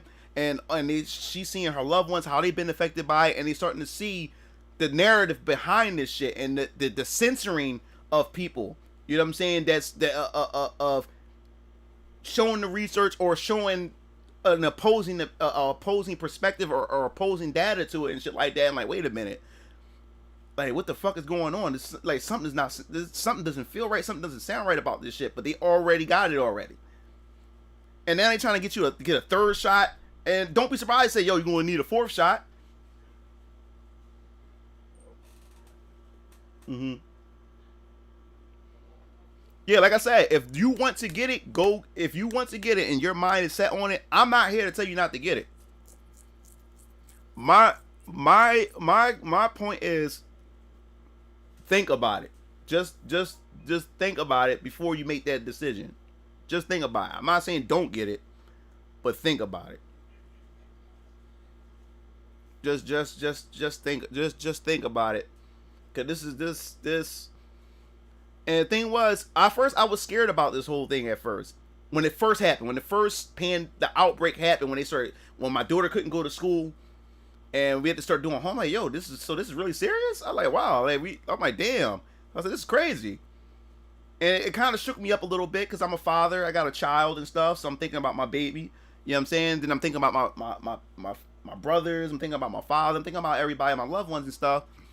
And then things just started just sounding fishy to me. Things started, and then then they started pushing in the mail-in ballots and shit like that, and trying to get everybody to stay home and vote and shit like that. I'm like, all this stuff started just snowballing into bigger and bigger things, and things just wasn't just adding up to me.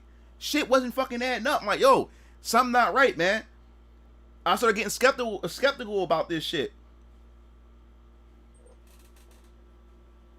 People about it on Twitter or anything because it's nothing to be proud of. Exactly, PJ.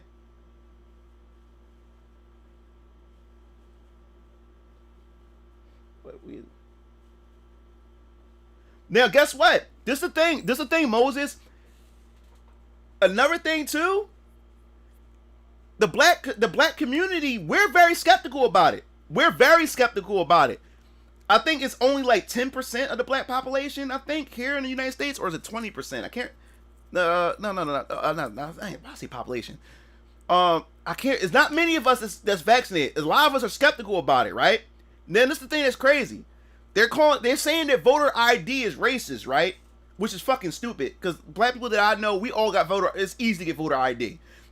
They're saying it's racist to have voter ID in order to vote. Because they're saying that it's detrimental to the black community and people of color and shit, which is fucking racist. So you trying to say that we're not capable to be able to go out and get state ID and shit like that? We can go out and do all kinds of other shit, but we can't get ID. So you're meaning to tell me that it's racist to get voter ID, but it's not racist to force everybody or try to put laws in place to where you need to have proof of vaccination to gain access to particular things. So you're saying that we have to go get vaccinated in order to gain access to certain places, certain establishments and shit like that, and we have to go out and do that. So we can go out and go do that, but we can't go out and get ID to vote. And since a vast majority of the black community and the black population is not vaccinated, if you want to start putting laws in place where you need to be vaccinated to access certain things, wouldn't that be racist? If a lot of us is not getting, isn't that detrimental to the black people? If the good majority of us is not vaccinated, think about that shit. So you're willing to prop up vaccine passports and shit like that, but you won't be able to you won't prop up voter ID.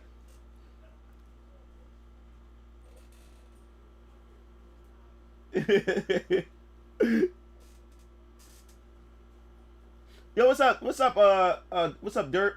What's up, Ver?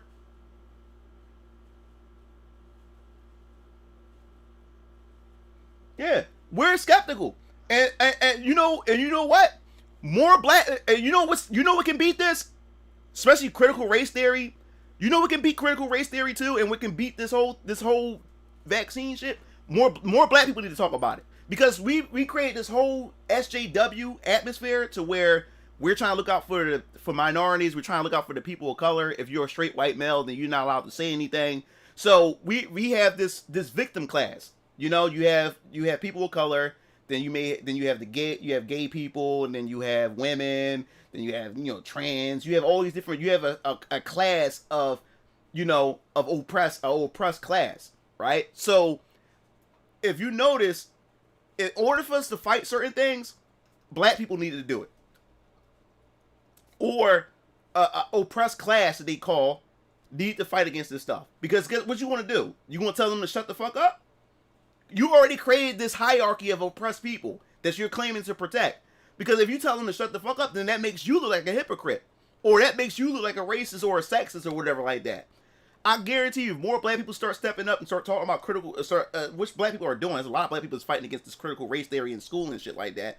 And more black people get up and start talking about these vaccines and shit like that, I guarantee you a lot of people like, yo, let's listen to them, or they won't combat it. Because if you combat it, then because just like this SJW's always been doing, if you dare criticize a black person or a person of color or a woman or anybody in this oppressed class, then you're automatically a racist, or you're automatically a homophobe, or whatever like that.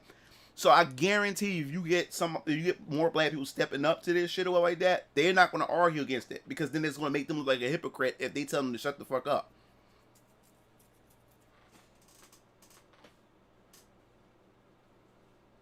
So about that. Yeah, dog. That critical race theory shit, man. Fuck that, man. Like they're literally creating segregation with that shit. They're literally creating segregation, because the thing is, like people gotta understand, we live in a totally different era, or a totally different society. Back then, yeah, there was some fucked up shit that was going on back then, But we live in a totally different society than what it is. I remember one thing. I went to college in 2005. I graduated in 2005. Went to college in the fall at Mansfield University. Back in 2005, I went to Mansfield University. The school wasn't segregating people, the university, but everybody stuck to their own kind. You seen a lot of the black students in Mansfield back in 2005 sticking with the black students.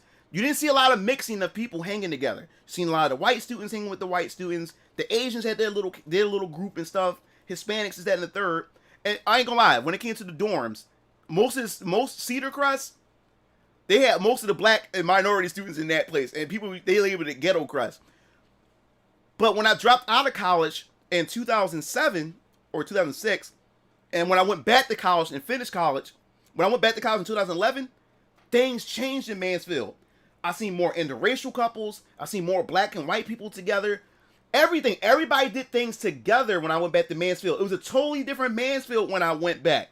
And when I look at DX Strike's generation, there's more people that's mixing together. More people are more unified than ever before. Now look at my daughter's generation. There's more people unified than ever before. This is why critical race theory is not good. Because when I look at my cousins, they live in a community and they're black. They live in a community where there is white and black people. They grew up together. They're dating each other. They go to the same elementary, high schools, and everything together. They know nothing about this shit about being identified or separated by class and color and shit like that, because they're all together. Now, can you imagine a new generation who know nothing about racism or know nothing about being segregated and shit like that, because all they did was grow up being around white people, black people, and even dating white people and black people, and then when they go to school, now they're telling them, their teacher's telling them, because they're black, they're automatically oppressed, and your best friend that you've been growing up with, who is white, who never treated you like an inferior being, is telling them you're oppressed because the person that's sitting next to you has been oppressing you for years. But yet, we come from the same community. Our families make the same amount of money. They all got high positions and stuff. We're both privileged, but you're telling me I'm oppressed, and you telling me that my friend who is white is the oppressor. And they're making your white friend feel shamed of their color, because they're being told that they're racist by default, and that you should give up your privilege to the person that's next to you who's black, who you grow up and they had the same thing as you, but you have to give that up to them. If that's how you create races, because now they're looking at, why am I evil because of my skin color, and you're telling me, and then you're telling this black person right here that no matter what they're always oppressed. You putting in their head that they're oppressed, so they're looking like, whoa, what's going on here? So you're going to create races, because then they're going to start now, and if you're a white straight male, they're going to treat you differently because you're a white straight male, because you're born with racism. So now you'll start getting treated different than the people, the minorities that's next to you. You'll start getting treated like trash while they're uplifting them. That's how you create racist people. Because what did I do to deserve this? I know this person my whole life. I never done nothing to this person and shit like that. Why are they blaming me for something I had no control of, and and whatever like that? You know what I'm saying? And then the black student right here say, what the fuck is going on? Like, this is my best friend and shit like that. I'm not oppressed. What's going on and shit like that? You know what I'm saying? That's how you're literally separating people by skin color. Yeah. My daughter knows nothing about I'm not going around telling, and even my daughter, she's a female. I'm not telling my daughter that she's a victim of anything. My daughter's capable of doing anything as long as she puts her mind into it. And me being her father, I'm always going to push her to be the best that she can be. Not because, she's a woman, she's being told. No one in my house ever told my daughter she can't do anything because she's a female. But this narrative is telling women that, everybody's telling you you're not capable of doing anything because you're a woman. And if you came from a household where your own father or your own family is telling you can't do shit because you're a woman, then you have a piece of shit family. But I refuse to believe that everybody's family is telling their daughters that they can't do shit because they're a woman. I refuse to believe that shit. I'm not creating victims in my house. they're capable of doing anything no matter what gender or what color they are. And that's what my parents did for me. They never told me that I couldn't do shit because I'm black. They never did that. They told me I'm capable of anything. And my parents, especially my father, he always backed whatever I did.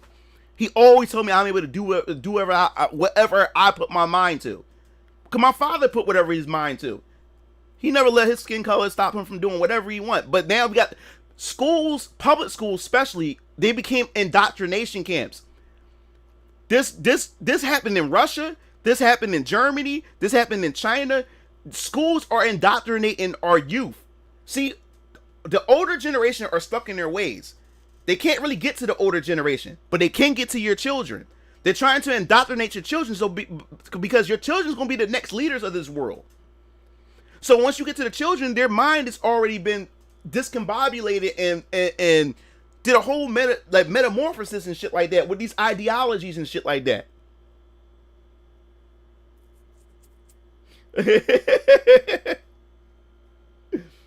Yeah, that's crazy.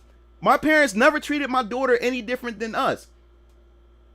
They told all of us that we can all do whatever we put our mind to. My parents didn't discourage my sister from playing video games. My sister's a gamer.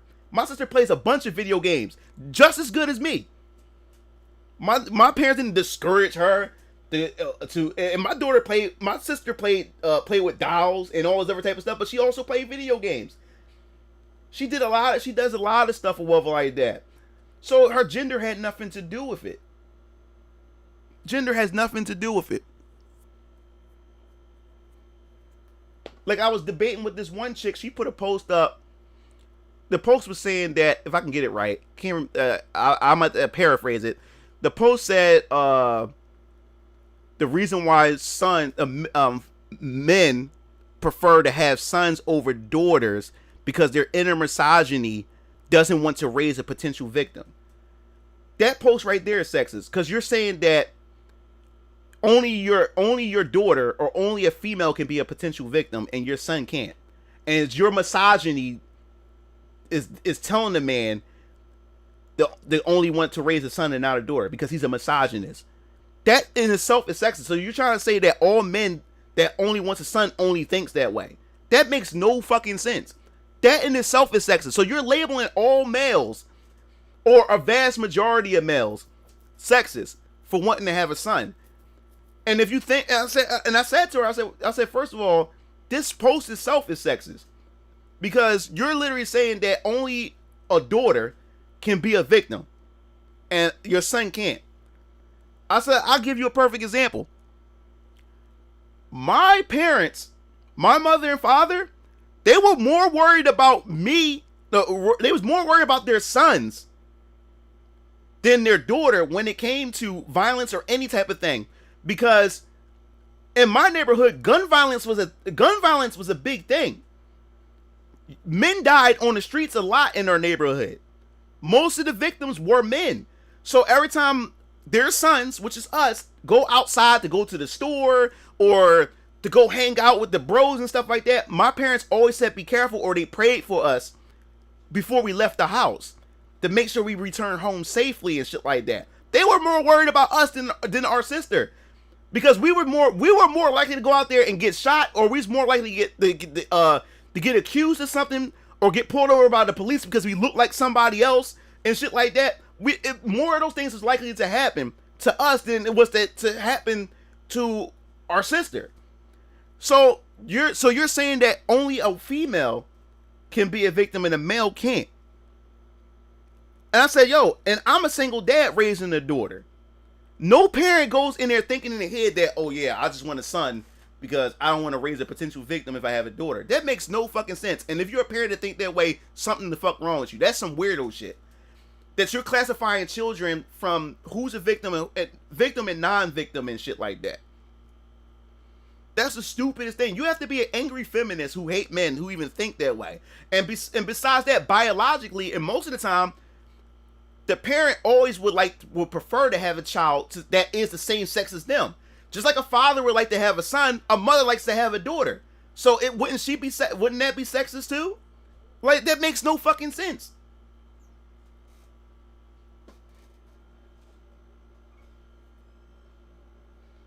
Yeah, like, it's just it makes no fucking sense. It makes no sense at all. And believe it or not, I wanted the daughter first anyway. I just wanted a princess. That's all. I do want a son now. I do want to have, I want to mix it up. I do want to have a son. I want to have a daughter. Now I do want to have a son. I want to have at least a total of maybe 3 or 4 kids. I have a daughter now. I do want a son, and I do want another daughter. I do want another princess. But I just never understood. I never who thinks that way. And that statement in itself was sexist. That was a sexist statement. So you're saying that and this is her dumb ass come say. Well, I'm not saying every man. I'm saying a lot of men. But I'm saying that's still the same. You're still saying a vast majority of men. You saying a lot of men is still saying the same thing. You didn't, because she tried to insult me. I guess you don't have comprehension skills. I didn't say all men. I just said a lot of men. You sound stupid as shit. A lot of men is still the same. It's pretty much almost the same thing. You're still taking a big cluster. You didn't say some. You didn't say some. You said you're saying a lot. Stupid, man. Like stupid. Yeah, that's the thing. My daughter, oh my God. My daughter, she loves video games and she loves anime. And now she's on this manga trip now. So I gave her my Bleach manga box set that I have. I gave it to her. I passed it down to her. I don't really watch Bleach. I don't care for Bleach, but it was given to me by a female friend or whatever like that. So I gave it to my daughter because my daughter want to start collecting manga. So me and her grandfather, we're gonna start getting her manga, ordering her manga, and she want to have a shelf for her manga and stuff like that. But my daughter, she loves video games. She's gonna be like the best girlfriend. She likes anime. She loves video games. My daughter is feminine. She's girly. She's all these type of things. She's gonna make the best girl. She's gonna make the best girlfriend. And any dude that come in and f it up, he is a fucking problem. He's the fucking problem. She gonna be the girlfriend that every dude wants. She plays what? She plays video games. Oh, what? She reads manga and play and watch anime. What? And my daughter's super intelligent. Man, you raised a woman. It wasn't even an article. It was just a chick that just made that post. PJ.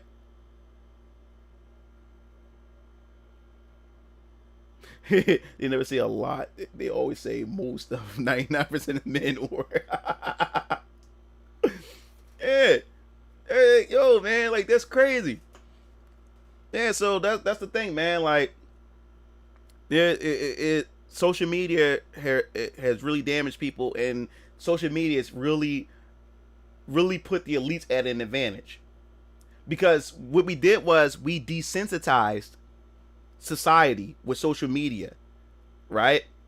Since we made everything politically correct, we overcorrected everything. So now we made more people fucking sensitive. Everybody get their feelings hurt easily. So now we got to a state where it's easy to scare people into doing things.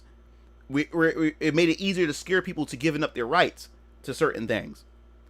Because think about cancel culture. Think about censorship. Censorship censorship shouldn't even happen. I should be able to say whatever I want. Yeah, there is consequences to what I'm saying or whatever like that.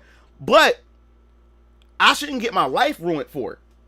People are literally doxing you. People are literally coming for your life because you say something. And the thing is, you're not even saying things to the extreme. You're just having the opposite opinion, and people is ready to dox you. People is ready to ruin your life, ruin your career, and everything.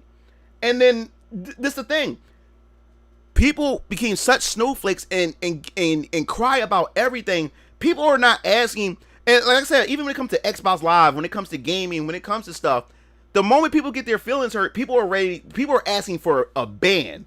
People are asking for a complete elimination of the individual. I'm like, wait a minute.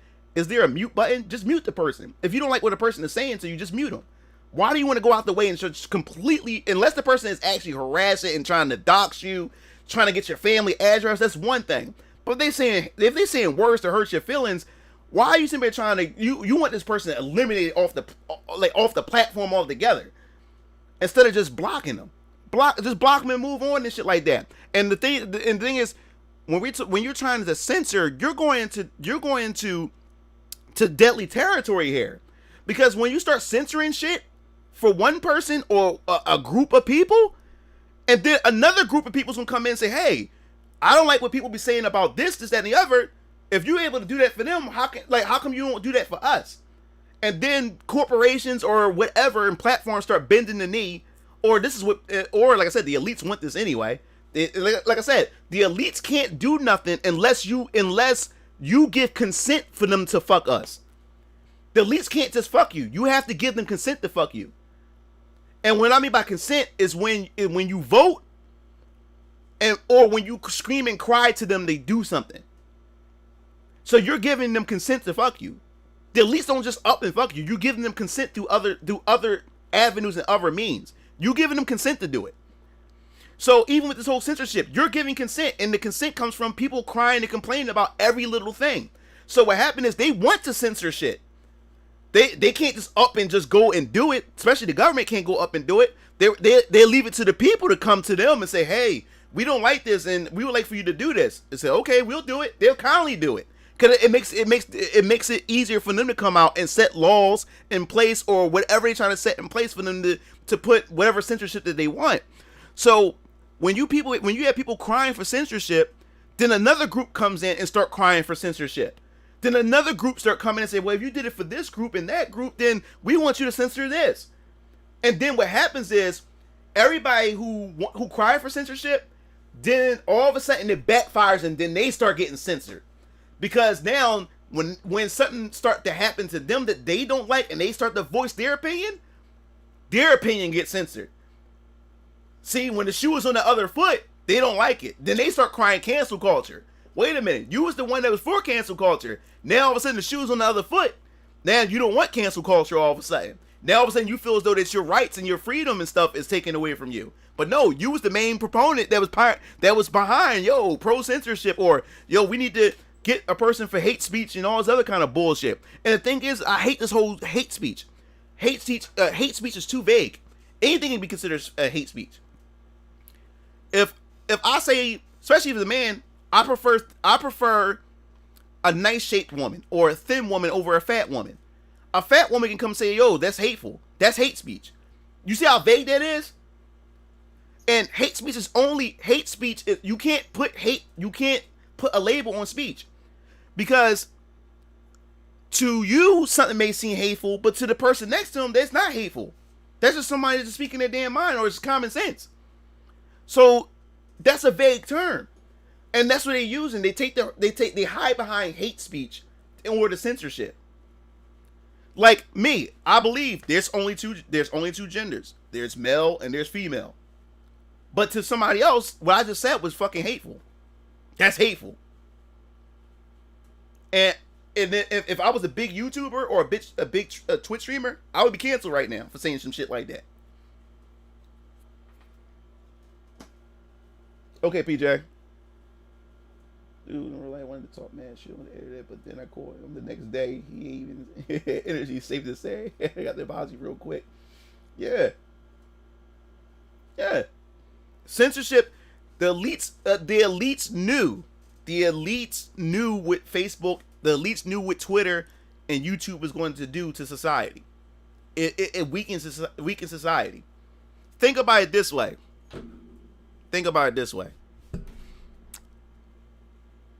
All right. Most people, before the internet became a big thing, before you really had forums, before forums started becoming big, before Reddit and all this other type of stuff came into place, whatever community you live in, mostly everybody in the community pretty much almost had the same type of morals, values, or same type of beliefs, right? Every once in a while, within these type of communities and or towns or wherever you live, mostly everybody had the same type of beliefs, or on the same wavelength, right? But within that community, you may have a few people who may be way left field, may have a different belief, maybe even a radical belief, but they were the minority. But since they were the minority, those people had that person's voice really didn't didn't affect the entire population of that community, right? So, say for instance, you had a person who, I'll give you let me see. I'm trying to give you a bizarre example. All right, say for instance, this person likes to have sex with pigs, right? Give you an example.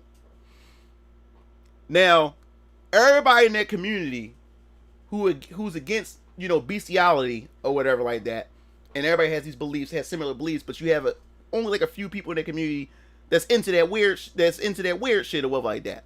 But that person, that minority group that's into that shit, didn't have a voice to change laws or rules or anything within that community.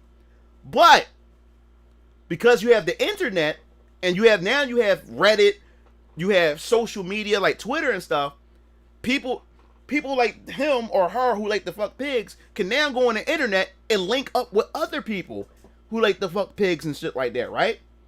So these people finally get together, and now they formulated a big voice now to speak against those communities or to speak against whatever rules or laws, or they have enough voice to be able to change the rules and laws against the majority. So now the minority voice that like to fuck pigs and stuff like that, now they're pushing their beliefs, or they found a way to influence lawmakers or whatever to change what was natural or what was considered the normal, and now change it to fit these group of people, right?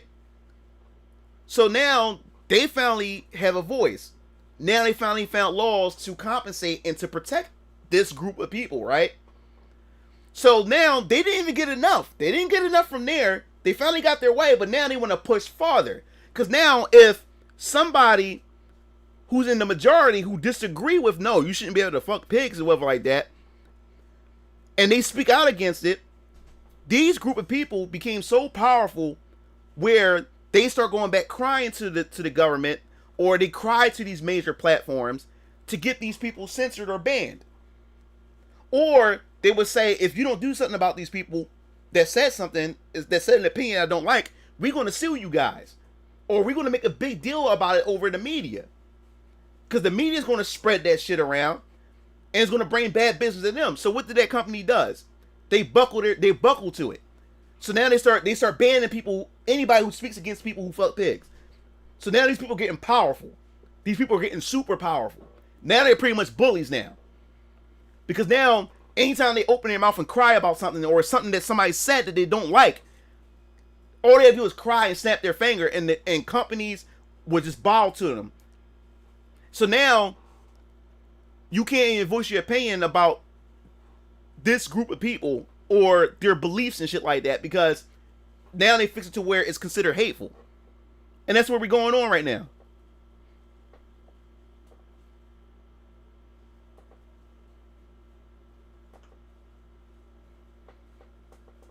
Yeah. That's what I'm saying. It's hate speech. People call it hate speech. People call it, that's what I'm saying. Anything, like I said, I'll give you, everything is considered racist. Like for perfect example, Idris Elba, right?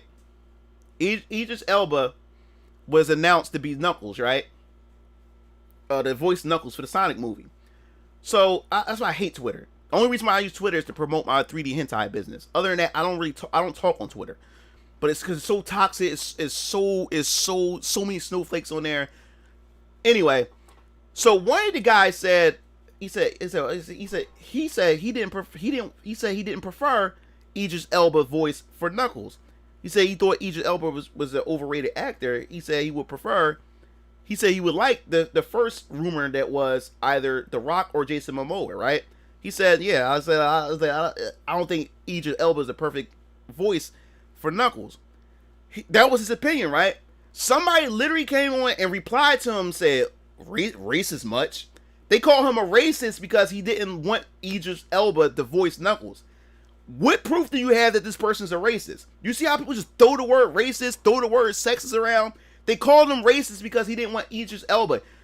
to be the voice actor for Knuckles, but he did say he would have preferred either Jason Momoa or The Rock. But they called him racist because he didn't want Idris Elba. And then, right, it wasn't over yet. Everybody started attacking him. Oh, figure you're a cis white male. We figured that much.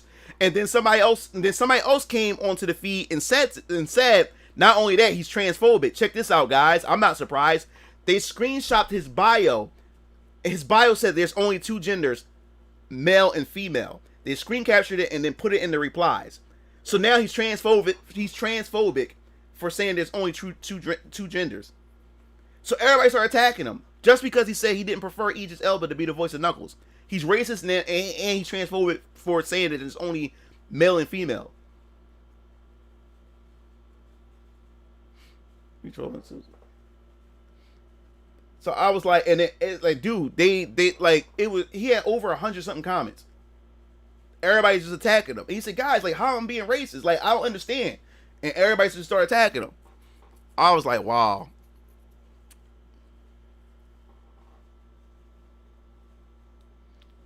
I definitely agree, Felipe. Definitely agree. But that's the thing. We got to the point where you can't have an opinion. If you're a white person and you have like criticism towards a person of color or a gay person or even a woman, you're automatically a racist, you're automatically a sexist, you're automatically transphobic, homophobic, whatever you want to call it. You can't even have constructive criticism. And this is the thing I was talking about. The black guy who started his own, and I look, hats off to the brother. He has his own anime studio in Japan, black guy, and he has a lot of black brothers and sisters that works in Japan, that works at his studio. He created the what's the name? The anime, what's that shit called? Semonosuke, I think that's what it's called. The Black Samurai. He created that anime, and he created another anime before that. Everybody said that anime was trash. Both animes was trash, right? Now, I hate the Black Nerds group because on Facebook, because when I say that whole group is SJW shit in there, and it's to the point it's sickening to my stomach. But anyway, it was a big debate on there because you had somebody do a review on the Black Samurai anime. And you had people in there saying, yo, that shit was garbage. And a lot of people agreed that the shit was garbage. But the debate was, people were saying that, you know, the people that was saying it was garbage, if they were white or something like that, then they were racist. And if you was a black person that said it was garbage, you a coon and you a sellout. And I said, this is what I don't like. And this is why I don't like. And this is where we're going in the wrong direction as black folks when it comes to black folks trying to succeed and do things. We have to be able to we have to be able to take criticism, and we have to allow people to criticize us, because people start saying like, yo, the brother trying to do something, you just hating this, that, and the other. No, it's not that, because it was a big divide. People were arguing back and forth, because my argument was like, yo, how can we as a black community or a black entrepreneur create good products if we can't be criticized? Because people were saying, like I said, people who criticized this brother who came out with 2 animes and people didn't like it. If you were black, you was a coon, you was a sellout for not liking his anime, because it was a black man that created anime, so you have to like it because he's black. And if you was a white person that criticized it, then you are a racist, because you criticizing the black man, you criticizing the anime made by a black man. And this is so fucking asinine. It's fucking stupid. So so there was people in there, including me, saying like, yo, how can this brother create a good product or create better animations if you can't criticize him? How can he get better if everybody's patting him on the back because he's black and he has an anime studio? That means you're only defining him by his color. You're not defining him whether or not he has a good anime studio, or he's a good artist or a good story writer. You're only defining him by his blackness. That's racist. That's racist, yo. Like you're defining him only because of his color. You're only seeing him for his color, not his product. Not because he's an artist, not because he's a story writer or any of those things. You shouldn't criticize him because he's a black man trying to do something. No, you have to criticize his brother. You want equality, right? You want to, like, if you want equality, right, like everybody else, then this brother should be criticized just like any other anime artist or any other anime studio. Bleach get criticized, Naruto get criticized, Dragon Ball Z get criticized. All these type of animes get criticized. So what makes this brother's anime any more different than anybody else? If he wants to be seen as an equal, he should be able to be criticized just like the rest of these other anime studios. He shouldn't get special treatment because he's black. Yes, you'll have some haters out there, but we shouldn't disregard the fact is that he needs to take some type of criticism.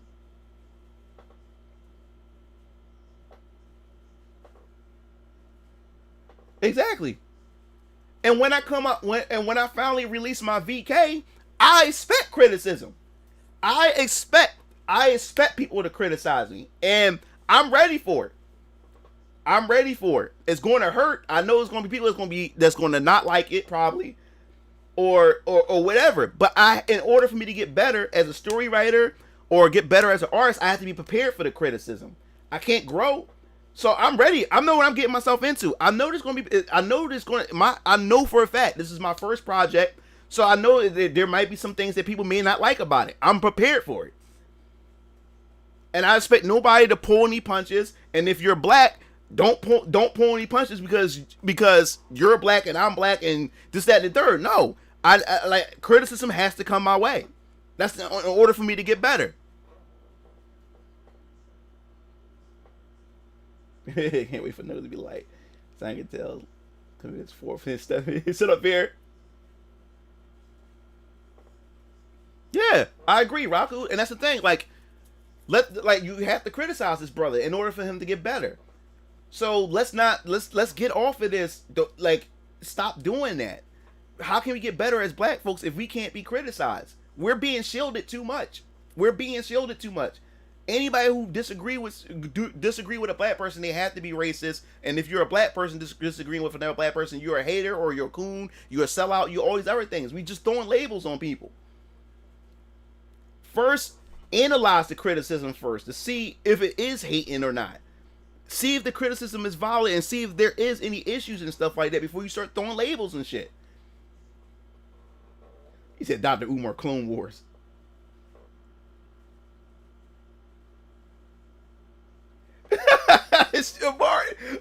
Mars is stupid. What the fuck? Mars is stupid, yo. Yeah, so like I said, like people have to get out of their feelings, man. People have to get out of their feelings. That's just as simple. That's just as simple as that, man. People have to get out of their feelings. This generation, this society today is so fucking sensitive, dog. And the elites knew that the elites knew this was going to happen. We gave their consent. Like I said, the elites can't fuck us without us giving them our consent for them to fuck us. We have to give them consent. And like I said, consent is done through voting. And consent is done by us bitching and complaining about stuff and going to these corporations to have them do certain things. That's us giving them consent to fuck us. That's how it works. Definitely how it works. And once people wake the fuck up about that, which, like I said, I still have hope in humanity. I have hope in humanity. Eventually, people's going to wake up. Eventually, people's going to wake up. So, I'm not too worried. You know what I'm saying? Like us as human beings, we're smart. People's gonna wake up. People's gonna get it. It's gonna take. Some people wake up faster than others. But eventually, people is going to get it. People's going to get it.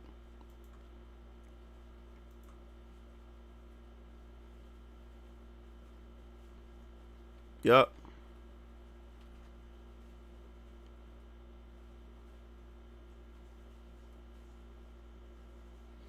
Yeah, I got some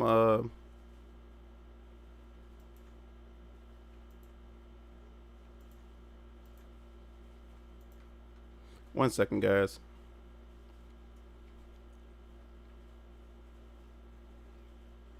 Yeah, but it's crazy, man. It's freaking crazy. Yeah, I got some new. I took some new safe for work screenshots of some of my recent work. I wanted to show you guys what I've been up to. My 3D hentai stuff. So I got some recent safe for work stuff for you guys to check out and everything that I've been working on recently and everything.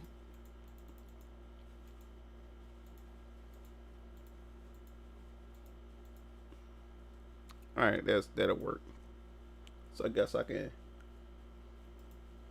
start with that. Okay, before I even do that, let me get rid of that. All right, cool. Can I put that there? Yeah.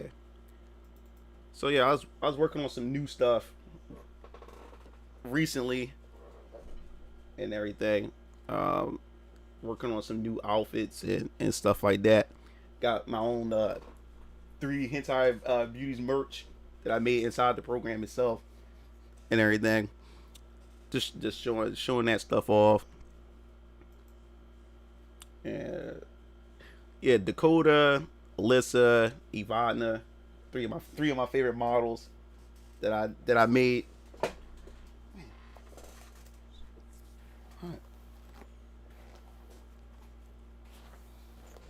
You said Kazuma, bitch, as long as it. And then, yeah, I was testing out that I was going for more like an urban look and everything. So that came out pretty good.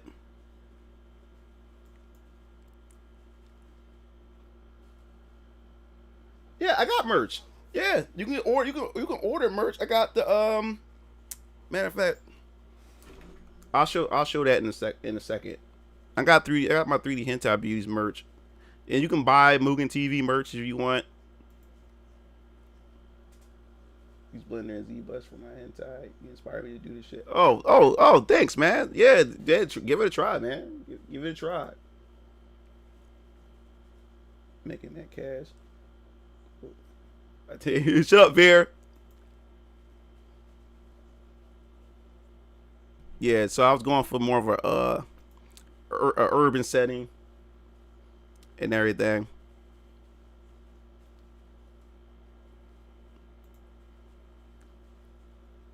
But yeah, I'm gonna show you my merch in a second. Of course, got my office. Linda and Nami got these two. I'm gonna go update my models. Got my Russian chick, Olga. I found a nice voice actress that's gonna do her voice. She got a nice Russian accent, so I can't wait to do that and everything. Oh yeah, finally charged. Phone charge. All right, good. And then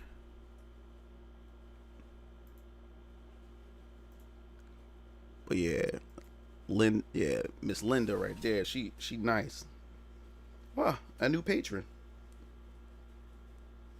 I check that out. He said he finna go blind tonight. Yeah, One of my other favorite models.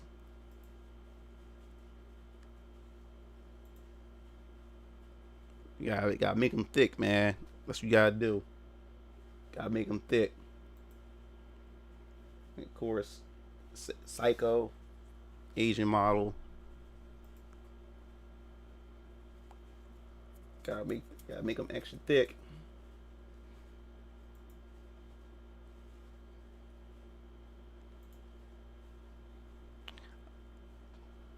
That's why do you base your characters' faces on real people?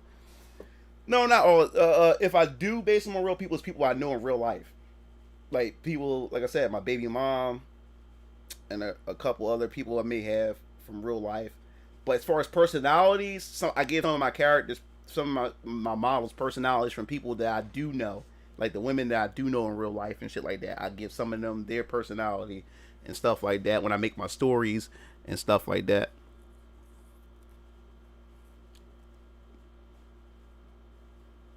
Yeah, Bianca, she's my new favorite. Right, this one I made when I recently made her. She's my new favorite. And of course, you got the MILF in the middle, the old head. Yeah, Bianca she's definitely one of my favorites. Definitely is.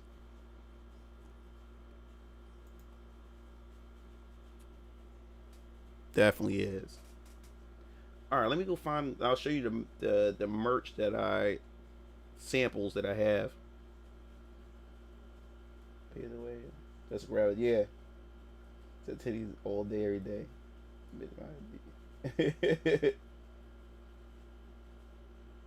Oh, I didn't know that, Mars. Yeah, so let me find 1 second, because I do have the merch at Dirch sample pictures for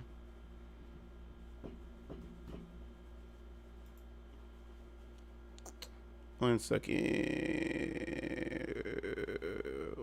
So many damn folders. I got everything in order, but where is it? All right, these are my samples right here, just to show you for my 3D hentai stuff. But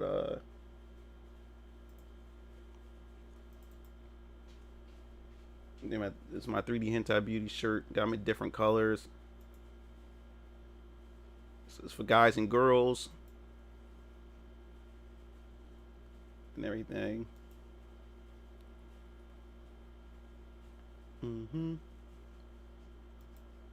Got hoodies.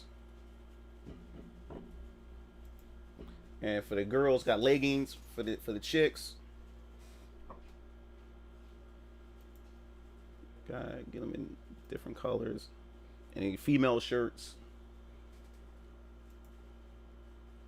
and stuff.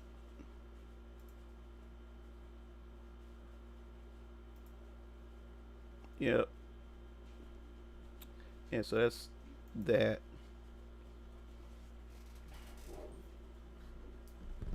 I hope you achieve. Oh, thanks, Felipe. Start working. Oh, Raku, you said mocap, dude. I'm not saying no more. I'm not saying nothing else. But you on the nose with some stuff I got in the works. You on the nose, bro. He said I'm weird. I'm sure it's my family reunion. Mars is stupid. Mars is stupid, yo.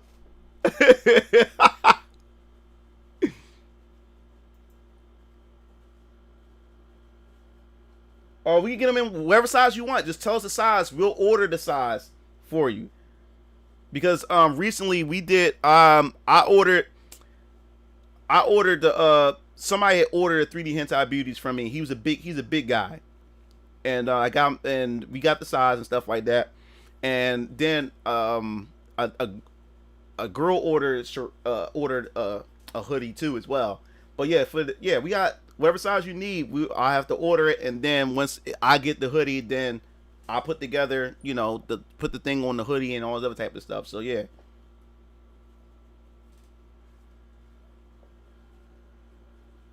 So luckily, most people in my area doesn't know what hentai is.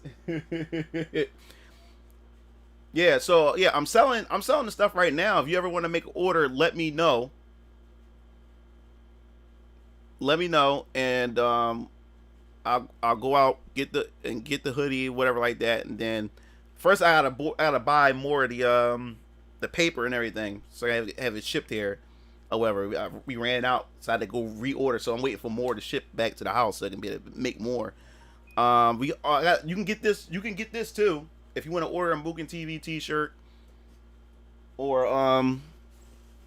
if you want the Mugen, if you want a Mugen TV hoodie, you can get this too if you want to order that. I got a Mugen TV sweatpants. Oh yeah, let me get the to our T-shirt website.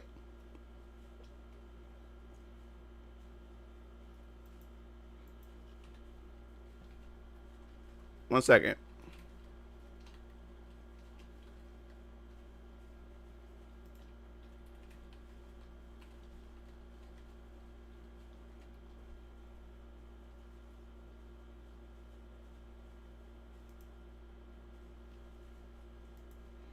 Here's our. I'll show you the website. This is the website right here.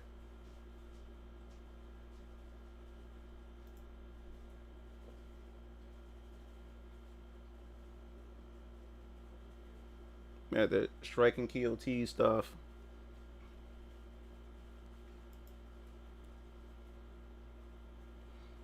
And then you can get custom shirts for whatever any custom design that you want. We can make for you and stuff like that too. Stuff for females and stuff like that.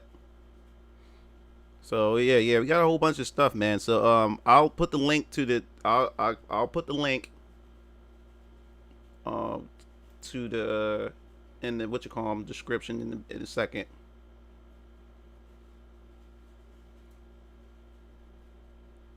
We got hats. We do it all. Mugen TV, got the Mugen TV hat and stuff too, and everything. But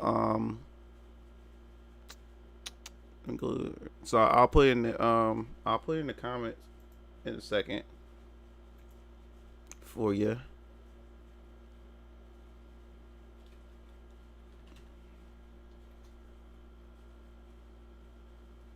All right, so give me a second. I got you. Mugen Lord got you. All right.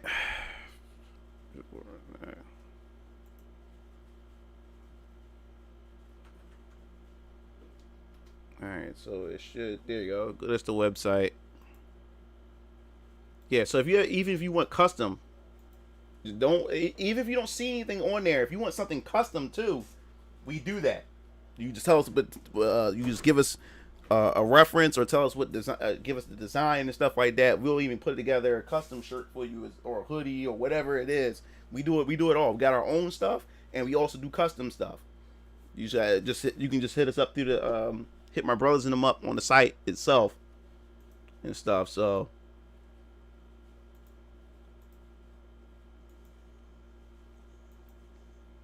yeah, but like I said, this not even half. We got a lot of stuff in the works besides the T-shirt stuff, other business ventures that like I said, once everything is solidified, then I'm able to come out publicly and share with you guys what's been going on.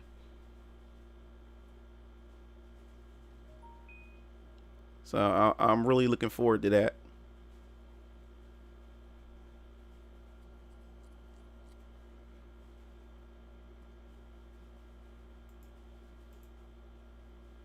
All right. Just checking some other stuff real quick.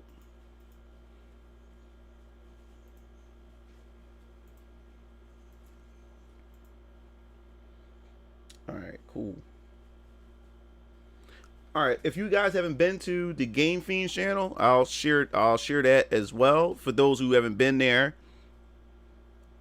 I'm gonna post a link to that, so you guys can go check that out. Subscribe to it. That's the main channel now. That's where me and my brothers upload videos. And like I said, this movie alert channel is only for when I stream and if I have updates, or if there's something that really doesn't fit on the Game Fiends channel, it would go to my movie alert channel. But everything goes to Game Fiends. It's the Game Fiends channel. I'll post the link so you can subscribe to the channel, check it out. Oops, I'm gonna try to do that. Oh.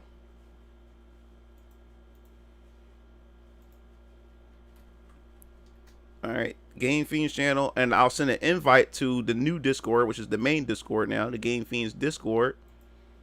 So you guys can check it out if you're interested. Yeah, so essentially the Game Fiends channel is pretty much me and my brother's channel. Oh yeah, we're coming out with Game Fiends shirts. We'll be selling those pretty soon with the logo and stuff like that on it. We'll be selling that merch soon. Matter of fact, we're waiting for the material to come in, so we'll be having the shirts ready soon. Yeah, so this is essentially just a channel.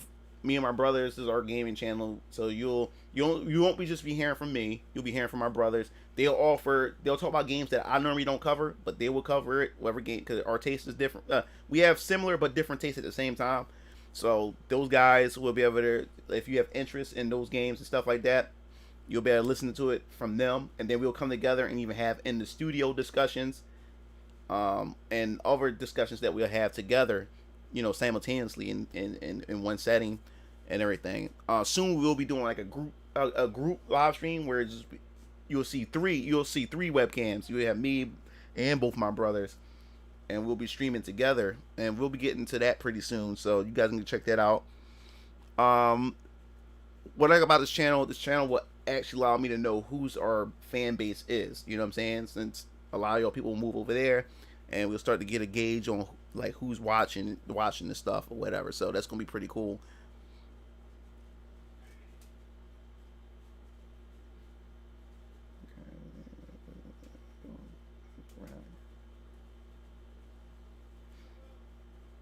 Who makes your graphics for the channel? Who makes the graphics for the channel? My brothers. My brother, my brother Keel Lancer and DX Strike, they're graphic designers. My brother Keel is a photographer. Keel and DX Strike is the graphic designer, but Keel does graphic designs too. Now the Game Fiends, my brother drew the logo. He drew the logo or whatever. DX Strike did.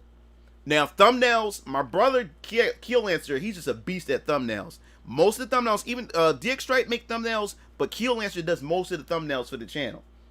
He's the and also too, you can hire, like my brothers and them also got a package too for content creators. If you're trying to start a YouTube channel, they will make your banners for you. They have a package you can buy. They can make your banner, your they can make your thumbnails, they can make your t-shirt, your hats, or whatever stuff that you need. They can make it into a package deal for you too. And like I said, they charge for thumbnails too. They'll make thumbnails for you. If you have videos you want thumbnails done, they also charge you for thumbnails. They'll make your thumbnails for you and stuff. So they don't just do the shirts and the hoodies and stuff. They do it all. Like I said, my brother did a package deal with this streamer. He did her hoodie, her shirt, and he did her Twitch banner, and I think it was something else he did for her. I think he did like 4 things in the package deal for him. So if you're content, he also does stuff for. They also do stuff for content creators too. Like if you want everything in a package. Oh yeah. And oh yeah. Now our sister, we finally got her off her ass. Now she's cause my sister's very talented. She graduated from Penn State. But my sister, she's in this place where she doesn't know where she fits in, and we always try to incorporate her sister and stuff. And it's really hard when it comes to my sister. Like she doesn't know where we try to push her to because she's very when it comes to talent and skills, my sister's on another level that's different and unique from us, and she doesn't really have the confidence. I don't know where this is coming from, but she don't really think she can do as well. I'm like, wait a minute. Like when I see my sister edit, her movie editing skills and content creating skills, editing is on another level that's unique and different from us. but she don't know if like how she can apply it with other things. So now I was like, look, like we just came like, yo, just join us. So our sister, and plus my sister, she's a she had a degree in communications and stuff like that too as well. So she handled most of the she does the proofreading too for our stuff. She does she just check for grammatical errors. She does she does our secretary stuff, and now we're trying to get her into the graphic design and all the other stuff for us too, so she can be part of what we're doing. We're trying to incorporate a sister into this because our sister is very, very, very, very, very talented too. You know what I'm saying? And like I said, and our sister, she stays on our, like, she would stay on our ass about certain things too. That's why we need her. She's an important component as well. But yeah, especially when I'm doing this VK stuff, she's definitely gonna be proofreading a lot of my stuff, check for my grammatical errors. She's gonna be tweaking and fixing a lot of things just in case and stuff like that. She's very, very good at that. So yeah, our sister's gonna be on board with a lot of this stuff.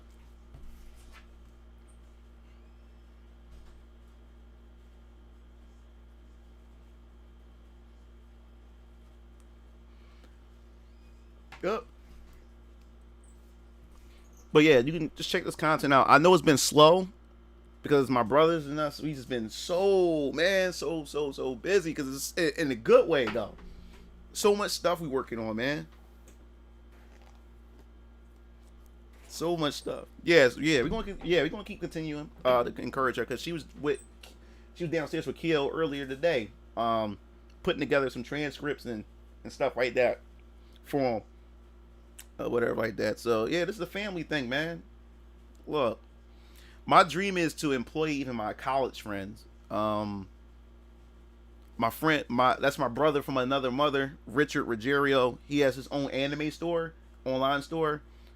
You can buy figures, posters, and like he's licensed, so you can get anime posters, figures, all kinds of stuff. I think DVDs and stuff too. I also want to incorporate them with the stuff that I'm doing, like especially when VK come out and stuff like that. He'll be able to sell some of my stuff from his store and everything. I want to incorporate him with my stuff. My friend Lucas, my boy, he's a music major. He creates awesome music and stuff. So when the time comes, which I will be needing him, I'm going to be hiring him. And if this become when I'm not going to say if, when this become a big lucrative thing, I want to employ him. He'll be doing a lot of our music for our channel, a lot of the music for the websites, and when we do other content creation stuff. I want to get all my friends, all of them that got talent and stuff like that. I want to bring them all on board. I want to employ the people that I went to college with, that we are still bros. Like to this day we're bros. You know what I'm saying? And talented and stuff like that. I would love to employ them. Thanks, Felipe.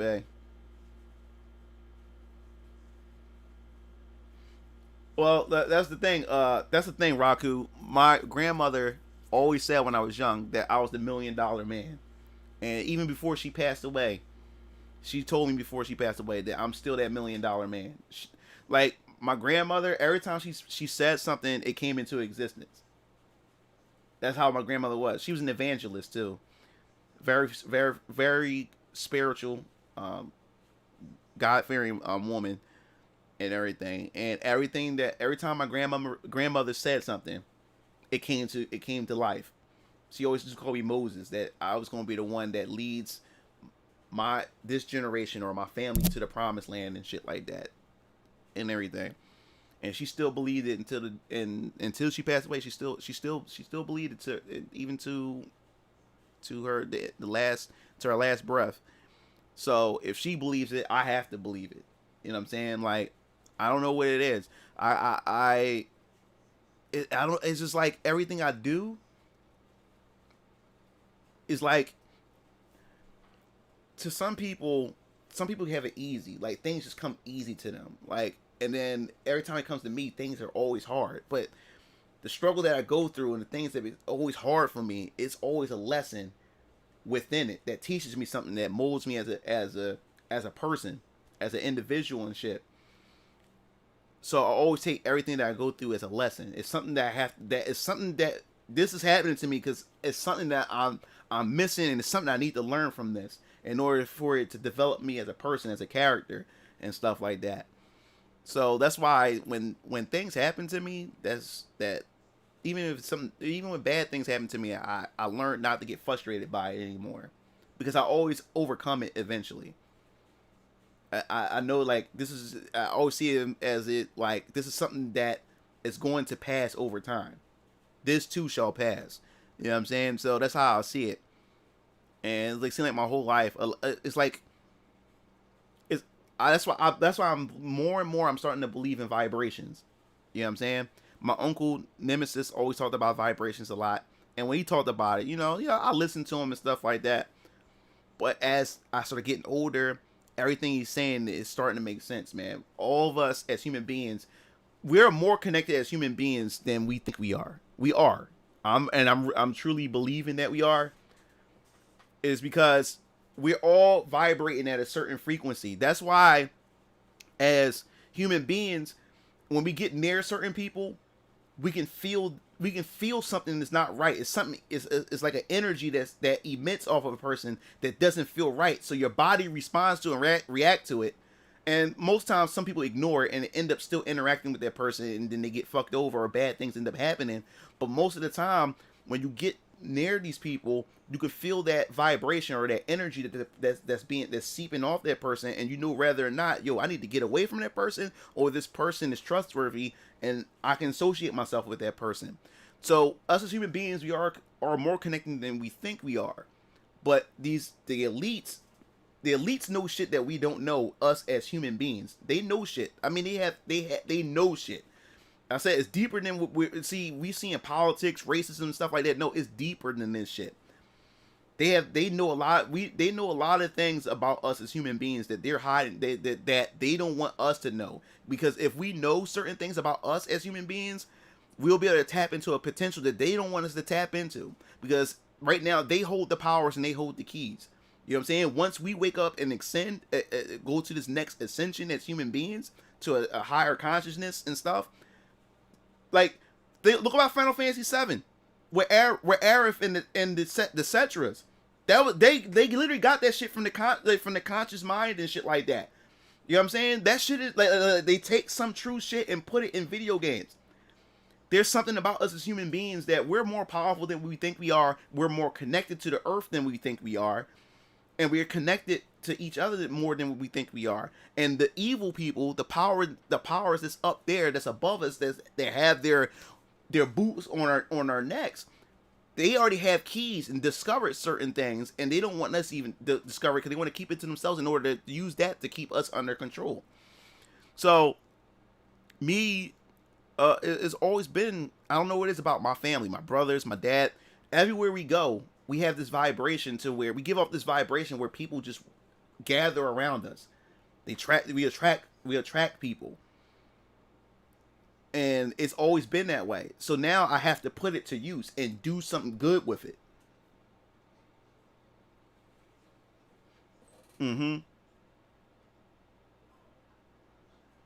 Yeah. And the thing is, a lot of people think that the elites are this one big organization. No. There's actually it is not, the elites are a small but powerful group. We outnumber the elites. And the reason why they're getting away with what they're getting away with, they put things in our way to divide us. Like I said, they use sex, gender, they use race, they use class. They do these things to have us argue and bicker with one another, to keep us asleep, to keep us fighting while they're at the top planning their next move to fuck us. That's what they do. Because once we realize that, and we wake the fuck up and realize what's going on, that's what they're afraid of. They're afraid of us all waking up at one time and realize that, y'all people been duping us for this long, and we're not going to have it no more, and we can eliminate them. That's why they don't want us. That's why they put all this artificial stuff in front of us, to have us, the superficial stuff in front of us, to have us fighting each other. That's what's going on right now. This is exactly what's going on right now. So a lot of us is still asleep. There's people that's waking up, and there's still people that sleep. Once people start waking up and know what the fuck is going on, that's what they're afraid of. And now they realize their time is almost up, and now they're working even harder to keep us fighting and to keep us divided. And that's what's going on right now. That is what's going on. We're going. This is one hell of a time to be alive right now. We're about to experience something so far greater than what we can ever imagine as human beings. Some people won't be able to accept it because of how like out of this world that it is. People think this Hollywood. People, when I say stuff like this, people think it's Hollywood. Look at Marvel. Look at Hydra in the Captain America movie. Hydra is the deep state. Hydra is the Illuminati. Hydra is the people that's behind the scenes. You see how Hydra infiltrated the government, the U.S. government, where you actually thought that these politicians and these lawmakers was actually good people, but it was actually Hydra behind the scenes. That's what they are. These elites are considered. Look up the Cancerian mafia. The Cancerians.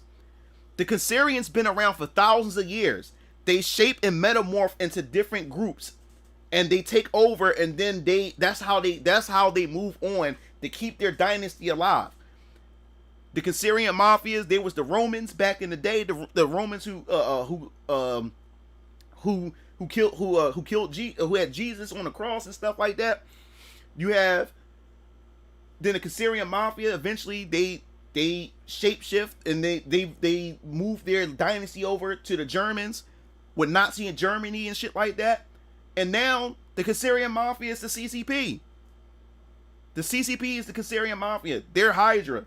They're the new. They shapeshifted that. And then Hydra.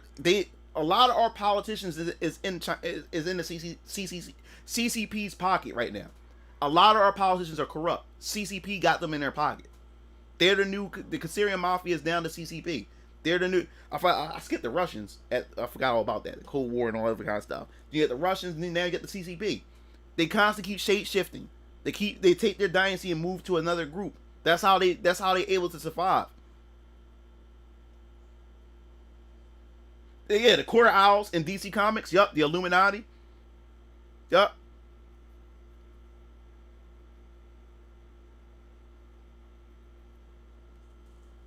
Yup. And that's what's going on, man. So that's what I'm saying. Like, they don't put this shit in movies for no reason. They put it like I said. If you read up the Cancerians and you read up the Illuminati and you these secret societies cannot, because of their rituals and shit like that, they cannot just come out and just fuck us. They have to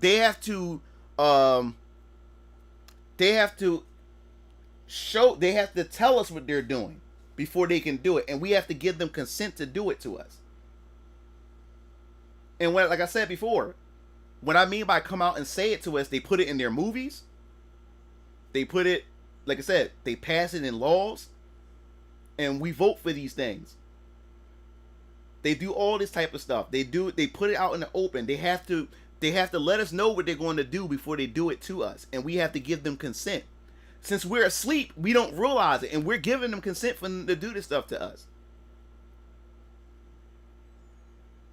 Yeah, they have to.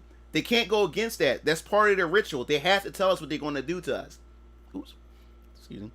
They have to tell us, and we have to give them consent to do it. And since we're so blind and we're so asleep, we don't realize that we're giving them consent to do these things to us. Oh wow, I didn't know that. Generic. I never played the Deus Ex games. Yeah, the Matrix is all. It was all in the Matrix. The Matrix. That's what that literally was about. The Matrix. We're living in the Matrix now. Not like being attached to a computer. No, the Matrix is about being asleep and waking up to the truth. Waking up to the truth. That's what the whole Matrix is about. Waking up to the fucking truth. That we've been asleep this long. We've been kept down this long. I said this in the past couple of streams. Neo was experiencing an awakening. He was experiencing an awakening. And this is the thing. The truth, when the truth hits certain people, they're not going to be able to take it. Some people is going to want to get plugged back into the Matrix because they can't handle the truth. Remember when Morpheus woke up Neo? When Neo woke up, what did he do when he found out about the truth? When Morpheus told him about the truth, what did he do? He vomited all over the place. He couldn't believe it. His mind couldn't believe it. When you find out what these politicians, with these celebrities, and what our government been doing behind the scenes, it's going to be so devastating that a lot of people is going to lose their mind when they find out what they've been doing to our children, and what they've been doing to people, and what they've been doing to kill our bodies. It's going to blow everybody's mind. It's going to blow and then, like I said, some people going to want to go back into the Matrix because life was so simple when being lied to. They want things to go back to the way it was, because they're not going to be able to comprehend it. Once you know the truth, you can't go back to sleep. Remember in the Matrix when what was the guy that portrayed Neo in them on the first Matrix? Remember we talking to the agent, and the agent said, okay, the agent asked him, what do you want? He said, what do you are you going to tell us how to get Neo and them and stuff like that? He said, yeah, but I want you to do something for me in return. I want you to plug me back into the machine, into the Matrix. I want you to make me a millionaire or some shit like that. The agent knew that he couldn't do that, because once you're awake, you can't get plugged back into the machine. Your mind wouldn't be able to take the lie no more once you open to the truth. Once your mind expands. Once you reach that ascension, once you reach that conscious awakening, you can't go back to being lied to. So they knew right there, the agent already had in his head that we can't do that. We have to kill this man. We can't plug him back in. He's a threat. He knows the truth already. And the mind wouldn't allow him to get plugged back into the machine, because the mind knows now that the Matrix is a lie. It wouldn't accept it.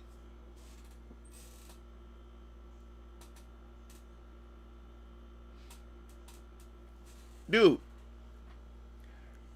they doing child sacrificing and everything. See, this is the thing.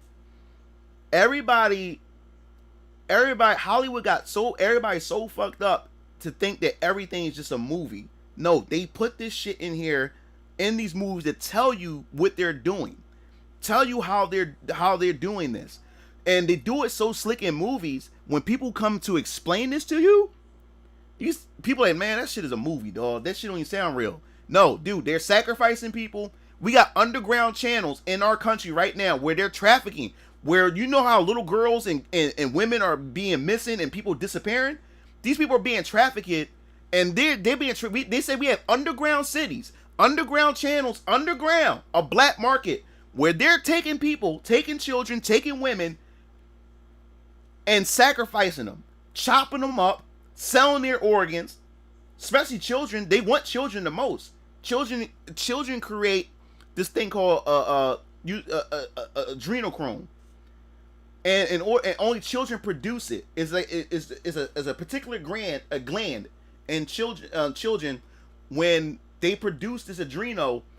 In order for the children to produce it, they have to experience fear. So what they do is they torture the children. They do all kinds of deadly stuff. They cut them up, all this type of stuff, and the children creates this adreno, and then they use that. They extract it from the children, and then they sell it on the black market. Celebrities use it, politicians use it, all kinds of stuff. And that's what's going on. Watch your children. They're after your children. They're after your children.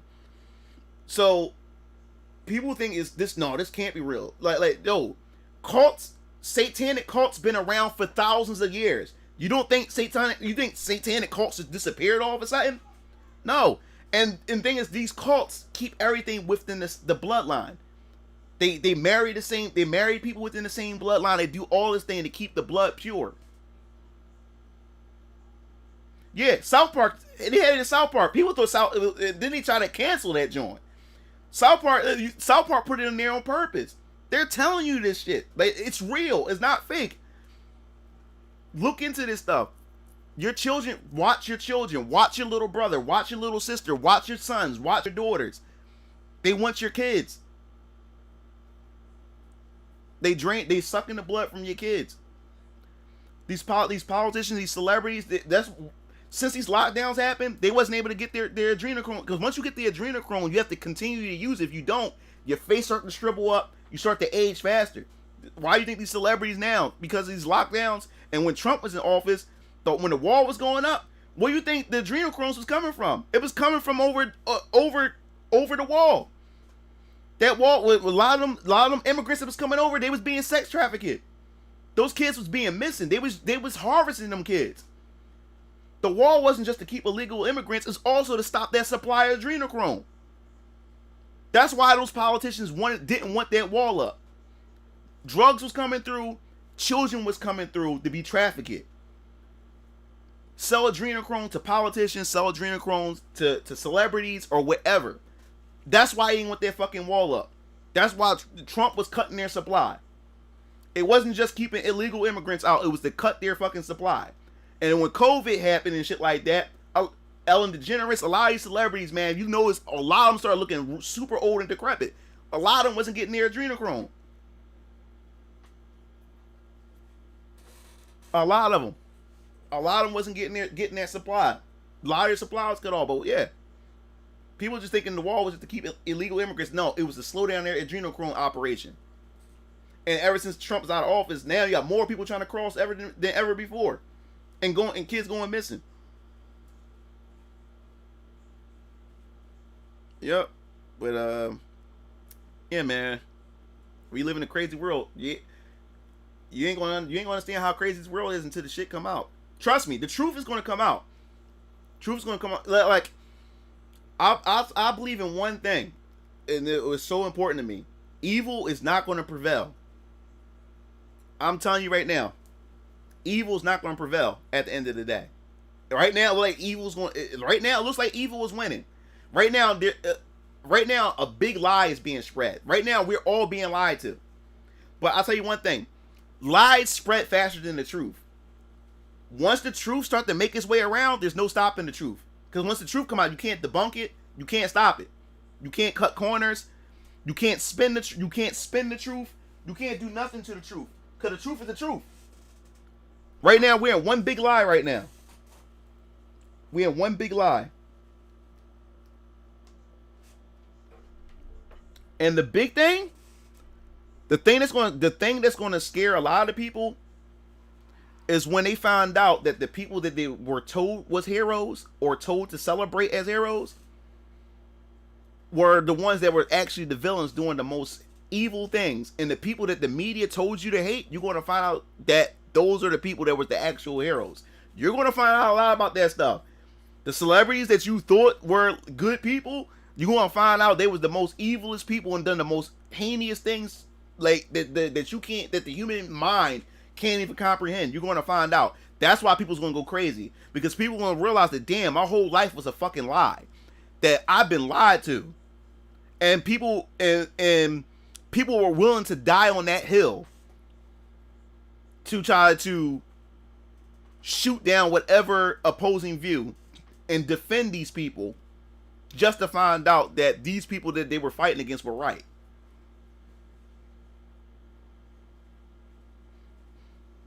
Yep. So evil is not going to prevail. It's not going to prevail, man. Like, I always thought, like, me growing up, me being a Christian and stuff, I always said to myself, there's no way in the world, I always said to myself, being a Christian, there's no way in the world that, why do I have to die in order to experience paradise or experience happiness or whatever like that? You know what I'm saying? Why do I have to die to experience that? And I always thought to myself, like, for some reason, the Bible or these elites are manipulating some of this stuff or remove certain texts in order for us not to know certain things.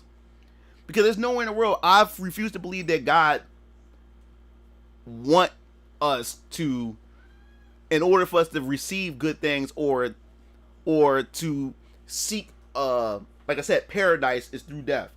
Then why be on earth? Why can't I just go straight to heaven and just experience that? Why do I have to come to earth and go through all this suffering just to die in order to not suffer anymore and get paradise?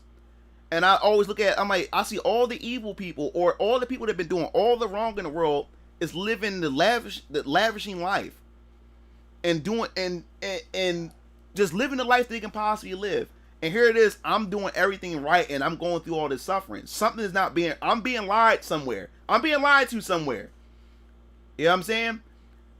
It, like, man has tampered with so much of God's words, and especially the deep state and these people done so many things. Because like I said, they said there's missing things that's out of the Bible, and it's things that's been removed to hide from the people.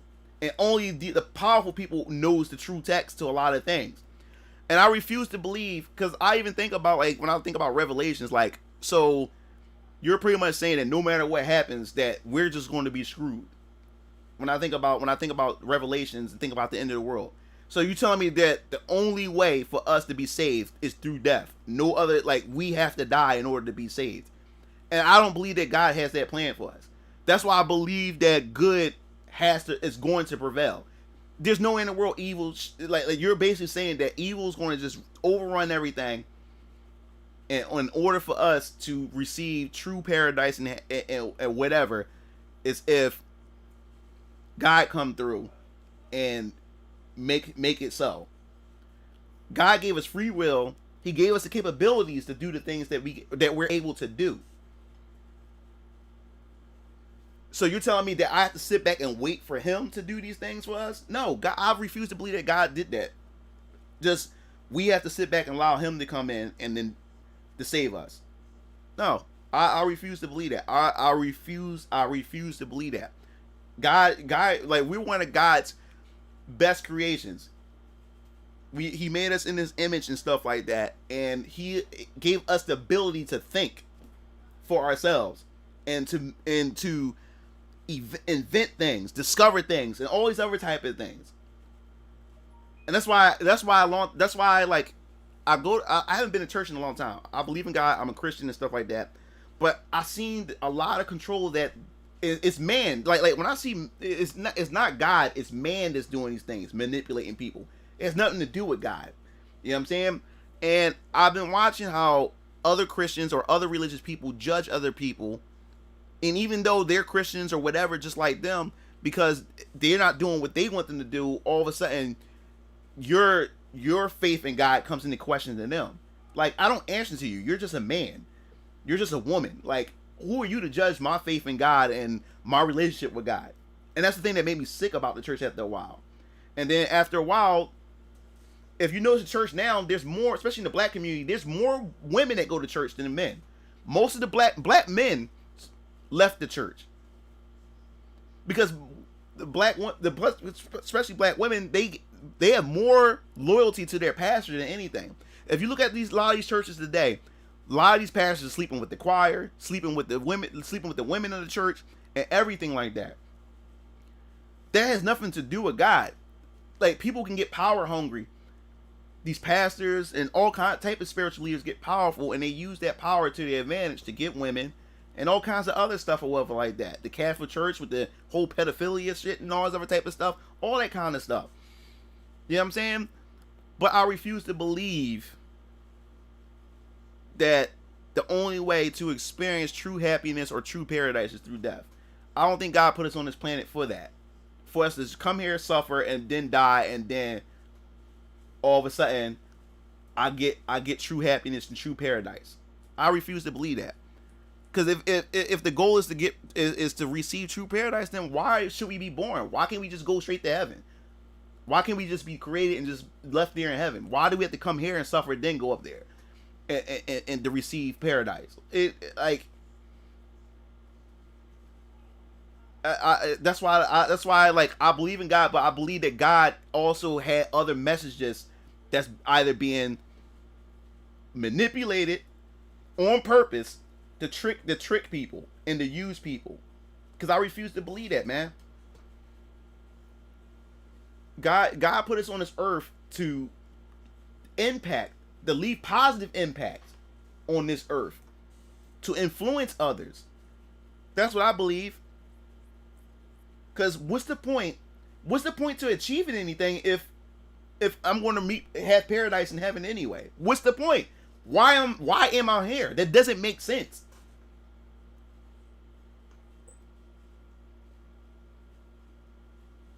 Oh, what's up, Onyx? Yeah, you perfect point, Onyx. That's perfect. Perfect point. Yeah, that makes no sense. That makes no sense at all. Why am I here to suffer? And you telling me that I have to die? I have to die in order to go to the receive paradise.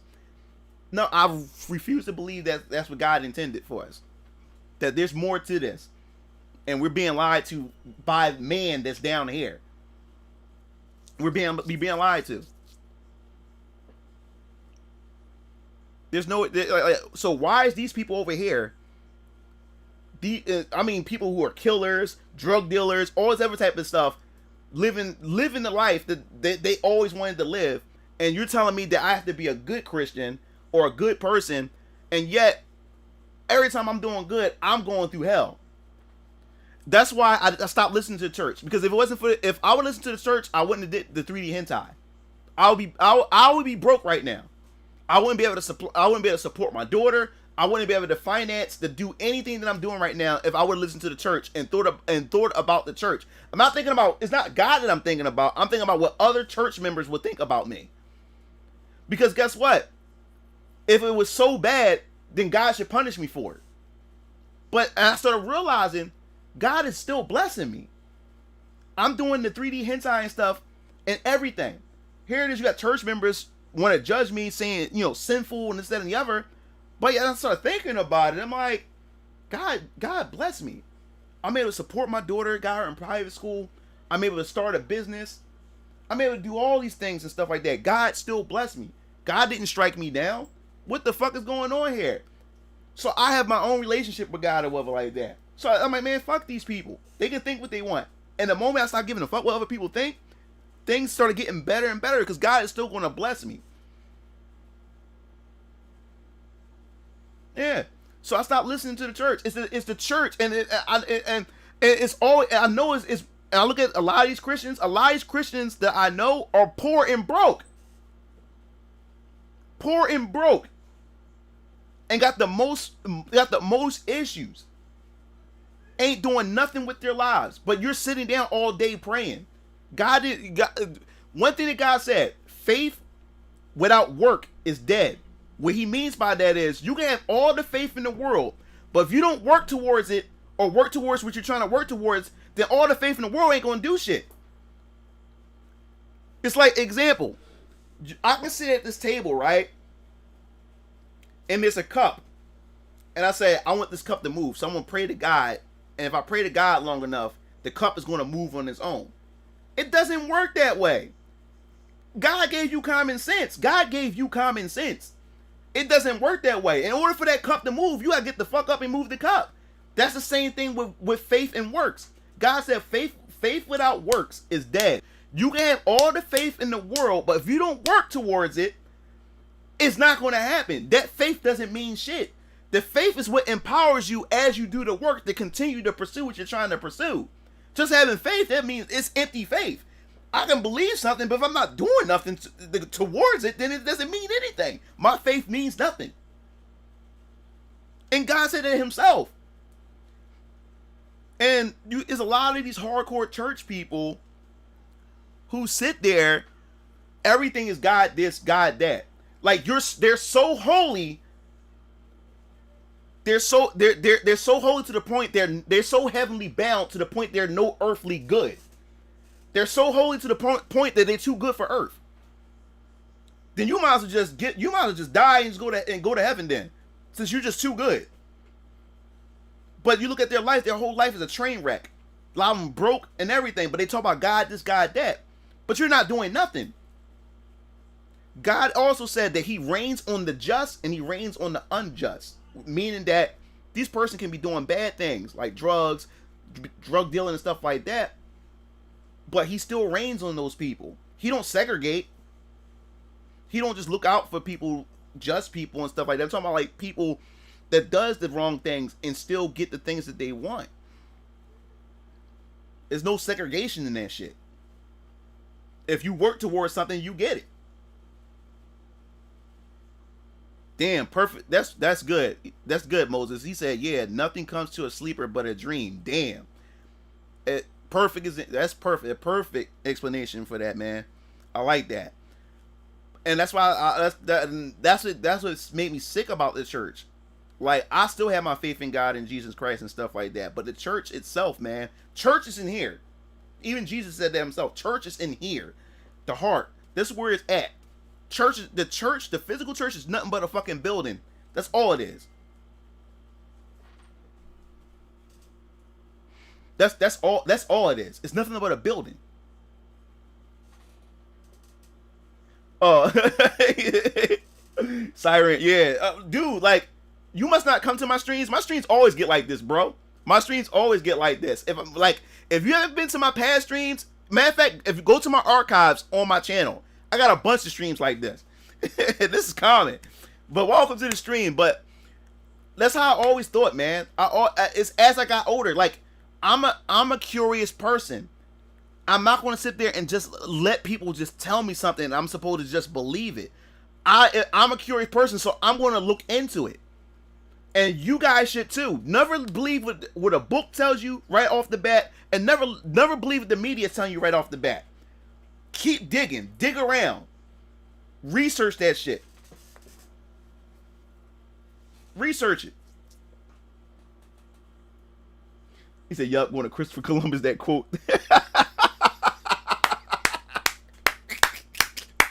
Rock was stupid. But, like I said, I literally started thinking about that shit. Like, for instance, tithes, right? If you're not a religious person, if you're not a Christian and you don't know what tithes are, tithes is where you're supposed to give 10% of what you earn, and you're supposed to give it to God, right? So the pastor and the church will always preach to you how you're supposed to get 10%. They always keep preaching 10%. They always keep preaching to you 10%. Give 10%. Give 10%. And if you don't, God won't bless you. Or when you do, God's going to bless you many, many days and shit like that, right? Then I thought about it for a second. I said, I'm like, God don't need fucking money. What do he need money for? And God know he don't need money. Like, if I'm giving 10%, where's the money going to? Where is it going to? And then my father asked my grandmother a question, because if you don't know, if you're going to become an evangelist, you got to take psychology courses and shit like that. My dad asked my grandmother that. My dad asked my grandmother. He said, "Mom," he said, if you're supposed to be preaching the word of God and you're supposed to be ordained by God, why do you have to take all these classes, especially psychology? Think about it. Why are you taking psychology to preach? Because that shit is, because you're taking psychology to fuck with people's head and to manipulate people. That's what that shit is for. Because there was no such thing as psychology back in the biblical days. If you was called on by God to preach the word of God, you was called on by God. It didn't matter. Man, woman, it didn't matter. If God called you and he ordained you to preach the word of God and the gospel and shit like that, you had to step up and do your duty and shit like that. And then now we look in today's society, you gotta take classes, pay fees, get licensed, take psychology courses and shit. What the fuck is that? Because they don't build their own philosophy. They just jump and follow the next person. Strange how it was to censor religious ideas from their games in the U.S. It's crazy. Yeah, the pastor's new ride. Yeah. So I started thinking about it. So then the whole thing of tithes came from, I can't remember what scripture it was, but it's this person named Melchizedek. Melchizedek, the pastors would preach that Melchizedek had showed up, and Melchizedek had gave 10%. Now, people believe that Melchizedek was Jesus Christ before Jesus Christ was born. But that's man. You see how that shit is? People believe that Melchizedek was Jesus Christ in flesh as a man, and he came before Jesus Christ was born. But that's their interpretation. No one knows this shit, who Melchizedek really was. But after Melchizedek gave his 10% to God, and his 10% was his last, they said Melchizedek just disappeared. No one knows what happened to Melchizedek after that. He was only mentioned like once in the Bible, and you never heard from him again. And pastors would preach that if Melchizedek gave 10%, then that means you have to give 10% and shit like that. And that's what they've been riding on for years. So then I thought about it. The moment I got my summer job and I was going to church, I would get 10% of my paycheck to the church as tithes and offering and shit like that. Then I got my first job at Wendy's when I was a young boy, when I was in 11th grade. Whenever I got my check, I would give 10% to God. And then I started noticing after a while, I would slip up and miss some of my tithes sometime, and don't sometimes I didn't go to church. I would miss giving my tithes and shit like that. Then I started noticing as the years go by, I was noticing like, yo, nothing bad happened to me. Nothing bad happened to me. And the things that I was going through in my life wasn't because something spiritual was going on. It was the fact is that I made bad life choices that put me in certain circumstances in my life because of me. Because I made bad life choices. Choices that I knew was wrong, but because I was so caught up in the situation, I still wanted to pursue or chase after that thing that I desired so much. And it got me in trouble. But it had nothing to do with me not paying my tithes. And the more and more I realized that, and then as I get into this point in my life, I haven't been to church in I don't know how long. Still believe in God. I'm a Christian, born again Christian. I believe in Jesus Christ. I haven't been to church in I don't know how long. And I haven't been giving my tithes in years. I haven't been struck down by God. Nothing bad came my way. According to the book of Joshua, Melchizedek is Shem. Oh shit! I thought you made up Melchizedek this whole time. Yeah, Melchizedek he's a biblical character. He was in the Bible, Melchizedek. And when I first read it, my mom, I don't know, my mom was reading the Bible one time. I heard the name Melchizedek. I was like, yo, he sounds like a badass RPG name. So ever since I'm gonna be working on an RPG named the Chronicles of Melchizedek. The character will be named Melchizedek. But I love that name. It just sounds so dope. Melchizedek. It just sounds dope. So I always carried that name Melchizedek. I love that name. Yeah, but Melchizedek is from the Bible. But yeah, no one knew who he was. And oh yeah, Melchizedek is in the Persona games. One of the Personas is named Melchizedek. But yeah, as I started growing, and I was like, yo, God didn't strike me down.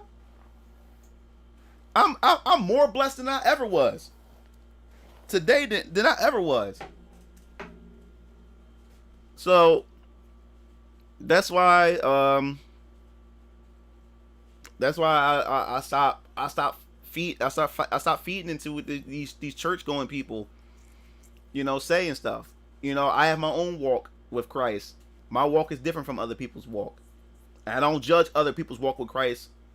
You know what I'm saying? That's their relationship. And if you don't believe in God, then you don't believe in God, and that's okay. I'm not gonna sit there and bash you over the head and say you're going to hell and all this other type of stuff. You have that right to not believe that God exists. You have that right. I'm not gonna sit there and bash you over the head for it. Like Christians can be so overbearing, and atheists gets on my nerves too. Both can get on my nerves, because you got some Christians who just beat people over the head with it, which then people start thinking all Christians are like that, and it makes it bad. Like I always say this: in order for you to correct people, you have to connect with people first. You can't be shoving God and the Bible down people's throats and not connect with people, because when you connect with people, more people is more willing to listen to what you have to say when it comes to God and it comes to the Bible. More people's more willing and more open to accept certain things because of the type of person that you are, or more willing to at least listen when you're able to connect with people. You can't just come out and start just throwing shit out and bashing people over the head with the Bible. Then no one's going to listen to what you have to say. And that's what a lot of Christians don't don't do. That's what a lot of Christians don't understand. You can't go around saying, "Oh, you going to hell. You're doing this, that, and the other." You can't do that shit. Like, how you gonna allow people to hear what you have to say, hear the word of God, and you going around doing that shit? You can't cast judgment down on people because you was once a sinner. You still sin, but you was a unsaved person at one point in your life as well. So you can't just go around and start just thinking you're God and start casting down on people and shit. You know what I'm saying? You can't just do that shit. And then, like I said, you have the atheists over here. Atheists is just as worse, just as bad. They get on my fucking nerves too. You know, so it goes both ways. And that's why, to me, a lot of people was more willing to listen to me when I talk about God. It's not because I don't go to them and start talking about God. It's like we start having deep conversations. And since people connect with me, I'm able to share my experience and talk about God and talk about Jesus and my beliefs and shit like that. And they're more willing to accept that and hear me out and shit like that. Because I built that connection with that individual.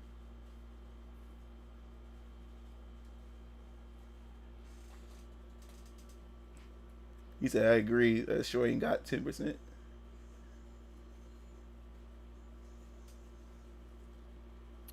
Okay, I got you, Rob. Yeah, man. So that's how it is with me, man. Like, I don't care what your belief is. I don't care what your faith is. That has nothing to do with you as an individual or person. I don't treat you any different because of your religious belief. I don't treat you any different because of your sexuality, your color. I don't give a fuck about that. If you're a shitty person, you're a shitty person. And stay away from me. I don't care. Me and you can be the same color. If you're an asshole, I'm staying away from you. Just that simple.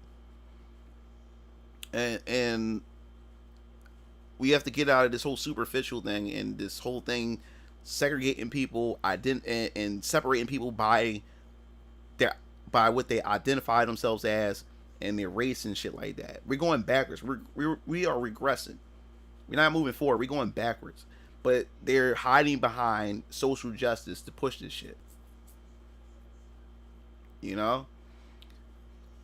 So that's the thing with that, man. Hope I ain't bored you guys. But we haven't had these deep talks in a long time. I enjoy these talks with you guys. I really do. It's always fun talking with you guys about this stuff. Always fun. That's why I believe this whole thing about vibrations is a thing, because I always track like-minded people or people who are willing to at least open their minds to certain things. And even if you disagree with me, I love the fact that you guys can disagree with me. You know, this like I said, my platform, you can speak your mind, and I like the fact is that none of you guys are yes men. You guys, if y'all disagree, and that's fine. I love people disagreeing with me because you're not saying things just to appease to me. You guys have your own minds. You know what I'm saying? Or you guys have different perspectives.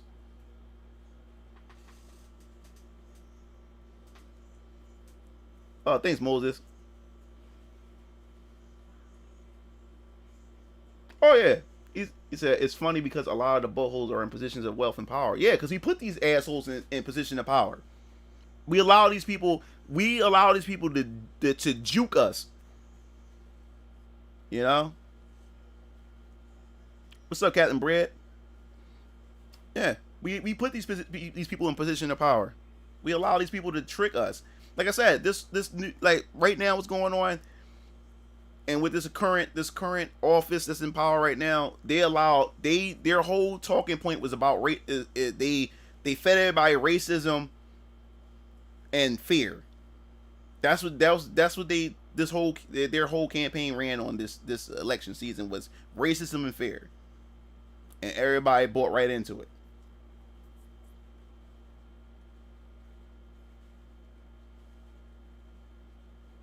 See, the thing is, I do agree with you at a point too, Mars. The thing is, because you have some religious people who are so religious where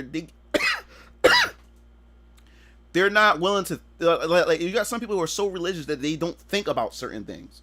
They don't think logically about certain things. They just take it for what it is and go with it, even when it doesn't make sense at times. You know what I'm saying? and it's just crazy. It's crazy. Like I said, I'm a curious person. I'm always questioning this stuff, and just because I'm questioning certain things in the Bible doesn't mean that I don't like God or I hate God or anything like that. No, like God gave us this mind and gave us this brain for us to think for ourselves. He gave us free choice, right? Free will. So if he gave me free will, I'm allowed to question certain things. But see, man told you not to question shit. You know? But I always been that way as I got older. Like I started questioning certain things. Because certain things don't make sense, or there's some missing context too. You know? So especially when I found out the Book of Enoch was at one point in the Bible, but the Catholic Church removed the Book of Enoch because they said it was deemed blasphemous. That's when really started getting me thinking, because the Book of Enoch talk about Nephilims, where angels, women were the fallen angels was breeding with women from Earth, where you have half human, half fallen angel, and the Book of Enoch talked about that. And it was at one point it was part of the Bible, but then they removed it and shit like that. So I started questioning stuff, because like, wait a minute, if so Nephilim, so there's other beings, other beings that do exist. The Book of Enoch talk about so many other things or whatever that says to exist on this world, or at one point existed in this world, but they removed it. So then I started thinking like, yo, what else on this earth, or what else about us as human beings that we are being lied to about? So yeah, man. Woo. I really wanted to play some Final Fantasy. My brothers and them were busy. They just don't Call of Duty today, so. Oh crap, I got a review on one of my hentai movies on Minivids. I'm about to share it on my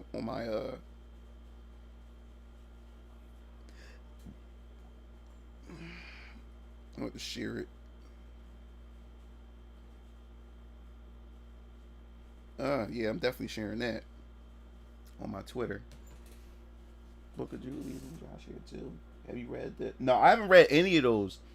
What they took out of the Bible. No, I haven't read any of those, Rob. But yeah, when I started realizing they was removing other books within the Bible, I definitely started questioning this stuff. I said, why? And like I said, the Vatican is more powerful. The Vatican is running everything. They're running everything. CIA, FBI, all of it. So, and they got the books. They know shit that we don't know. Think about it.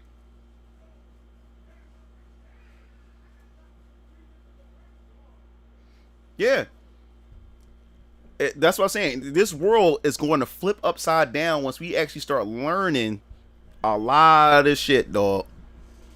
I'm telling you, dog, it's stuff on this planet, as far as like other like creatures or beings, is walking this earth right now, or underground, that our government is hiding from us, or even using on us and don't even know that it's being used on us.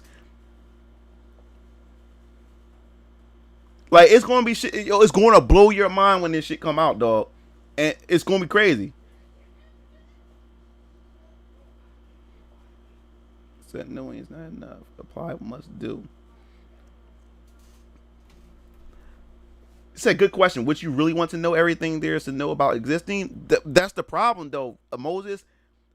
Those people know everything about existing. We don't. So they always going to have some type of leverage. It's not an even playing field.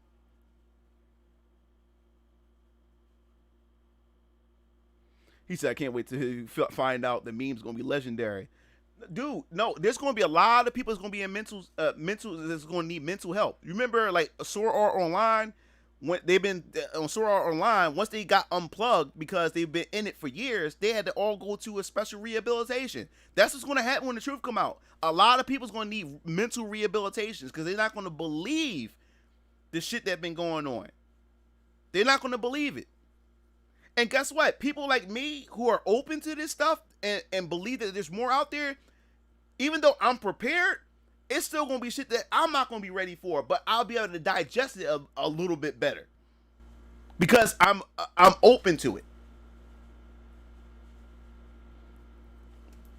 It's going to be crazy. He said that shit is heavy, man. Sometimes ignorance is bliss.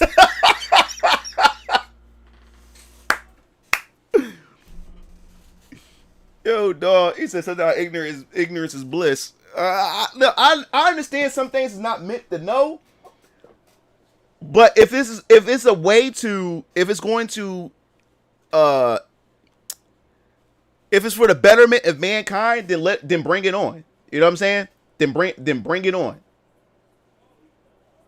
That's how I see it. If it's going to better mankind, because they said, like I said, they said that the elites, they said they have technology that's 200 years advanced, more advanced than what we have now. They're saying that we're 200 years behind in technology because of the technology that was given to them by other beings.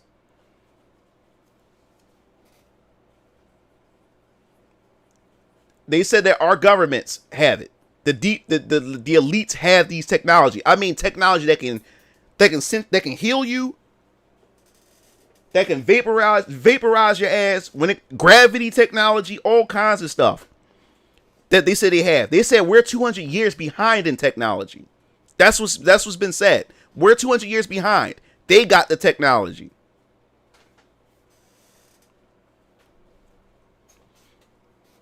But yo, if you ever see the movie Prometheus, so I would not be surprised. Shit, bring it on, my like Donkey Kong. If you ever see the movie Prometheus, that movie, heard that they got guns. Yeah, they got guns that can give you a heart attack. They said because do you remember on the news report when they said Trump was going golfing and then a drone came, unauthorized drone came, and they said they had to hurry up and take Trump and throw him. Because if you guys don't know, you can also look this up. I think they tried to assassinate Trump at least 8 times, if I can remember. They tried to assassinate Trump 8 times and failed. But the drone, when he was going golfing, the media's gonna tell you one thing, but if you research and everything like that, the Secret Service took Trump and threw him in for cover, and the drone shot the Secret Service officer with something, and they took him to the hospital, and he had a heart attack there. They have heart attack weapons. It was on some Fox Die shit from Metal Gear.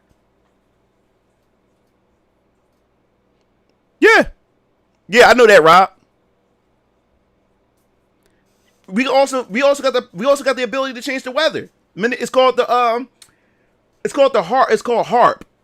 I think that's what it's called. HARP. That's the acronym HARP. Look it up. We have it since the 50s. We can make it rain. We can make it snow. This whole global warming shit. Don't believe that shit.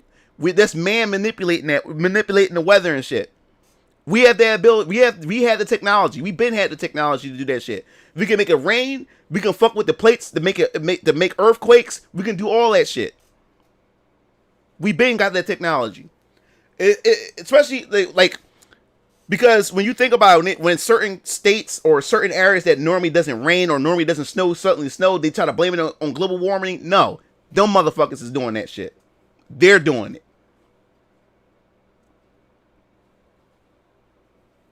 Yeah. Exactly.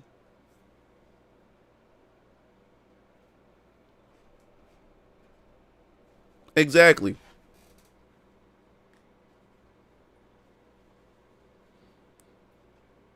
I like to talk about this stuff with you guys because we can just talk about it. You know, we can just talk about it. Other people would just call you crazy and if some even try to report you for talking about shit like this. But that's I find this stuff interesting. Like, you don't have to believe it, but just open your mind to the possibility that this could be something. You know what I'm saying? Don't just write it off. I'm not saying that you have to believe any of this stuff. I'm just saying just open your mind to just look into it. Just look into it. Just see it. Just look into it. You know, I try not to limit myself to one kind of understanding. I try to open my mind to other possibilities. You know what I'm saying? That's just more knowledge that you just putting into your mind and stuff like that. The only thing is, certain people's minds can't take some of this stuff. What I mean by that is some people become so obsessed with this stuff where it allows them to consume their life. Like me, I talk about this stuff, but I don't talk about this shit every day. I enjoy talking about it. I don't talk about it every day. And I don't sit on the computer all day looking at this shit, because then it stopped me from pursuing my dreams, my goals. Some people will get so obsessed with this shit, then it makes them look crazy. Then they start going deeper and deeper and deeper, and it start affecting their entire lives, and then it start affecting their loved ones and shit like that. You don't want it to get to that point. Me, I know how to consume it and then get away from it. Consume it. That's what anything in life. Like, for instance, yeah, I do 3D hentai and stuff like that. But what I normally do is at least I only work on hentai 2 weeks out of the month. I don't do it all month, because too much of anything is never a good thing. Like, for instance, with 3D hentai, when I create 3D hentai and stuff, when I'm working on new ideas, guess what I have to do? I have to watch porn. I have to watch it. If it's certain sex positions that I want to create, I turn it on, I watch it. So that means I'm watching porn 24/7. Or I got to go on Google Images. I look up certain images and stuff like that. I look it up. So I'm always looking at women butt-ass naked and stuff like that. I'm always looking at all types of shit all day in order to be able to create the stuff that I create. Too much of anything is never a good thing. So I always give myself a pull away. Because why I say that is because when it comes to me, since I've been doing this stuff for so long, I become desensitized to sex and porn. Like for instance, one time I was creating so much hentai, right? I met this one chick where we hook up, and I'm fucking the hell out of her and shit. But I could not come. My dick is hard, but I could not come at all. Because I've been sitting in front of porn all day creating hentai. It desensitized stuff. So now the chick, she has to work twice as hard just to get me to climax and shit like that. I'm giving her the work. She's enjoying herself. And like I said, it was one chick who got upset because I lied. Because after she climaxed and stuff and we laying down, she asked me, you know, like, did I come and stuff like that? I said, yeah, I did. And then she put her hand and grabbed my dick. She said, why are you still hard? And she said, you. And then she realized that I didn't come and stuff like that. And then she started feeling like she wasn't good enough and stuff like that. But because I've been doing hentai for so long, looking at naked women for so long and stuff like that, watching blowjob videos and stuff when I'm trying to create blowjob animations and stuff, watching all this type of stuff, I'm sitting there, it desensitized me. So it kind of like take the enjoyment out of sex for me. So what I start doing now is I only do 2 weeks out of the month of creating hentai content. So I make sure I do enough of it, then I space it out with my uploads and stuff like that. So I realized when I start doing that, and when I start having sex and stuff, when I meet certain girls and stuff like that, and I have sex and stuff, it become more enjoyable and shit like that. You know what I'm saying? Yeah, it is. I literally couldn't come. I just had a hard dick. I had to satisfy myself in order for me to get off. And and that's not fun. And then you're robbing yourself if you meet a chick that you really like and you really want to give it to her and you really want to enjoy it too. Then you really rob yourself of that. Because then the girl that you really like and you really want to give it to her, you're not going to get the enjoyment out of it or whatever. Of course, she may enjoy it, but you sitting around and she's, you sitting around, your dick still hard and everything, and then you didn't let loose. That's not fun. So when I started realizing that, I said, okay, I'm gonna at least give myself 2 weeks out of the month to work on this stuff, and then leave the other 2 weeks of me not doing this stuff. So it's like a balance for me and shit like that. So yeah, so too much of anything can be a bad thing. That's what I'm saying. Too much religion can be a bad thing. Too much of conscious awakening, like discovery and stuff like that. You don't want to keep looking into that stuff because you let that shit consume you. You don't want red pill stuff. For men, that shit. I talked about that in the last couple of videos, man. Like, I'm gonna repeat it again for a lot of you new viewers, man. Like, especially the young men out there. If there's ladies out there and stuff, same thing. Like this red pill shit too, man. You really have to watch the stuff now that you digest. Like a lot of this red pill stuff, it has good teachings in it, but at the same time, you have to look at the person who's giving you this stuff, because there's a lot of the grifters. There's a lot of people on here who have nefarious agendas, and they're taking that out on because they had bad interactions with women, and then all they're doing is teaching other young men how to be bad, even worse with women. So you have to watch what you digest and stuff like that. There's some people that's just too extreme. 'Cause like I said, when the red pill movement was so small, it was fine. It was actually pretty good because you had actual legitimate red pill people. Now it's starting to become mainstream. Now everybody's hopping on. Even women doing red pill shit, and they're grifting men. That was another way for women to manipulate and get money out of men. Because now you got other women who pretending to be for men now, because they realize that, damn, doing the other route is not working anymore. So now I'm gonna be a red pill woman and speak against and act like I'm advocating for men, and they really not. They just found. And how you know they're not is when a dude comes out and expose them, or they get into a certain situation, the real woman, the real them comes out, and you kind of find out, yo, she a fucking fraud. Like she's a feminist, or she's actually not for men. This is just a grift for her. You know what I'm saying? And like I said, there's a lot of dudes that's claiming to be red pill, but they're not actually red pill. These guys, it's some guys who red pill, but never had any type of connection with women at all. They never dated a woman because they too much of a bitch or a pussy to actually go out and talk to a woman and shit like that. Or they got rejected one time, never dated her or nothing like that. Got rejected one time, and all of a sudden they're real red pill all of a sudden. No, you gotta keep going out there getting rejected numerous of times. Then if not that, you gotta get in a couple of relationships to understand how women work and to navigate through that, to understand to be red pill. You can't, you know what I'm saying? Like, come on. And so you got dudes like that never touched a woman before, going around saying they're red pill and then speaking this red pill shit and don't have no experience with women. And then I feel sorry for the young men because they listen to this person.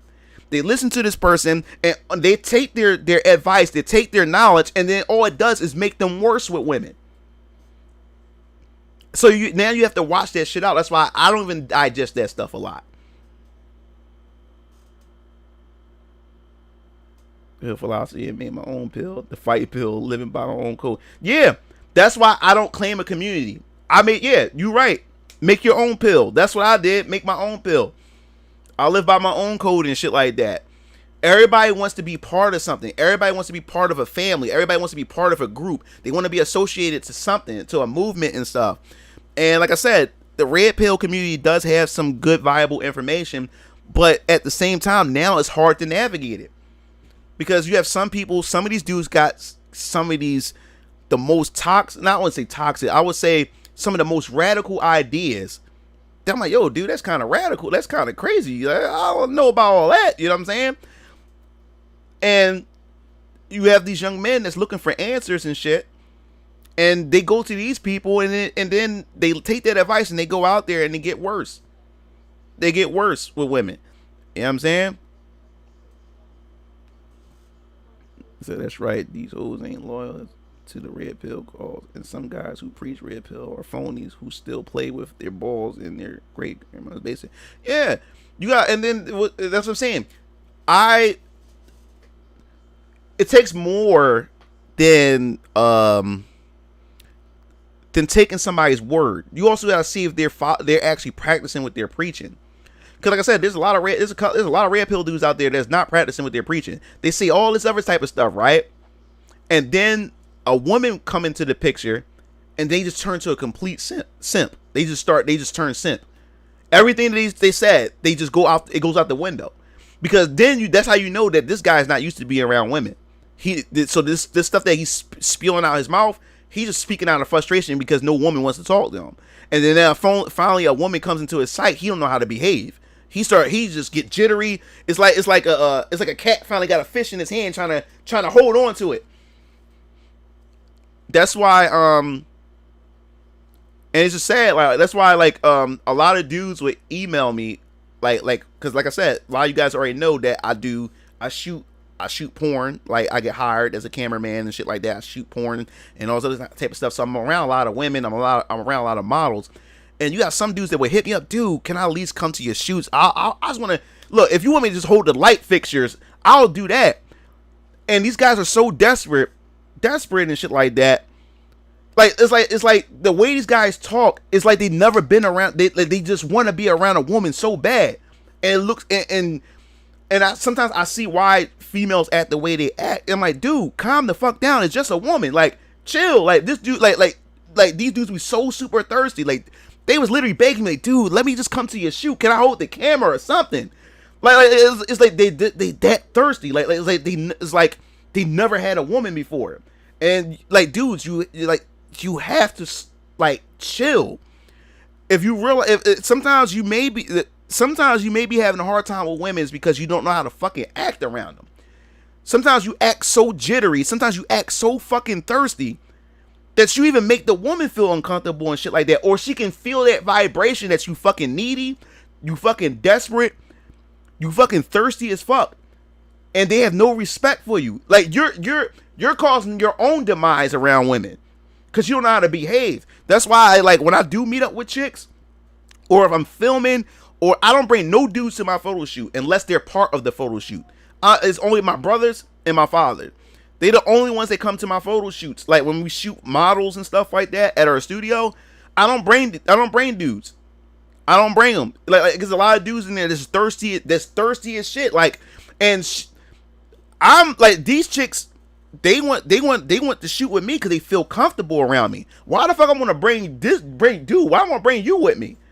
All you gonna do is make her feel uncomfortable. Cause dude, like, you're talking to me, I'm a dude, and you making me feel uncomfortable. Like, dude, like you're acting so desperate. You want to be around pussy that bad. If you want pussy to come your way, stop acting like pussy's more than what it is. A lot of these dudes out here is putting pussy on a pedestal. I mean, they putting them so high up. I'm like, dude, chill the fuck out. It's just a chick. Chill out. Like, calm down. Like, get yourself together. It's just a woman. Porn comics is more genres of art now. There's women that work at Dollar General though. Yeah, like, dude, like dudes, like dude, calm down. Like calm down. Like calm down. Like you, like first, like me. Like, I'll give you a perfect example. If I am thirsty, or if I have the hots for a certain chick, she would never know. You have to learn how to keep your composure. You got to keep your cool and shit like that. She would never know that I got the hots for her. Or I'm like, damn, she fine as hell. She would never know because I keep my composure and stuff like that. I keep my cool. I keep my calm. And she's more likely to come my way and come my direction. And she's more willing to open herself up to me, if you know what I mean. And I always used to get... Let me see. 1 second. Let me...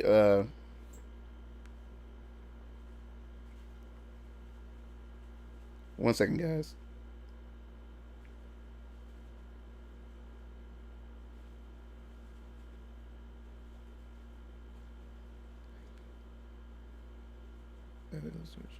Cool.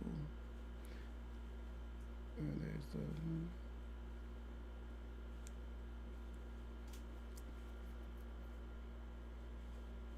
the... 1 second. I got a text message.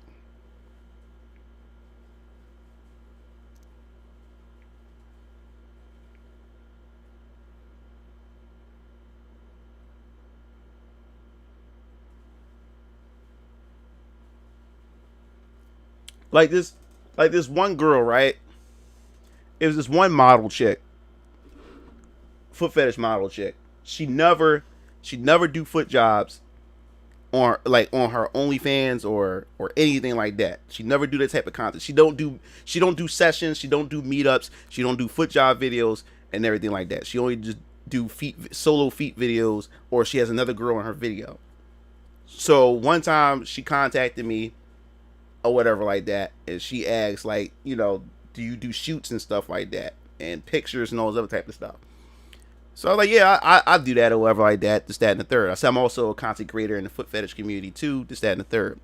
So she asked me the type of stuff that I do. I said foot worship stuff, foot job stuff, this, that, and the third. She said, oh, that's cool, this, that, and the other. So what happened was, she been hitting me up like before we set up the shoot and everything. Every once in a while she would just contact me just to say what's up, this, that, and the third. So me and her got so cool or whatever like that. And the thing is, she was nice, she was fine as hell. She got so comfortable or whatever like that or whatever. So she hits me up the day before the shoot, and she was like, so yeah, like, before I swing through, I just want to ask you a question. I was like, yeah. She said, would you like a foot job or whatever like that? And I was like, what? I was like, I'm looking at her, I said, do you even do that? I said, look on your page. You said you don't do shit like that. You don't do meetups. You don't do those type of videos. This is that and the third. And she said, and then she said, this was the text message.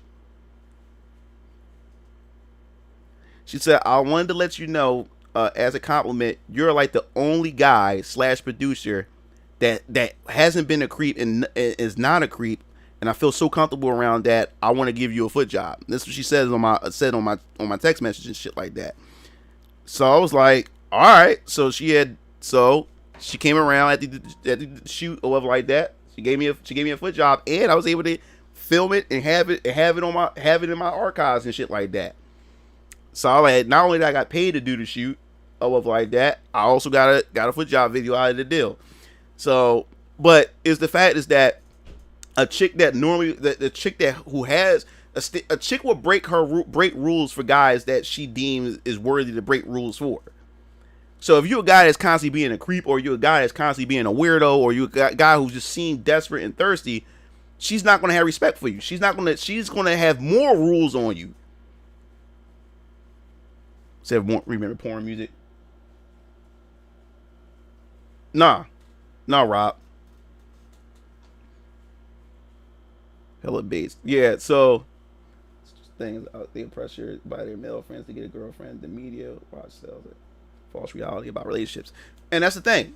And this is the thing. Then you got this whole pro, female empowerment, and then like I said, relationships are bad between men and women today. Is because sex is everywhere. Sex is everywhere.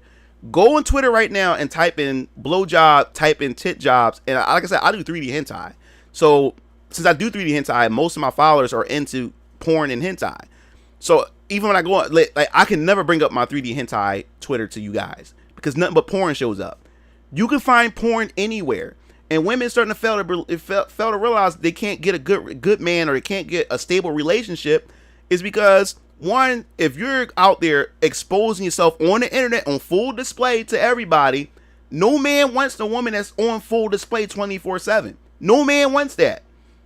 But it's your body, your choice, you're empowered. You can do whatever you want. It's your sexuality and shit like that. But don't expect a man to sit down and want to accept that. And most men won't say that. It's because, one, it's politically incorrect to say it. Two, you're going to be labeled as a sexist, all kinds of stuff for even saying anything about that, for having a preference as a man, which you don't want from a woman. But a woman can allow to have preferences of what she wants. A man can be 6 feet tall. He can have. He needs to have money. He needs to have all these other type of things. A woman allowed to have that. It's called preference. But if a dude do it, or say that, oh, I want a thin woman, or I want her to be curvy, or this, that, and the other, you're sexist. You're misogynist. You're not allowed to have standards or preferences and stuff. And that's the issue and stuff like that. But a lot of dudes don't want a chick with an OnlyFans. Well, I know this one guy. That's just that some guy. Not all guys. Most. Let me tell you something. Let me tell you how I know that guys are so desperate today. Is men are truly lowering their standards. Men are truly lowering their standards today because a lot of guys are not getting pussy. A lot of guys are having a hard time with a woman. So what happens is they take any woman who actually give them some type of rhythm or some type of chance. She can be a prostitute. She can have OnlyFans. She can be a porn star. She can do porn, suck another dude's dicks. He would take her because that's the only option he has. So that's his standard. He lowered his standard because he can't get any action anywhere else. So he's going to settle for that. And the thing is, the reason why he's settling for that because he don't want to lose. He don't want to lose any chance that he can have with a woman. And I'll give you a perfect example. We had a recent shoot, right? It was that I was being filmed. That Keo, and DX Strike was filming. This girl, it was an anal shoot. This girl's getting fucked in the ass. So, I mean, she had these big ass titties too. So, what happened was, it was so awkward and it was funny at the same time. Her boyfriend comes to drop her off. Now, when he comes into our homie's studio, where we was filming the shoot, you should have seen her boyfriend, white dude.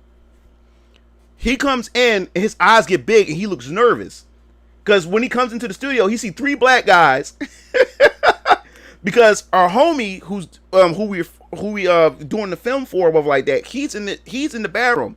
So she comes in with her suit, with her travel clothes and stuff like that. Got these big ass titties and everything. She's coming in. High heels and everything like that, and he's looking around, see 3 black dudes, which was me and both my brothers. Now he said, "Babe, you sure you want me to stay here with anything ever?" And you just see the shame in his face because he really don't want his woman doing porn. He's literally dropping his girl off to get so she can get fucked in the ass. You should have seen it. He's looking there. He sees us. And he said, "Babe, are you sure you're going to be okay here?" This, that, and there. She said, "No, babe, I'm fine." She said, "Give me a kiss." He gives her a kiss, and he's just sitting there. You see the shame on his face. He's not really cool with this shit. But that's the only chick he can fucking get. He's that desperate. His standards is that low. He didn't want to leave her there. But that's the only chick he can get. He's dropping his woman off to get so she can get fucked in the ass by another dude while being filmed.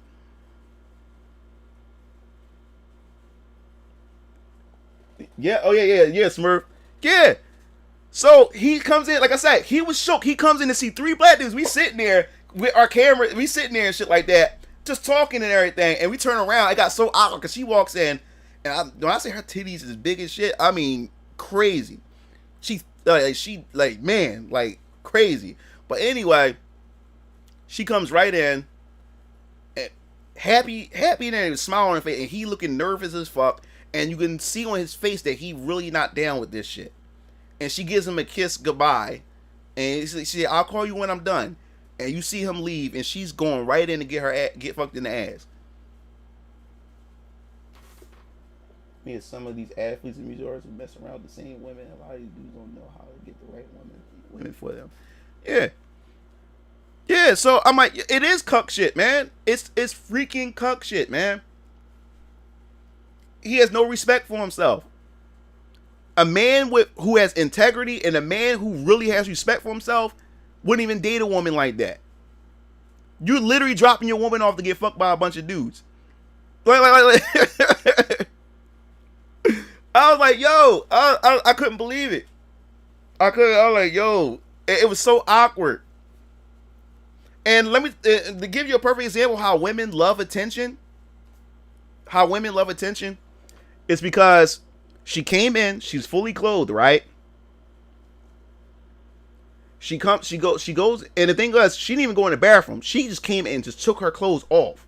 She took her heels off and just took her shit off. Titties, everything, butt ass naked. And the thing was, she was expecting to get a reaction out of me and my brothers. We wasn't even paying her no mind. We were sitting there talking about fucking video games and shit on our and sharing memes on our phone and shit like that.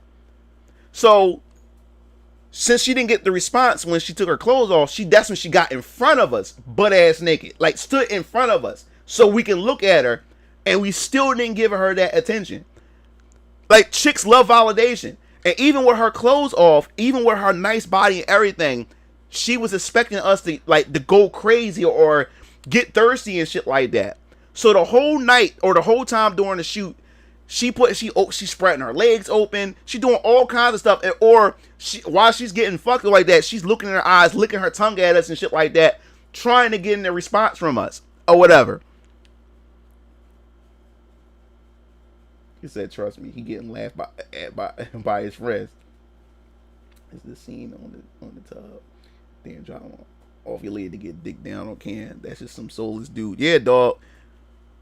And you don't know how many shoots that we've been to where chicks used to get frustrated, like towards me and my brothers, because they would literally get butt. At first, they used to go in the bathroom and get changed, but after a while, they got to the point where they get in front of us, take their clothes off and shit like that, and they want a response from us, and we just don't give it to them. And that was always my secret to getting women. Because women, like I said, women love women. I don't care how much women say they don't like to be looked at a certain way. Women, trust me, women like dudes look at their tits. Women like their dudes look at their ass. Trust me, especially if it's a particular man they want to look at their ass. But women do that shit to get that type of attention. They will say, you know, they don't like a guy to say certain things. No, they like that attention. They do. I'm not saying that a man has the right to touch her. What I'm saying is they want a dude to look at them a certain way. Because they like that attention. Even though they may not want the guy, but they still want that type of attention from a guy. And that was going on. A lot of shoots that we go to, I mean, these girls would get extra wild. But man, she normally don't act like this. Like, yeah, because a lot of dudes be kissing her ass or extra thirsty. Us, we're not going to do that. And it frustrates them when we don't give them that type of attention and shit like that. It's so funny. It is so damn funny. Walk right by them and shit. Butt ass nigga. Walk right by them. Don't even look in their direction. And then they do everything in their power to get in your peripheral. We walked over to the kitchen and she walked in the kitchen butt ass naked, getting something to drink, and then stare at us while she's drinking butt ass naked. And then we'll turn around the other way, walk the other way. Then she finds her way into the living room naked and shit. Like she wants the attention. She wants us to look at her.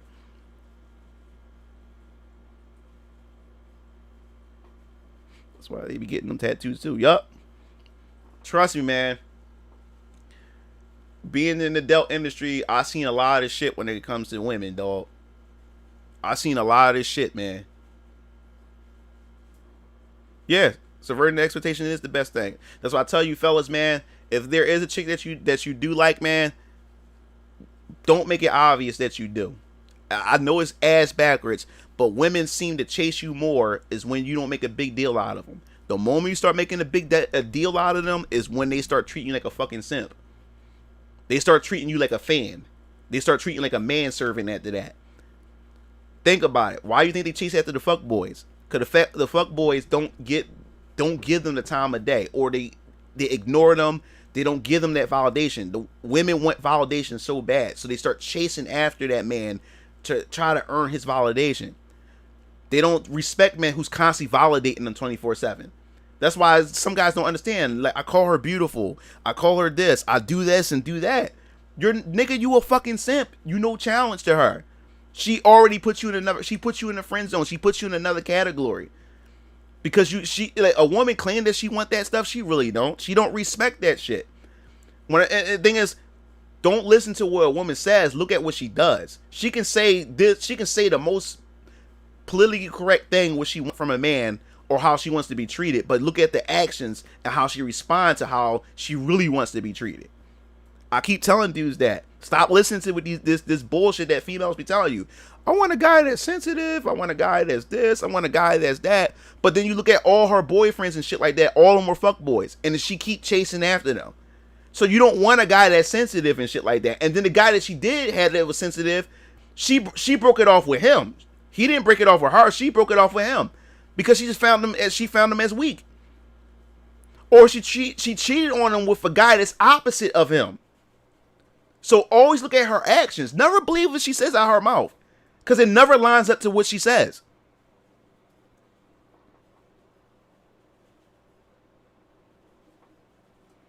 A porn chick. Let me tell you something about the porn industry, dog.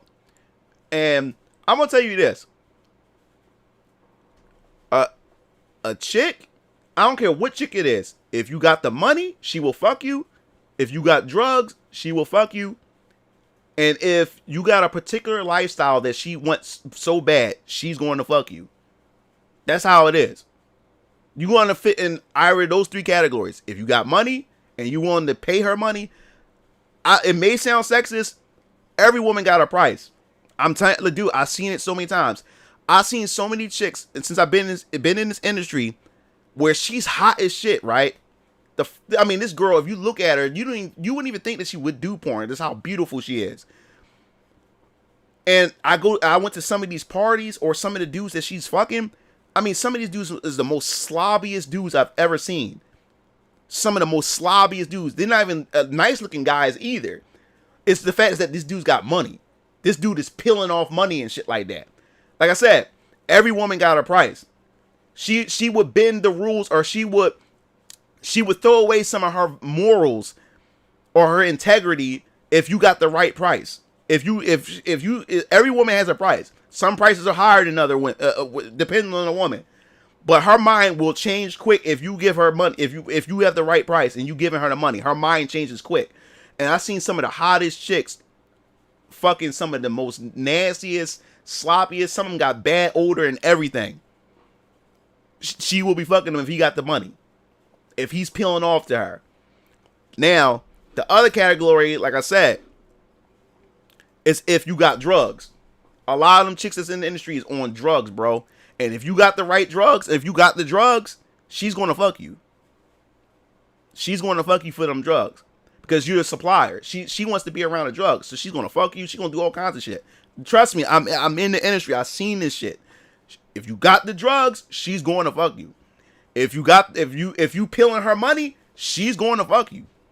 And then the other category is if you have the lifestyle. The lifestyle meaning if you got the nice cars, or you're socially popular, like you're always in the limelight, like you're popular, everybody loves you and shit like that. You got the car, you may got the nice house, or you got something going on where you're always in the spotlight. She's going to give you ass because she, like I said, women wants to be validated. Women likes attention. So if that's going to put her in the center of that attention, that's what I said, fellas. You gotta level your life up. You gotta if it's a woman that if you trying to get women, you have to like Fresh and Fit, and I like before Fresh and Fit came out and before Kevin Samuels. You guys been to my streams. Some of you guys been on my streams for the past 4 to 5 years, and I've been saying this shit. And now it's starting to become popular, and more people are starting to hit the mainstream. You're starting to see Fresh and Fit. You're starting to see Kevin Samuels, and all these other types of people and stuff like that. But the guys that's been following me, I've been saying this for years. All you have, if it's women that you're trying to get, you have to create some type of value for yourself. You have to step your game up. It's sad, but like I said, women start knocking on your door when they see that you got something going on. When a woman see that you got something going on, like I said, you can be on Facebook all day. Not one woman send you a friend request, or a woman don't answer your DMs. Start doing something that she deems is cool, or something that looks like that you're doing something that's making you look successful, and you start putting pictures and stuff, and you start uploading those pictures that you going out all to these cool events. You starting to hang around beautiful looking women, or you start hanging around cool looking dudes and shit like that. Watch your DM start blowing up, because now she wants to find some way where she wants to be a part of that shit. That's just how it is, fellas. And what's going on is some of these dudes getting hip to the game where they're faking their life. And that's how they get women. They fake their life. Because women, cause that's how it is. Women say men are visuals. Women are just as bad. And you got dudes faking their life on yachts, don't even got money. Or they fake their cars and vehicles, and they fake all this shit. And then women start DMing them and shit like that, and they go down there and they give them ass, and then they find out none of them dudes is living the life that they thought because they looking at social media. Social media has been the worst when it came between the relationship between men and women. Social media benefit women more than it benefit men. Always has.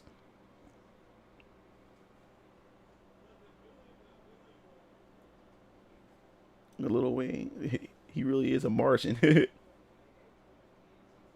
No, porn stars still, it don't matter.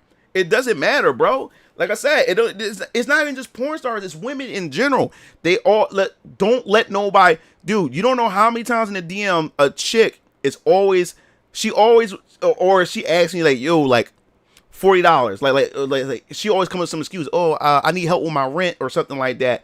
can you give me a couple of dollars? Like, I need $100 or something like that. If you give me, like, if you give me $100, I'll let you fuck. This, that, and the third. Like, a lot of these chicks will come, like a lot of these chicks will have a price. A lot of chicks have a price. Some may have higher prices. Some chicks think they're more viable than other chicks, but every chick has a price. You just gotta know. You just gotta figure out what the price is. They all do. They would talk all that shit. I ain't like the rest of these hoes. Hit them up in the DM, or if they come to you. And like I said, it surprised me. There's a couple of chicks who came to me, who was asking for money or wanted a favor, and they wanted to exchange it for sex, money for sex, so she can be able to get a particular research that she's trying to get. And it's from some of the chicks that I never thought would do shit like that. So what I'm saying is, man, like, don't have these chicks feel like you ain't shit. That's all I'm saying. Don't allow a lot of these females be putting down a lot of dudes, and then you actually believe that these dudes, or you really start to think that you ain't shit because you're looking at how beautiful she is, or you looking at these fake ass pictures she posting up, and you thinking that she's above you, and she's actually not. She a sleaze bag. So chicks can start their own man for him. He said, I love social media. Now I can get my heart broke on the web instead of in person. And the reason why, and guys, the reason why social media is bad and it benefits women, because check this out. And I'm learning more and more. And like I said, I know a lot of female models, and women love validation. Women love validation over sex, believe it or not. If a woman can get validation from a man for free without her giving up pussy, she'll do it. That's why a lot of women will even go out on dates knowing damn well she's not going to give any sex or anything in return. He'll spend all his money, do all this other type of stuff, and she got a free meal, and she going on off about her business to fuck somebody else who she really want to fuck. Or she will keep a guy around just for validation. She has a man in her back pocket just for him. She pulls him out of the pocket just for him to make her feel good about herself. And I know a lot of females, I know women personally who say they actually go online just to get guys to make them feel good about themselves, and they get off social media for the rest of the day. They use guys for validation. They don't want to date. They have no intention. Or she will talk to a guy for hours, and he's thinking that, man, she must really like me. I'm really getting involved with her. I'm getting closer to actually getting with her. But no, she's only using him for a conversation piece to have him make her feel good about herself. And then she stopped talking to him for a couple weeks until she started feeling like shit, and she goes back to him so she can feel good. Exactly, second status. No lie. No lie. So, like, dudes, today, validation is more important to chicks than actual relationships. Way more important. Women really out there using their masculine energy to finesse. Yeah. When I started discovering that, that's why I said, like, me getting in this industry and me starting to know a lot of these chicks and stuff, they even give out their secrets. Or I'll sit there and watch what they do. And one chick literally said that, like, when she feels like shit, she go on the internet and just want guys to tell her how beautiful she is, and then she gets off the internet, or she ignore the rest of their text messages and shit, and she go on about her day. It's a drug, bro. What's up, Kakashi? What's going on? What's up, Grant? And that's why I'm trying to tell you, fellas, stop putting females on a pedestal, man. They're humans just like the rest of us.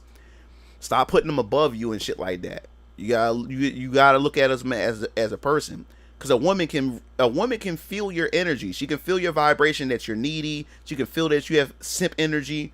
She can feel those things coming off of you, and then she will treat you like one of them. She can feel that shit, you know. And women are so used to getting what they want, and what I love is I love telling a woman no, especially a chick that's always getting validated all the time. And she just throw her weight around to get what she want from dudes. And then when she come and meet me, and then she tries to do that same thing to me, I was like, no, I'm not doing that. Or I tell her no, or whatever like that. And she loses her shit because she never had a guy tell her no. I'm all kinds of assholes. I'm all kinds of dickheads. I'm all kinds of everything because I didn't give her way. And then when she goes on social media or whatever to cry about certain things, then of course her white knights, her simps come to the rescue and shit. And remind you, I just got finished fucking her. These guys are simping for her and ain't get a chance to fuck her. So guys, it's not working. You simping for her, you're not going to get a chance to fuck. You know what I'm saying? Like she's complaining about the guy who just fucked her, and you guys are simply uplifting her, and she's not giving you ass at all. Like have you ever stopped and realized what you're doing is not working in your benefit? Yeah. What's up, Blood Edge? Yeah. So dudes, fellas, I'm gonna keep saying this, fellas. You got to be on your game. Like I said, your goal shouldn't be women. Your goal should be improving your life, because when you improve your life, the women come. Because women are attractive to men that create value for themselves. They're attracted to that shit. So don't make your goal to go after women or to get women. That comes with the package when you doing for yourself. You know?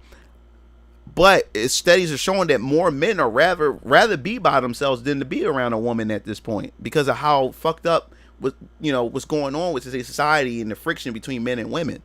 Some dudes saying, you know what, I'd rather be alone. I'd rather sit there and beat my dick to porn or hentai, or I'd rather play video games all day and just bro it out with my bros all day than to sit there and be around the irritation of a female. All she does is keep bringing drama, or all she does, is always bringing problems into my happiness and shit like that.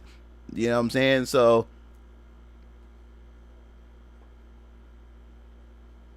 yeah. So this is what I'm saying. The reason why females got the ego that they have today is because of social media. And let me explain why. Now, it's all about natural selection. It's all about natural selection. A female picks a man who she deems is fit to reproduce with. If it comes, rather it's his status, if he his height, if he has strong genes. A woman always want to pick the strongest male, and no matter what category he's in, wherever he has strength in, that's who she wants to mate with in order to produce strong offsprings. It's just in her biology. It's in a man's biology as well to go after the most youthful and fertile female, so he can procreate with and have children with and shit like that. Now, when I mean by natural selection, think about it this way: before the internet, what did women have when it came to selection? Women was only able to select men that was from her neighborhood, from her city, from her community, or whatever like that. That's the only selection of men that she had.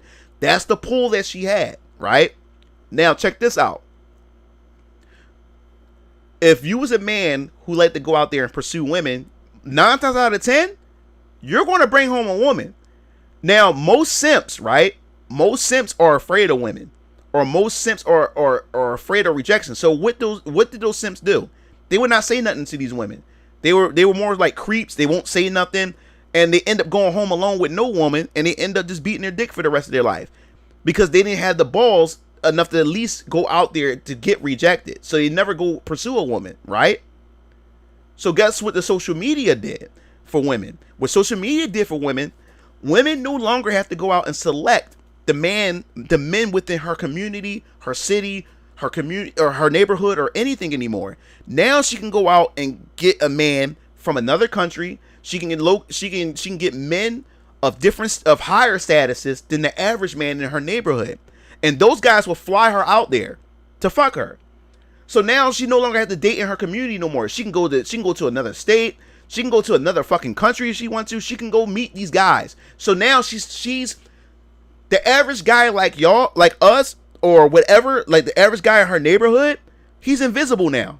She don't have to get those guys no more. All she has to do is go on social media, put up thirst traps, show her ass, show some titties, and that's a beacon to attract men. And all she does is weed out the men that she don't want and then nail the guy that she really want. And if he has the status that or the lifestyle that she likes, she's gonna go to him. Now, what I mean by this, what I mean by natural selection, remember what I said about the simps or the guys who are afraid to talk to women? Before social media, those dudes would never go approach a woman. He would never simp for her. He would never validate for her. He was just scared to approach her in general. So those guys were out of the pool. But what social media did was, social media was allow these guys to create their own profile, and he's able to hide behind that profile. And now he can just DM her. He can go to her profile. He can call her beautiful. He can say all these things. But these are things he would never say to her in person. So now a woman is getting a rush of free validation from these dudes, because these are the same guys who would never approach a woman and call her beautiful. He would never approach a woman and validate her. He would never do those things in person because he's too nervous or he's afraid to get rejected and embarrassed by her. But social media made it easier for those men to do that. But the only difference is, as he's doing that, he's getting nothing in return. All it did was give her validation, and all it did was boost up her ego, and all it did was inflate her value, because all these dudes is validating her. Now she thinking she's a bad bitch. She thinks she's a goddess now. She thinks she's above everything now. Yup. She thinks that she's above every dude now.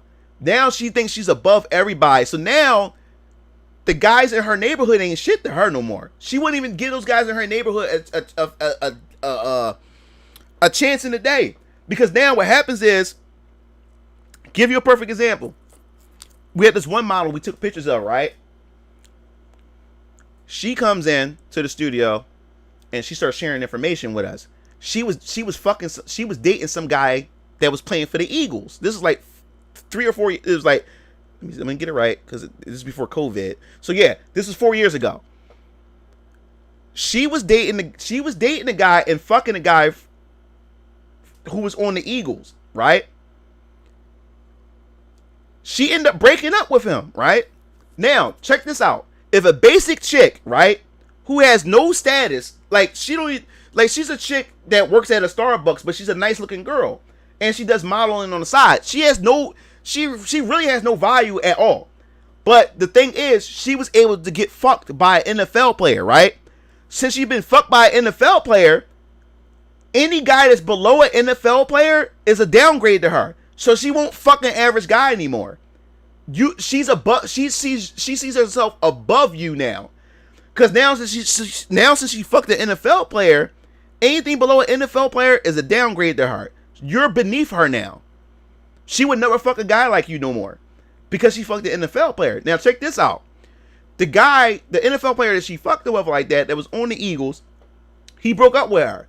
So she didn't want to downgrade anymore. Since she got an NFL player, she feels though that she deserves to fuck another NFL player or somebody on the same status as an NFL player. So she moved on to his best friend that's on the Eagles. And so it got to the point where 4 guys on the Eagles fucked her. She got passed around by 4 dudes. And guess what? She's not with none of them dudes. And that's what's going on with a lot of these females. They end up fucking a high status guy, right? And they think that since they fucked a high status guy, they believe that their value is that high because a high status guy fucked them, and they think that's what they deserve, is a high status guy. No, you're not. Actually, he's above you. You're not even on his level. You're just a fuck piece. He don't want to marry you. He don't even want to make you his girl. You're just a fuck piece.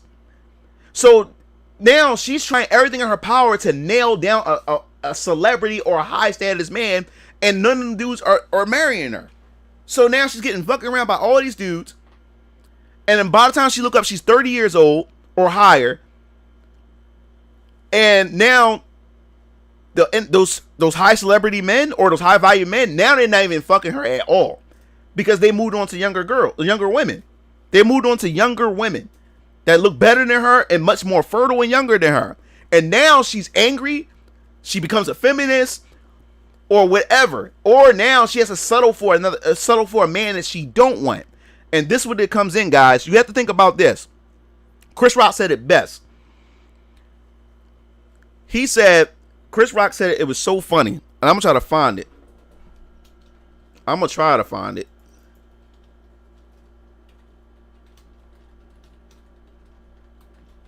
There we go. He said it perfect. And a lot of you guys, a lot of you guys don't realize this, that you may be this type of, you may be this guy. I'm gonna see if this is the one. Let me see. You cannot beat a woman in an argument. It's impossible. You will not. Check this out. Because men, we are handicapped when it comes to arguing. Because we have a need to make sense. Check this out. Chris Rock and Chris Rock makes sense with this.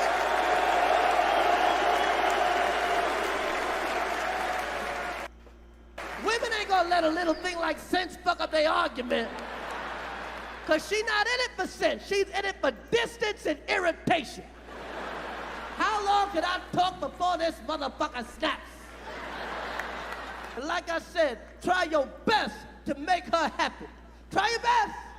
But here's one thing nobody tells you. You can't make a woman happy. It's impossible. I've never met a happy woman in my life. Women always complaining about something. Shit, women like to complain. Women save up shit to complain about.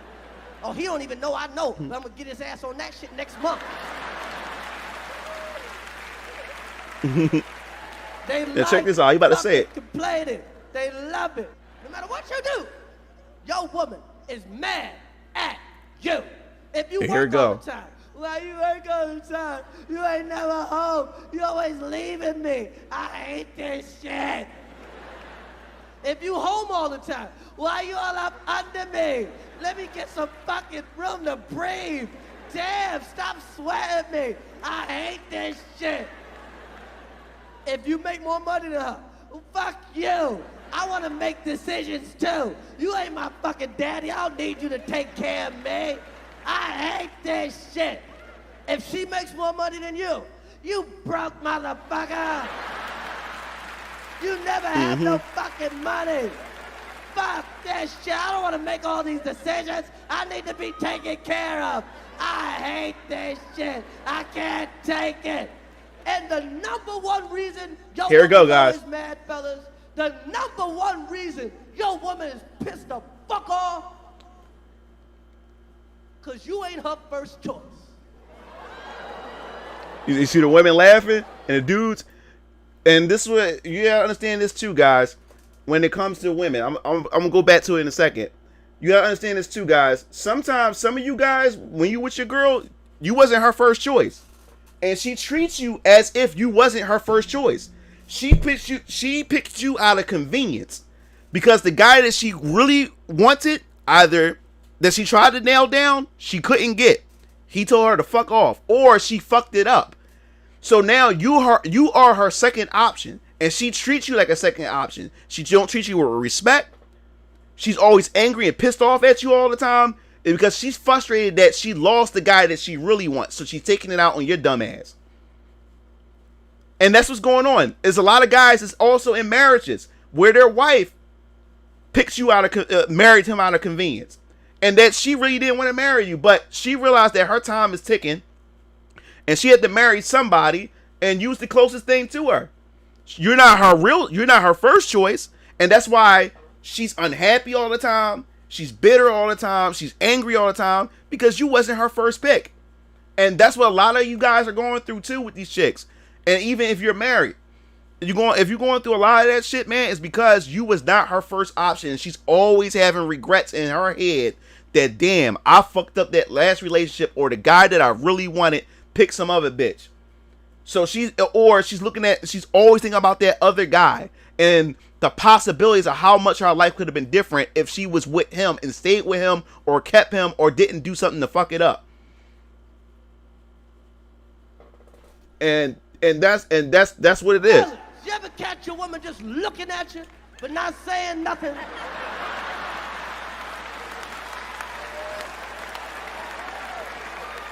Yeah, of course she laughing. She know that's the truth. Thinking, how did I end up with this ugly motherfucker?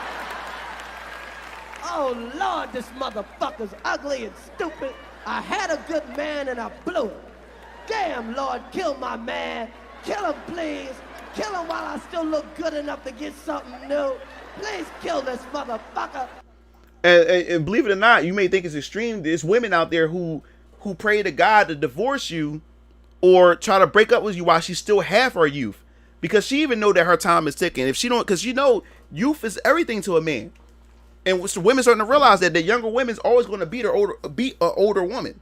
You know what I'm saying? So a lot of these women, especially if she's married and shit like that, she tries to divorce as young as she possibly can, if she still has the body and the features to be able to attract another man and shit like that. Yeah, some of these females are good actresses. Oh yeah, look.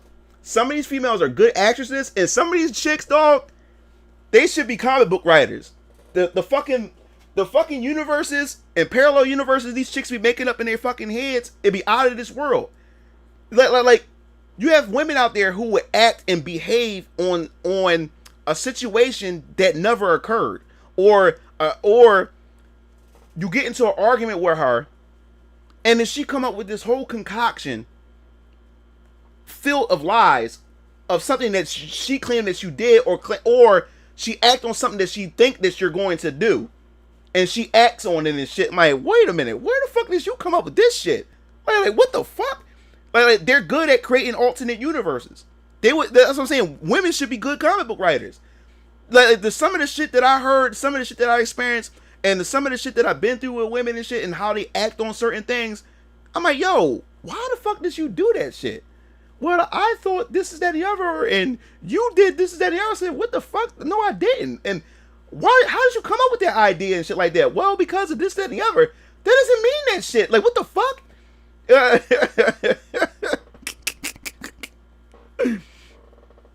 Yo, man.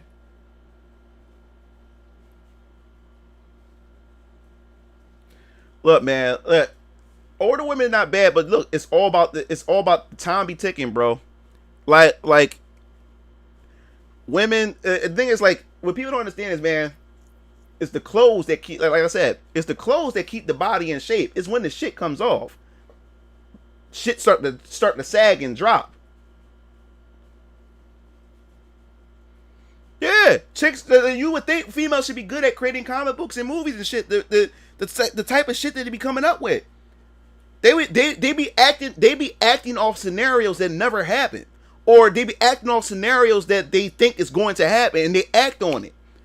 And then when they repeat it to you, or they tell you what they thought, or why they behaved the way they did, you might, what the fuck? Like, what kind of logic was that? Like, that didn't make no sense. What do you, like, what?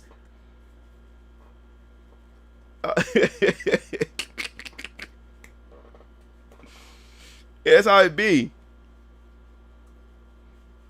Yeah, man, like, but the thing is, like, I almost keep saying it, man. Despite what I say, and when I talk about women and stuff, man, I love women, man. Like, women is like, is one of the God's most beautiful creations, dog. I love women, I really do. Despite them getting on my nerves, and the shit that I go through with some of these females, I love women. Women are so beautiful, y'all. Women are so beautiful. You know, but yeah, man, it's crazy, man. And then it's like, it's the next time you stream, you think you can pull up some of those. Oh, for my man. Oh yeah. What's up, Knox? Yeah, man. I love like I said, man. Despite what I say when I talk about women, man, like I love women, dog. You would never find a day where I'll say, you know, fuck women altogether. That would never happen. Despite some of the issues that I run into with some women, I always say some. I never say every woman. I say some. Women, I just love them, man. Like Eric, like when I see women, dog, like beautiful women, dog, I'm like, yo, man, it just feels good to be a man. I'm like, I love being a man, dog. Like, I love being a man. Just when I see women, dog, like it, like damn, like beautiful piece of art, like crafted, well crafted. Women are well sculpted, man. Well sculpted, and if they have the beauty, and then what makes it better is if she has the personality to go along with her beauty and shit like that. You know what I'm saying? That's what makes it even more. That's what makes her even more incredible, when she has the personality that you love to go with her beauty and shit like that. the best. It's the fucking best. You know what I'm saying? And it's really hard today to actually find a woman who has a personality, because most women, especially if they're good looking, they don't need a personality, because just the fact that she's breathing and existing, the fact that she's breathing air, guys, and not even just guys, other women, they just give to her. So she don't have to work on her personality when everything is just given to her. And that's the problem that I'm going through. Like, I meet a lot of females, and I sit down and talk with them, they can't even hold a fucking conversation. So and when I talk with them, my goal is to try to make the conversation about them. I'm trying to get to know them, because like most women, they stuck on themselves. If you keep the conversation on them, they look, it should be an easy thing for them to talk about themselves. And then when you start getting into the hobbies and the things that they like, that's when it start going down. Or you try to have like a deep conversation, it just plummets. It goes down and stuff. And you got some chicks who personality is dry as a fucking sheetrock. Like, you just can't. It's like you better off talking to a fucking wall. And I'm like, God damn. You know what I'm saying? Like, you know.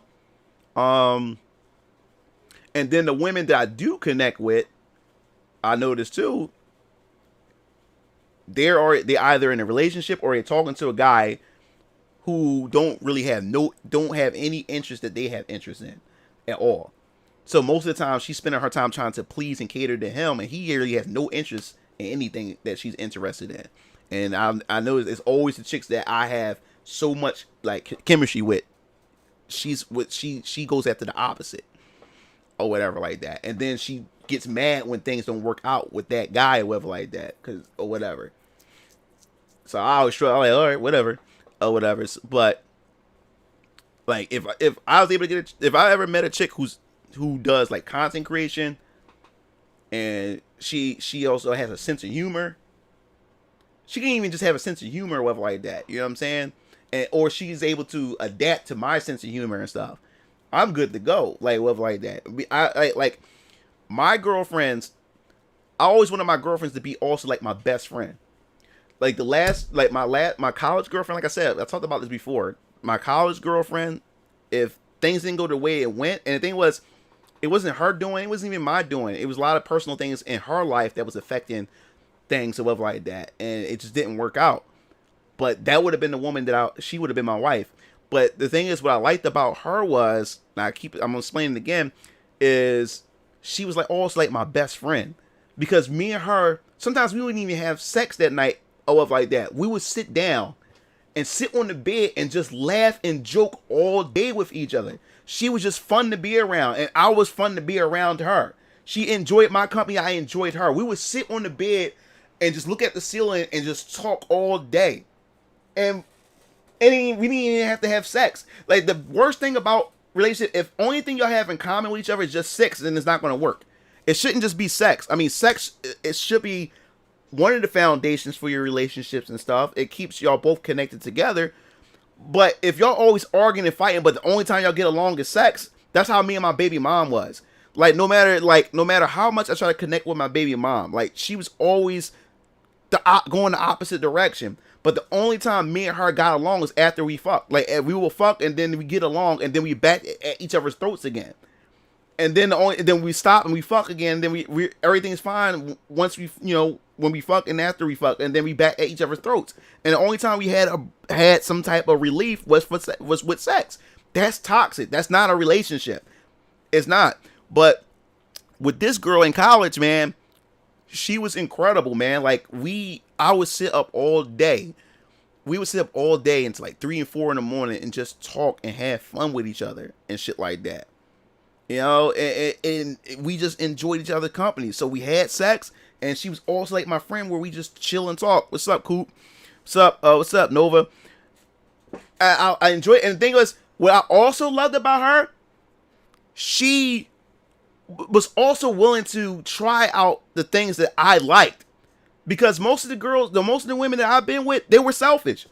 It's like, I'm supposed to just cater to her, or I'm supposed to get involved in the things that she likes. But when it came to things that I like, she didn't want to do it. So I remember, because me and her together, Street Fighter Cross Tekken just came out when me and her was together. And she would sit there and watch me play it, and then she asked, like, can I try? So I had an extra fight stick, and I was actually showing her how to do Hadoukens, and she's able to actually pull it off. So me and her, even though she wasn't good at the game, the fact is that she wanted to try to play a fighting game and play video. She never even watched anime. I introduced her to Dragon Ball Z. And she sat down and watched Dragon Ball Z with me. And then what I used to do was I used to give her a quiz on like the name of the characters. I said, who was the name of the guy who got blown up by the Cybermen? And it said his name was Yamcha, right? And yeah, I would test her after each arc. And so it goes to show that she was actually trying to invest herself in my hobby and shit like that. And the thing was, when I seen that, man, it made me want to do more for her. I catered to her more when I seen that she tries to cater to me. That's what I loved about that woman. And if things would have worked out the way I wished it worked out, she would probably be sitting right here right now. I would have married her. And she was just cool. She was just cool as hell, man. Like, and then she never played Legend of Zelda. So I had a Zelda 3DS, and I let her hold my 3DS, and she beat Legend of Zelda Ocarina of Time on the 3DS. Never played a Zelda game. She made it through the water temple. She didn't ask for help. She figured it out. She beat the fucking game. I couldn't believe it. She beat Ocarina of Time. I was like, yo, like, this is what I like. You know what I'm saying? I said, yo, like me and her on the same wavelength. You know what I'm saying?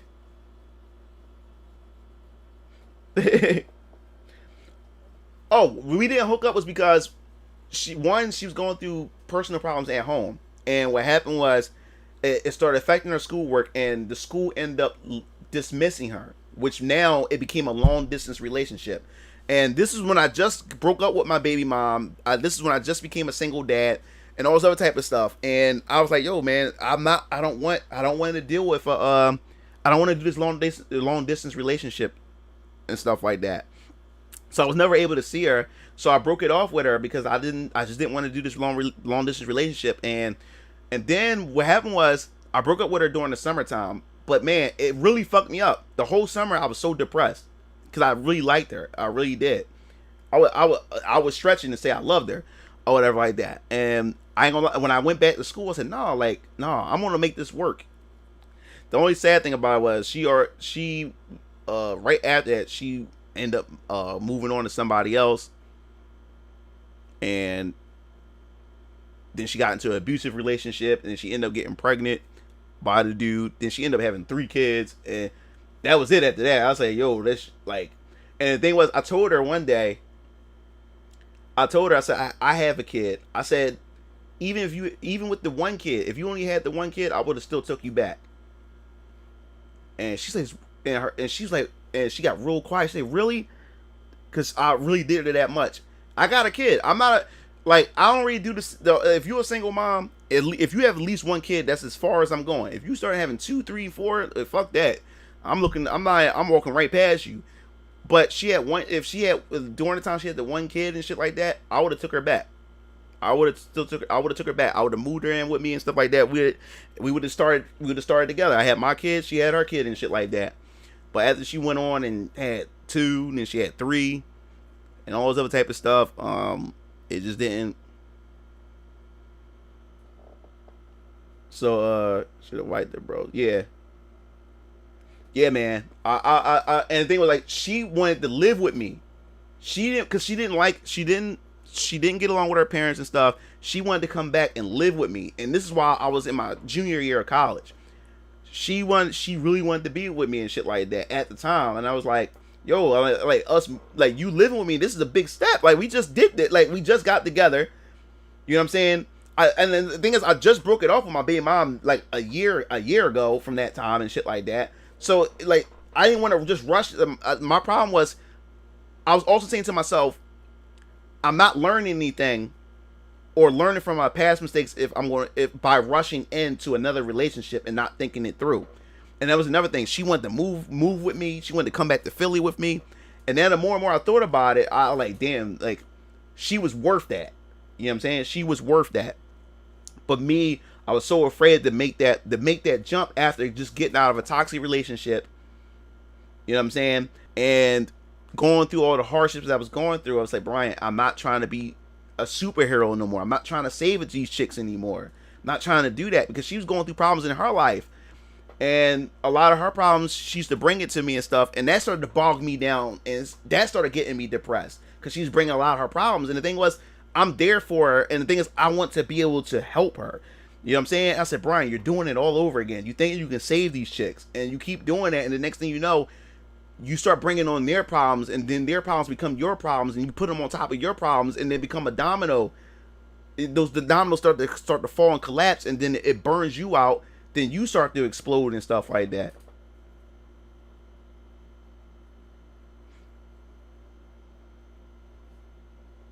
So I was like, and then, yeah, so I broke it off with her, man. And yeah, that was one I let go. That was one that got away, man.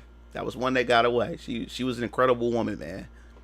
That was an incredible woman. But I learned, and she would definitely have been supportive of everything I've done. I do, even to till today. She definitely would have been a big supporter and stuff like that. She was an incredible woman, dog. I would say that she was incredible. Yep. Nice blonde and everything. Yeah, country girl too. Think of Tina. She had that accent. Think of Tina from Dead or Alive with the accent and everything. Country girl. Yeah, so I let that one get away. I let that. Matter of fact, I think it was her birthday. I wish her happy birthday. Yesterday was her birthday yesterday. And everything. But yeah, I let that one get away. Yeah, so like I said, man, like, I love women. That would never change. No matter what I go through with women and stuff, that would never change. I love women. Yep. So and I'm always like this. I never take my past problems when I've been with women and put that issue on the next woman. To me, like I said, I believe in due process. I believe in innocent. I believe in innocent before proven. And unless you're proven guilty. You know what I'm saying? So I never take those problems. I never put those problems on other women that I encounter in my life. You're innocent until proven guilty. But if you start showing signs and displaying signs that I've been through, then I'm gonna call you out on it. You know what I'm saying? That's just how it is.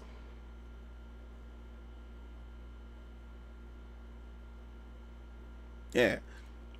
So that's the thing. I never carry my problems from last relationship to the other. Like when I was going through my baby mom, I never put that on her.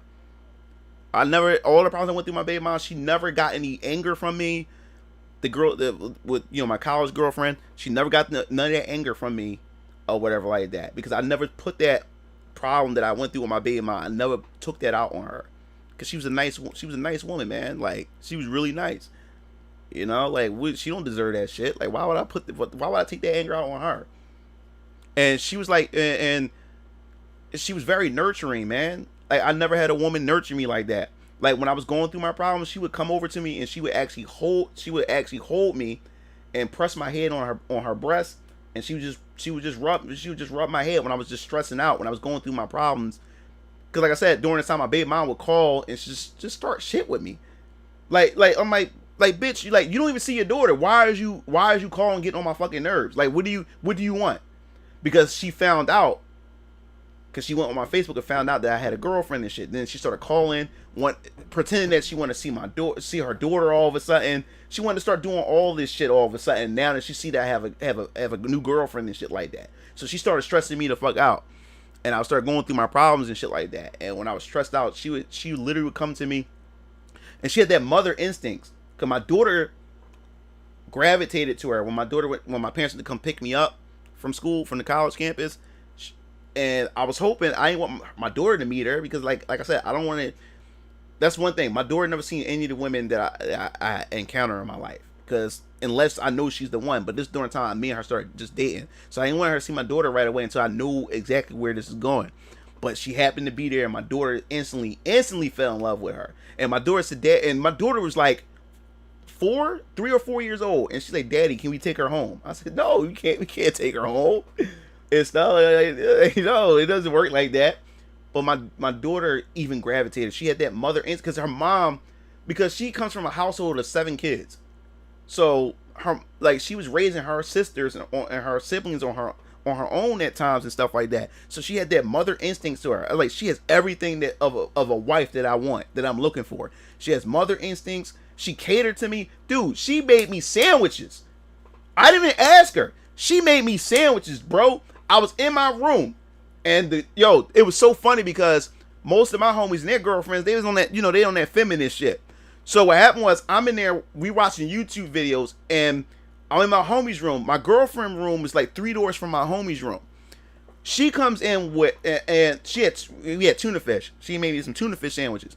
She came in with tuna. She came in with chips, cranberry juice, and 2 tuna fish sandwiches.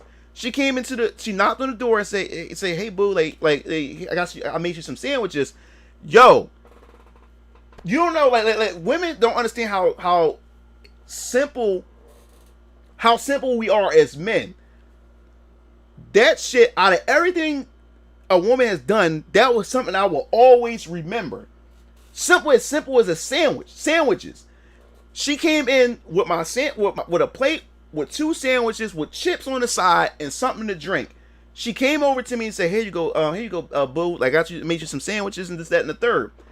Now, it also got my homies in trouble because their girlfriends started looking at her with their eyes, like, and their jaws dropped, and they was like pissed. They started looking at their boyfriends and shit like, you see this? Like, she making him sandwiches. The feminists just came out. It disgusted them. It disgusted them.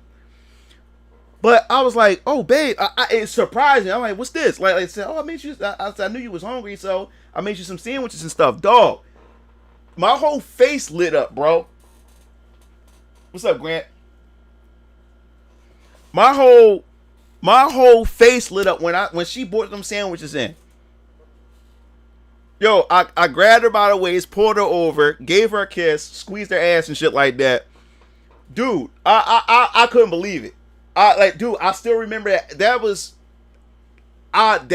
That still gets me. And that was like, what, 7 years ago now? What's up, Ryder? You tell me again? Shut up, Grant. Bro. And then not just that. You know what else got me? She ironed my shirts. The shirt that I was going to wear to class the next day. My business class, I had to wear a dress shirt, one of my business shirts. She even ironed my shirt. I didn't even ask her. She just did it. I said, no, man, she a keeper, man. I want to make sure I'm going to cater to this woman. My baby mom never did shit like this for me. I'm saying, yo, whatever she want, I'm making sure she going to get it. Whatever she want, I'm going to be the best man I can possibly be. No woman have ever done this shit for me before. I never had a woman cater to me before. Never had a woman cater to me like that before. So I like, yo, I want to make it my duty to make sure this woman get everything that she want. I'm going to give this woman the fucking world. You know what I'm saying? So I was like, yo, that, like women don't understand simple shit like that. Making the fucking sandwich for your man. A man, he will always remember that shit. He will always remember that shit. And I didn't even ask for it. She just did it. And I always made sure to cater to her. I made sure whatever she want, I made sure she got it. And we just catered to each other. That's how it's supposed to be. We catered to each other.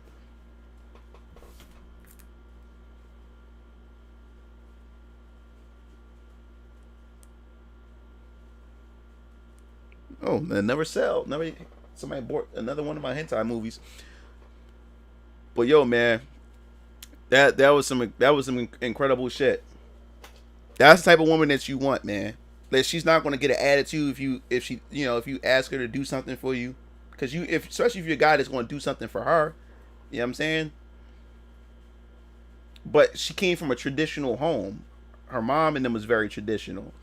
So I'm like, damn, like she gonna have my kids. I'm gonna marry this woman if the opportunity presents itself. That's what I had, the mindset that I had at the time. I was gonna like she's gonna have my kids, and she loved children. And at the time, as I said, everything was moving too fast because she wanted me to knock her up. I was like, whoa, because she said she wanted a kid. I was like, whoa, like we ain't moving that fast. And like I said, yo, you're still in college too. You're only a freshman, and I want you to be able to pursue the things that you want to pursue and stuff like that. I was like, you're in school right now. Why the fuck would I want to knock you up for? And plus, I'm still getting my life together. I got to get my life together because I want to be able to take care of you, our child, and my daughter. You know what I'm saying? I want to be able to do those things. I want to be able to do it right. This shit, it has to be planned. So that was with that. But she was an incredible woman, man. I will always remember that chick. Always remember her.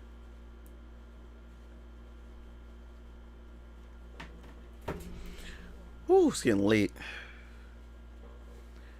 Alright, guys. That's it for tonight.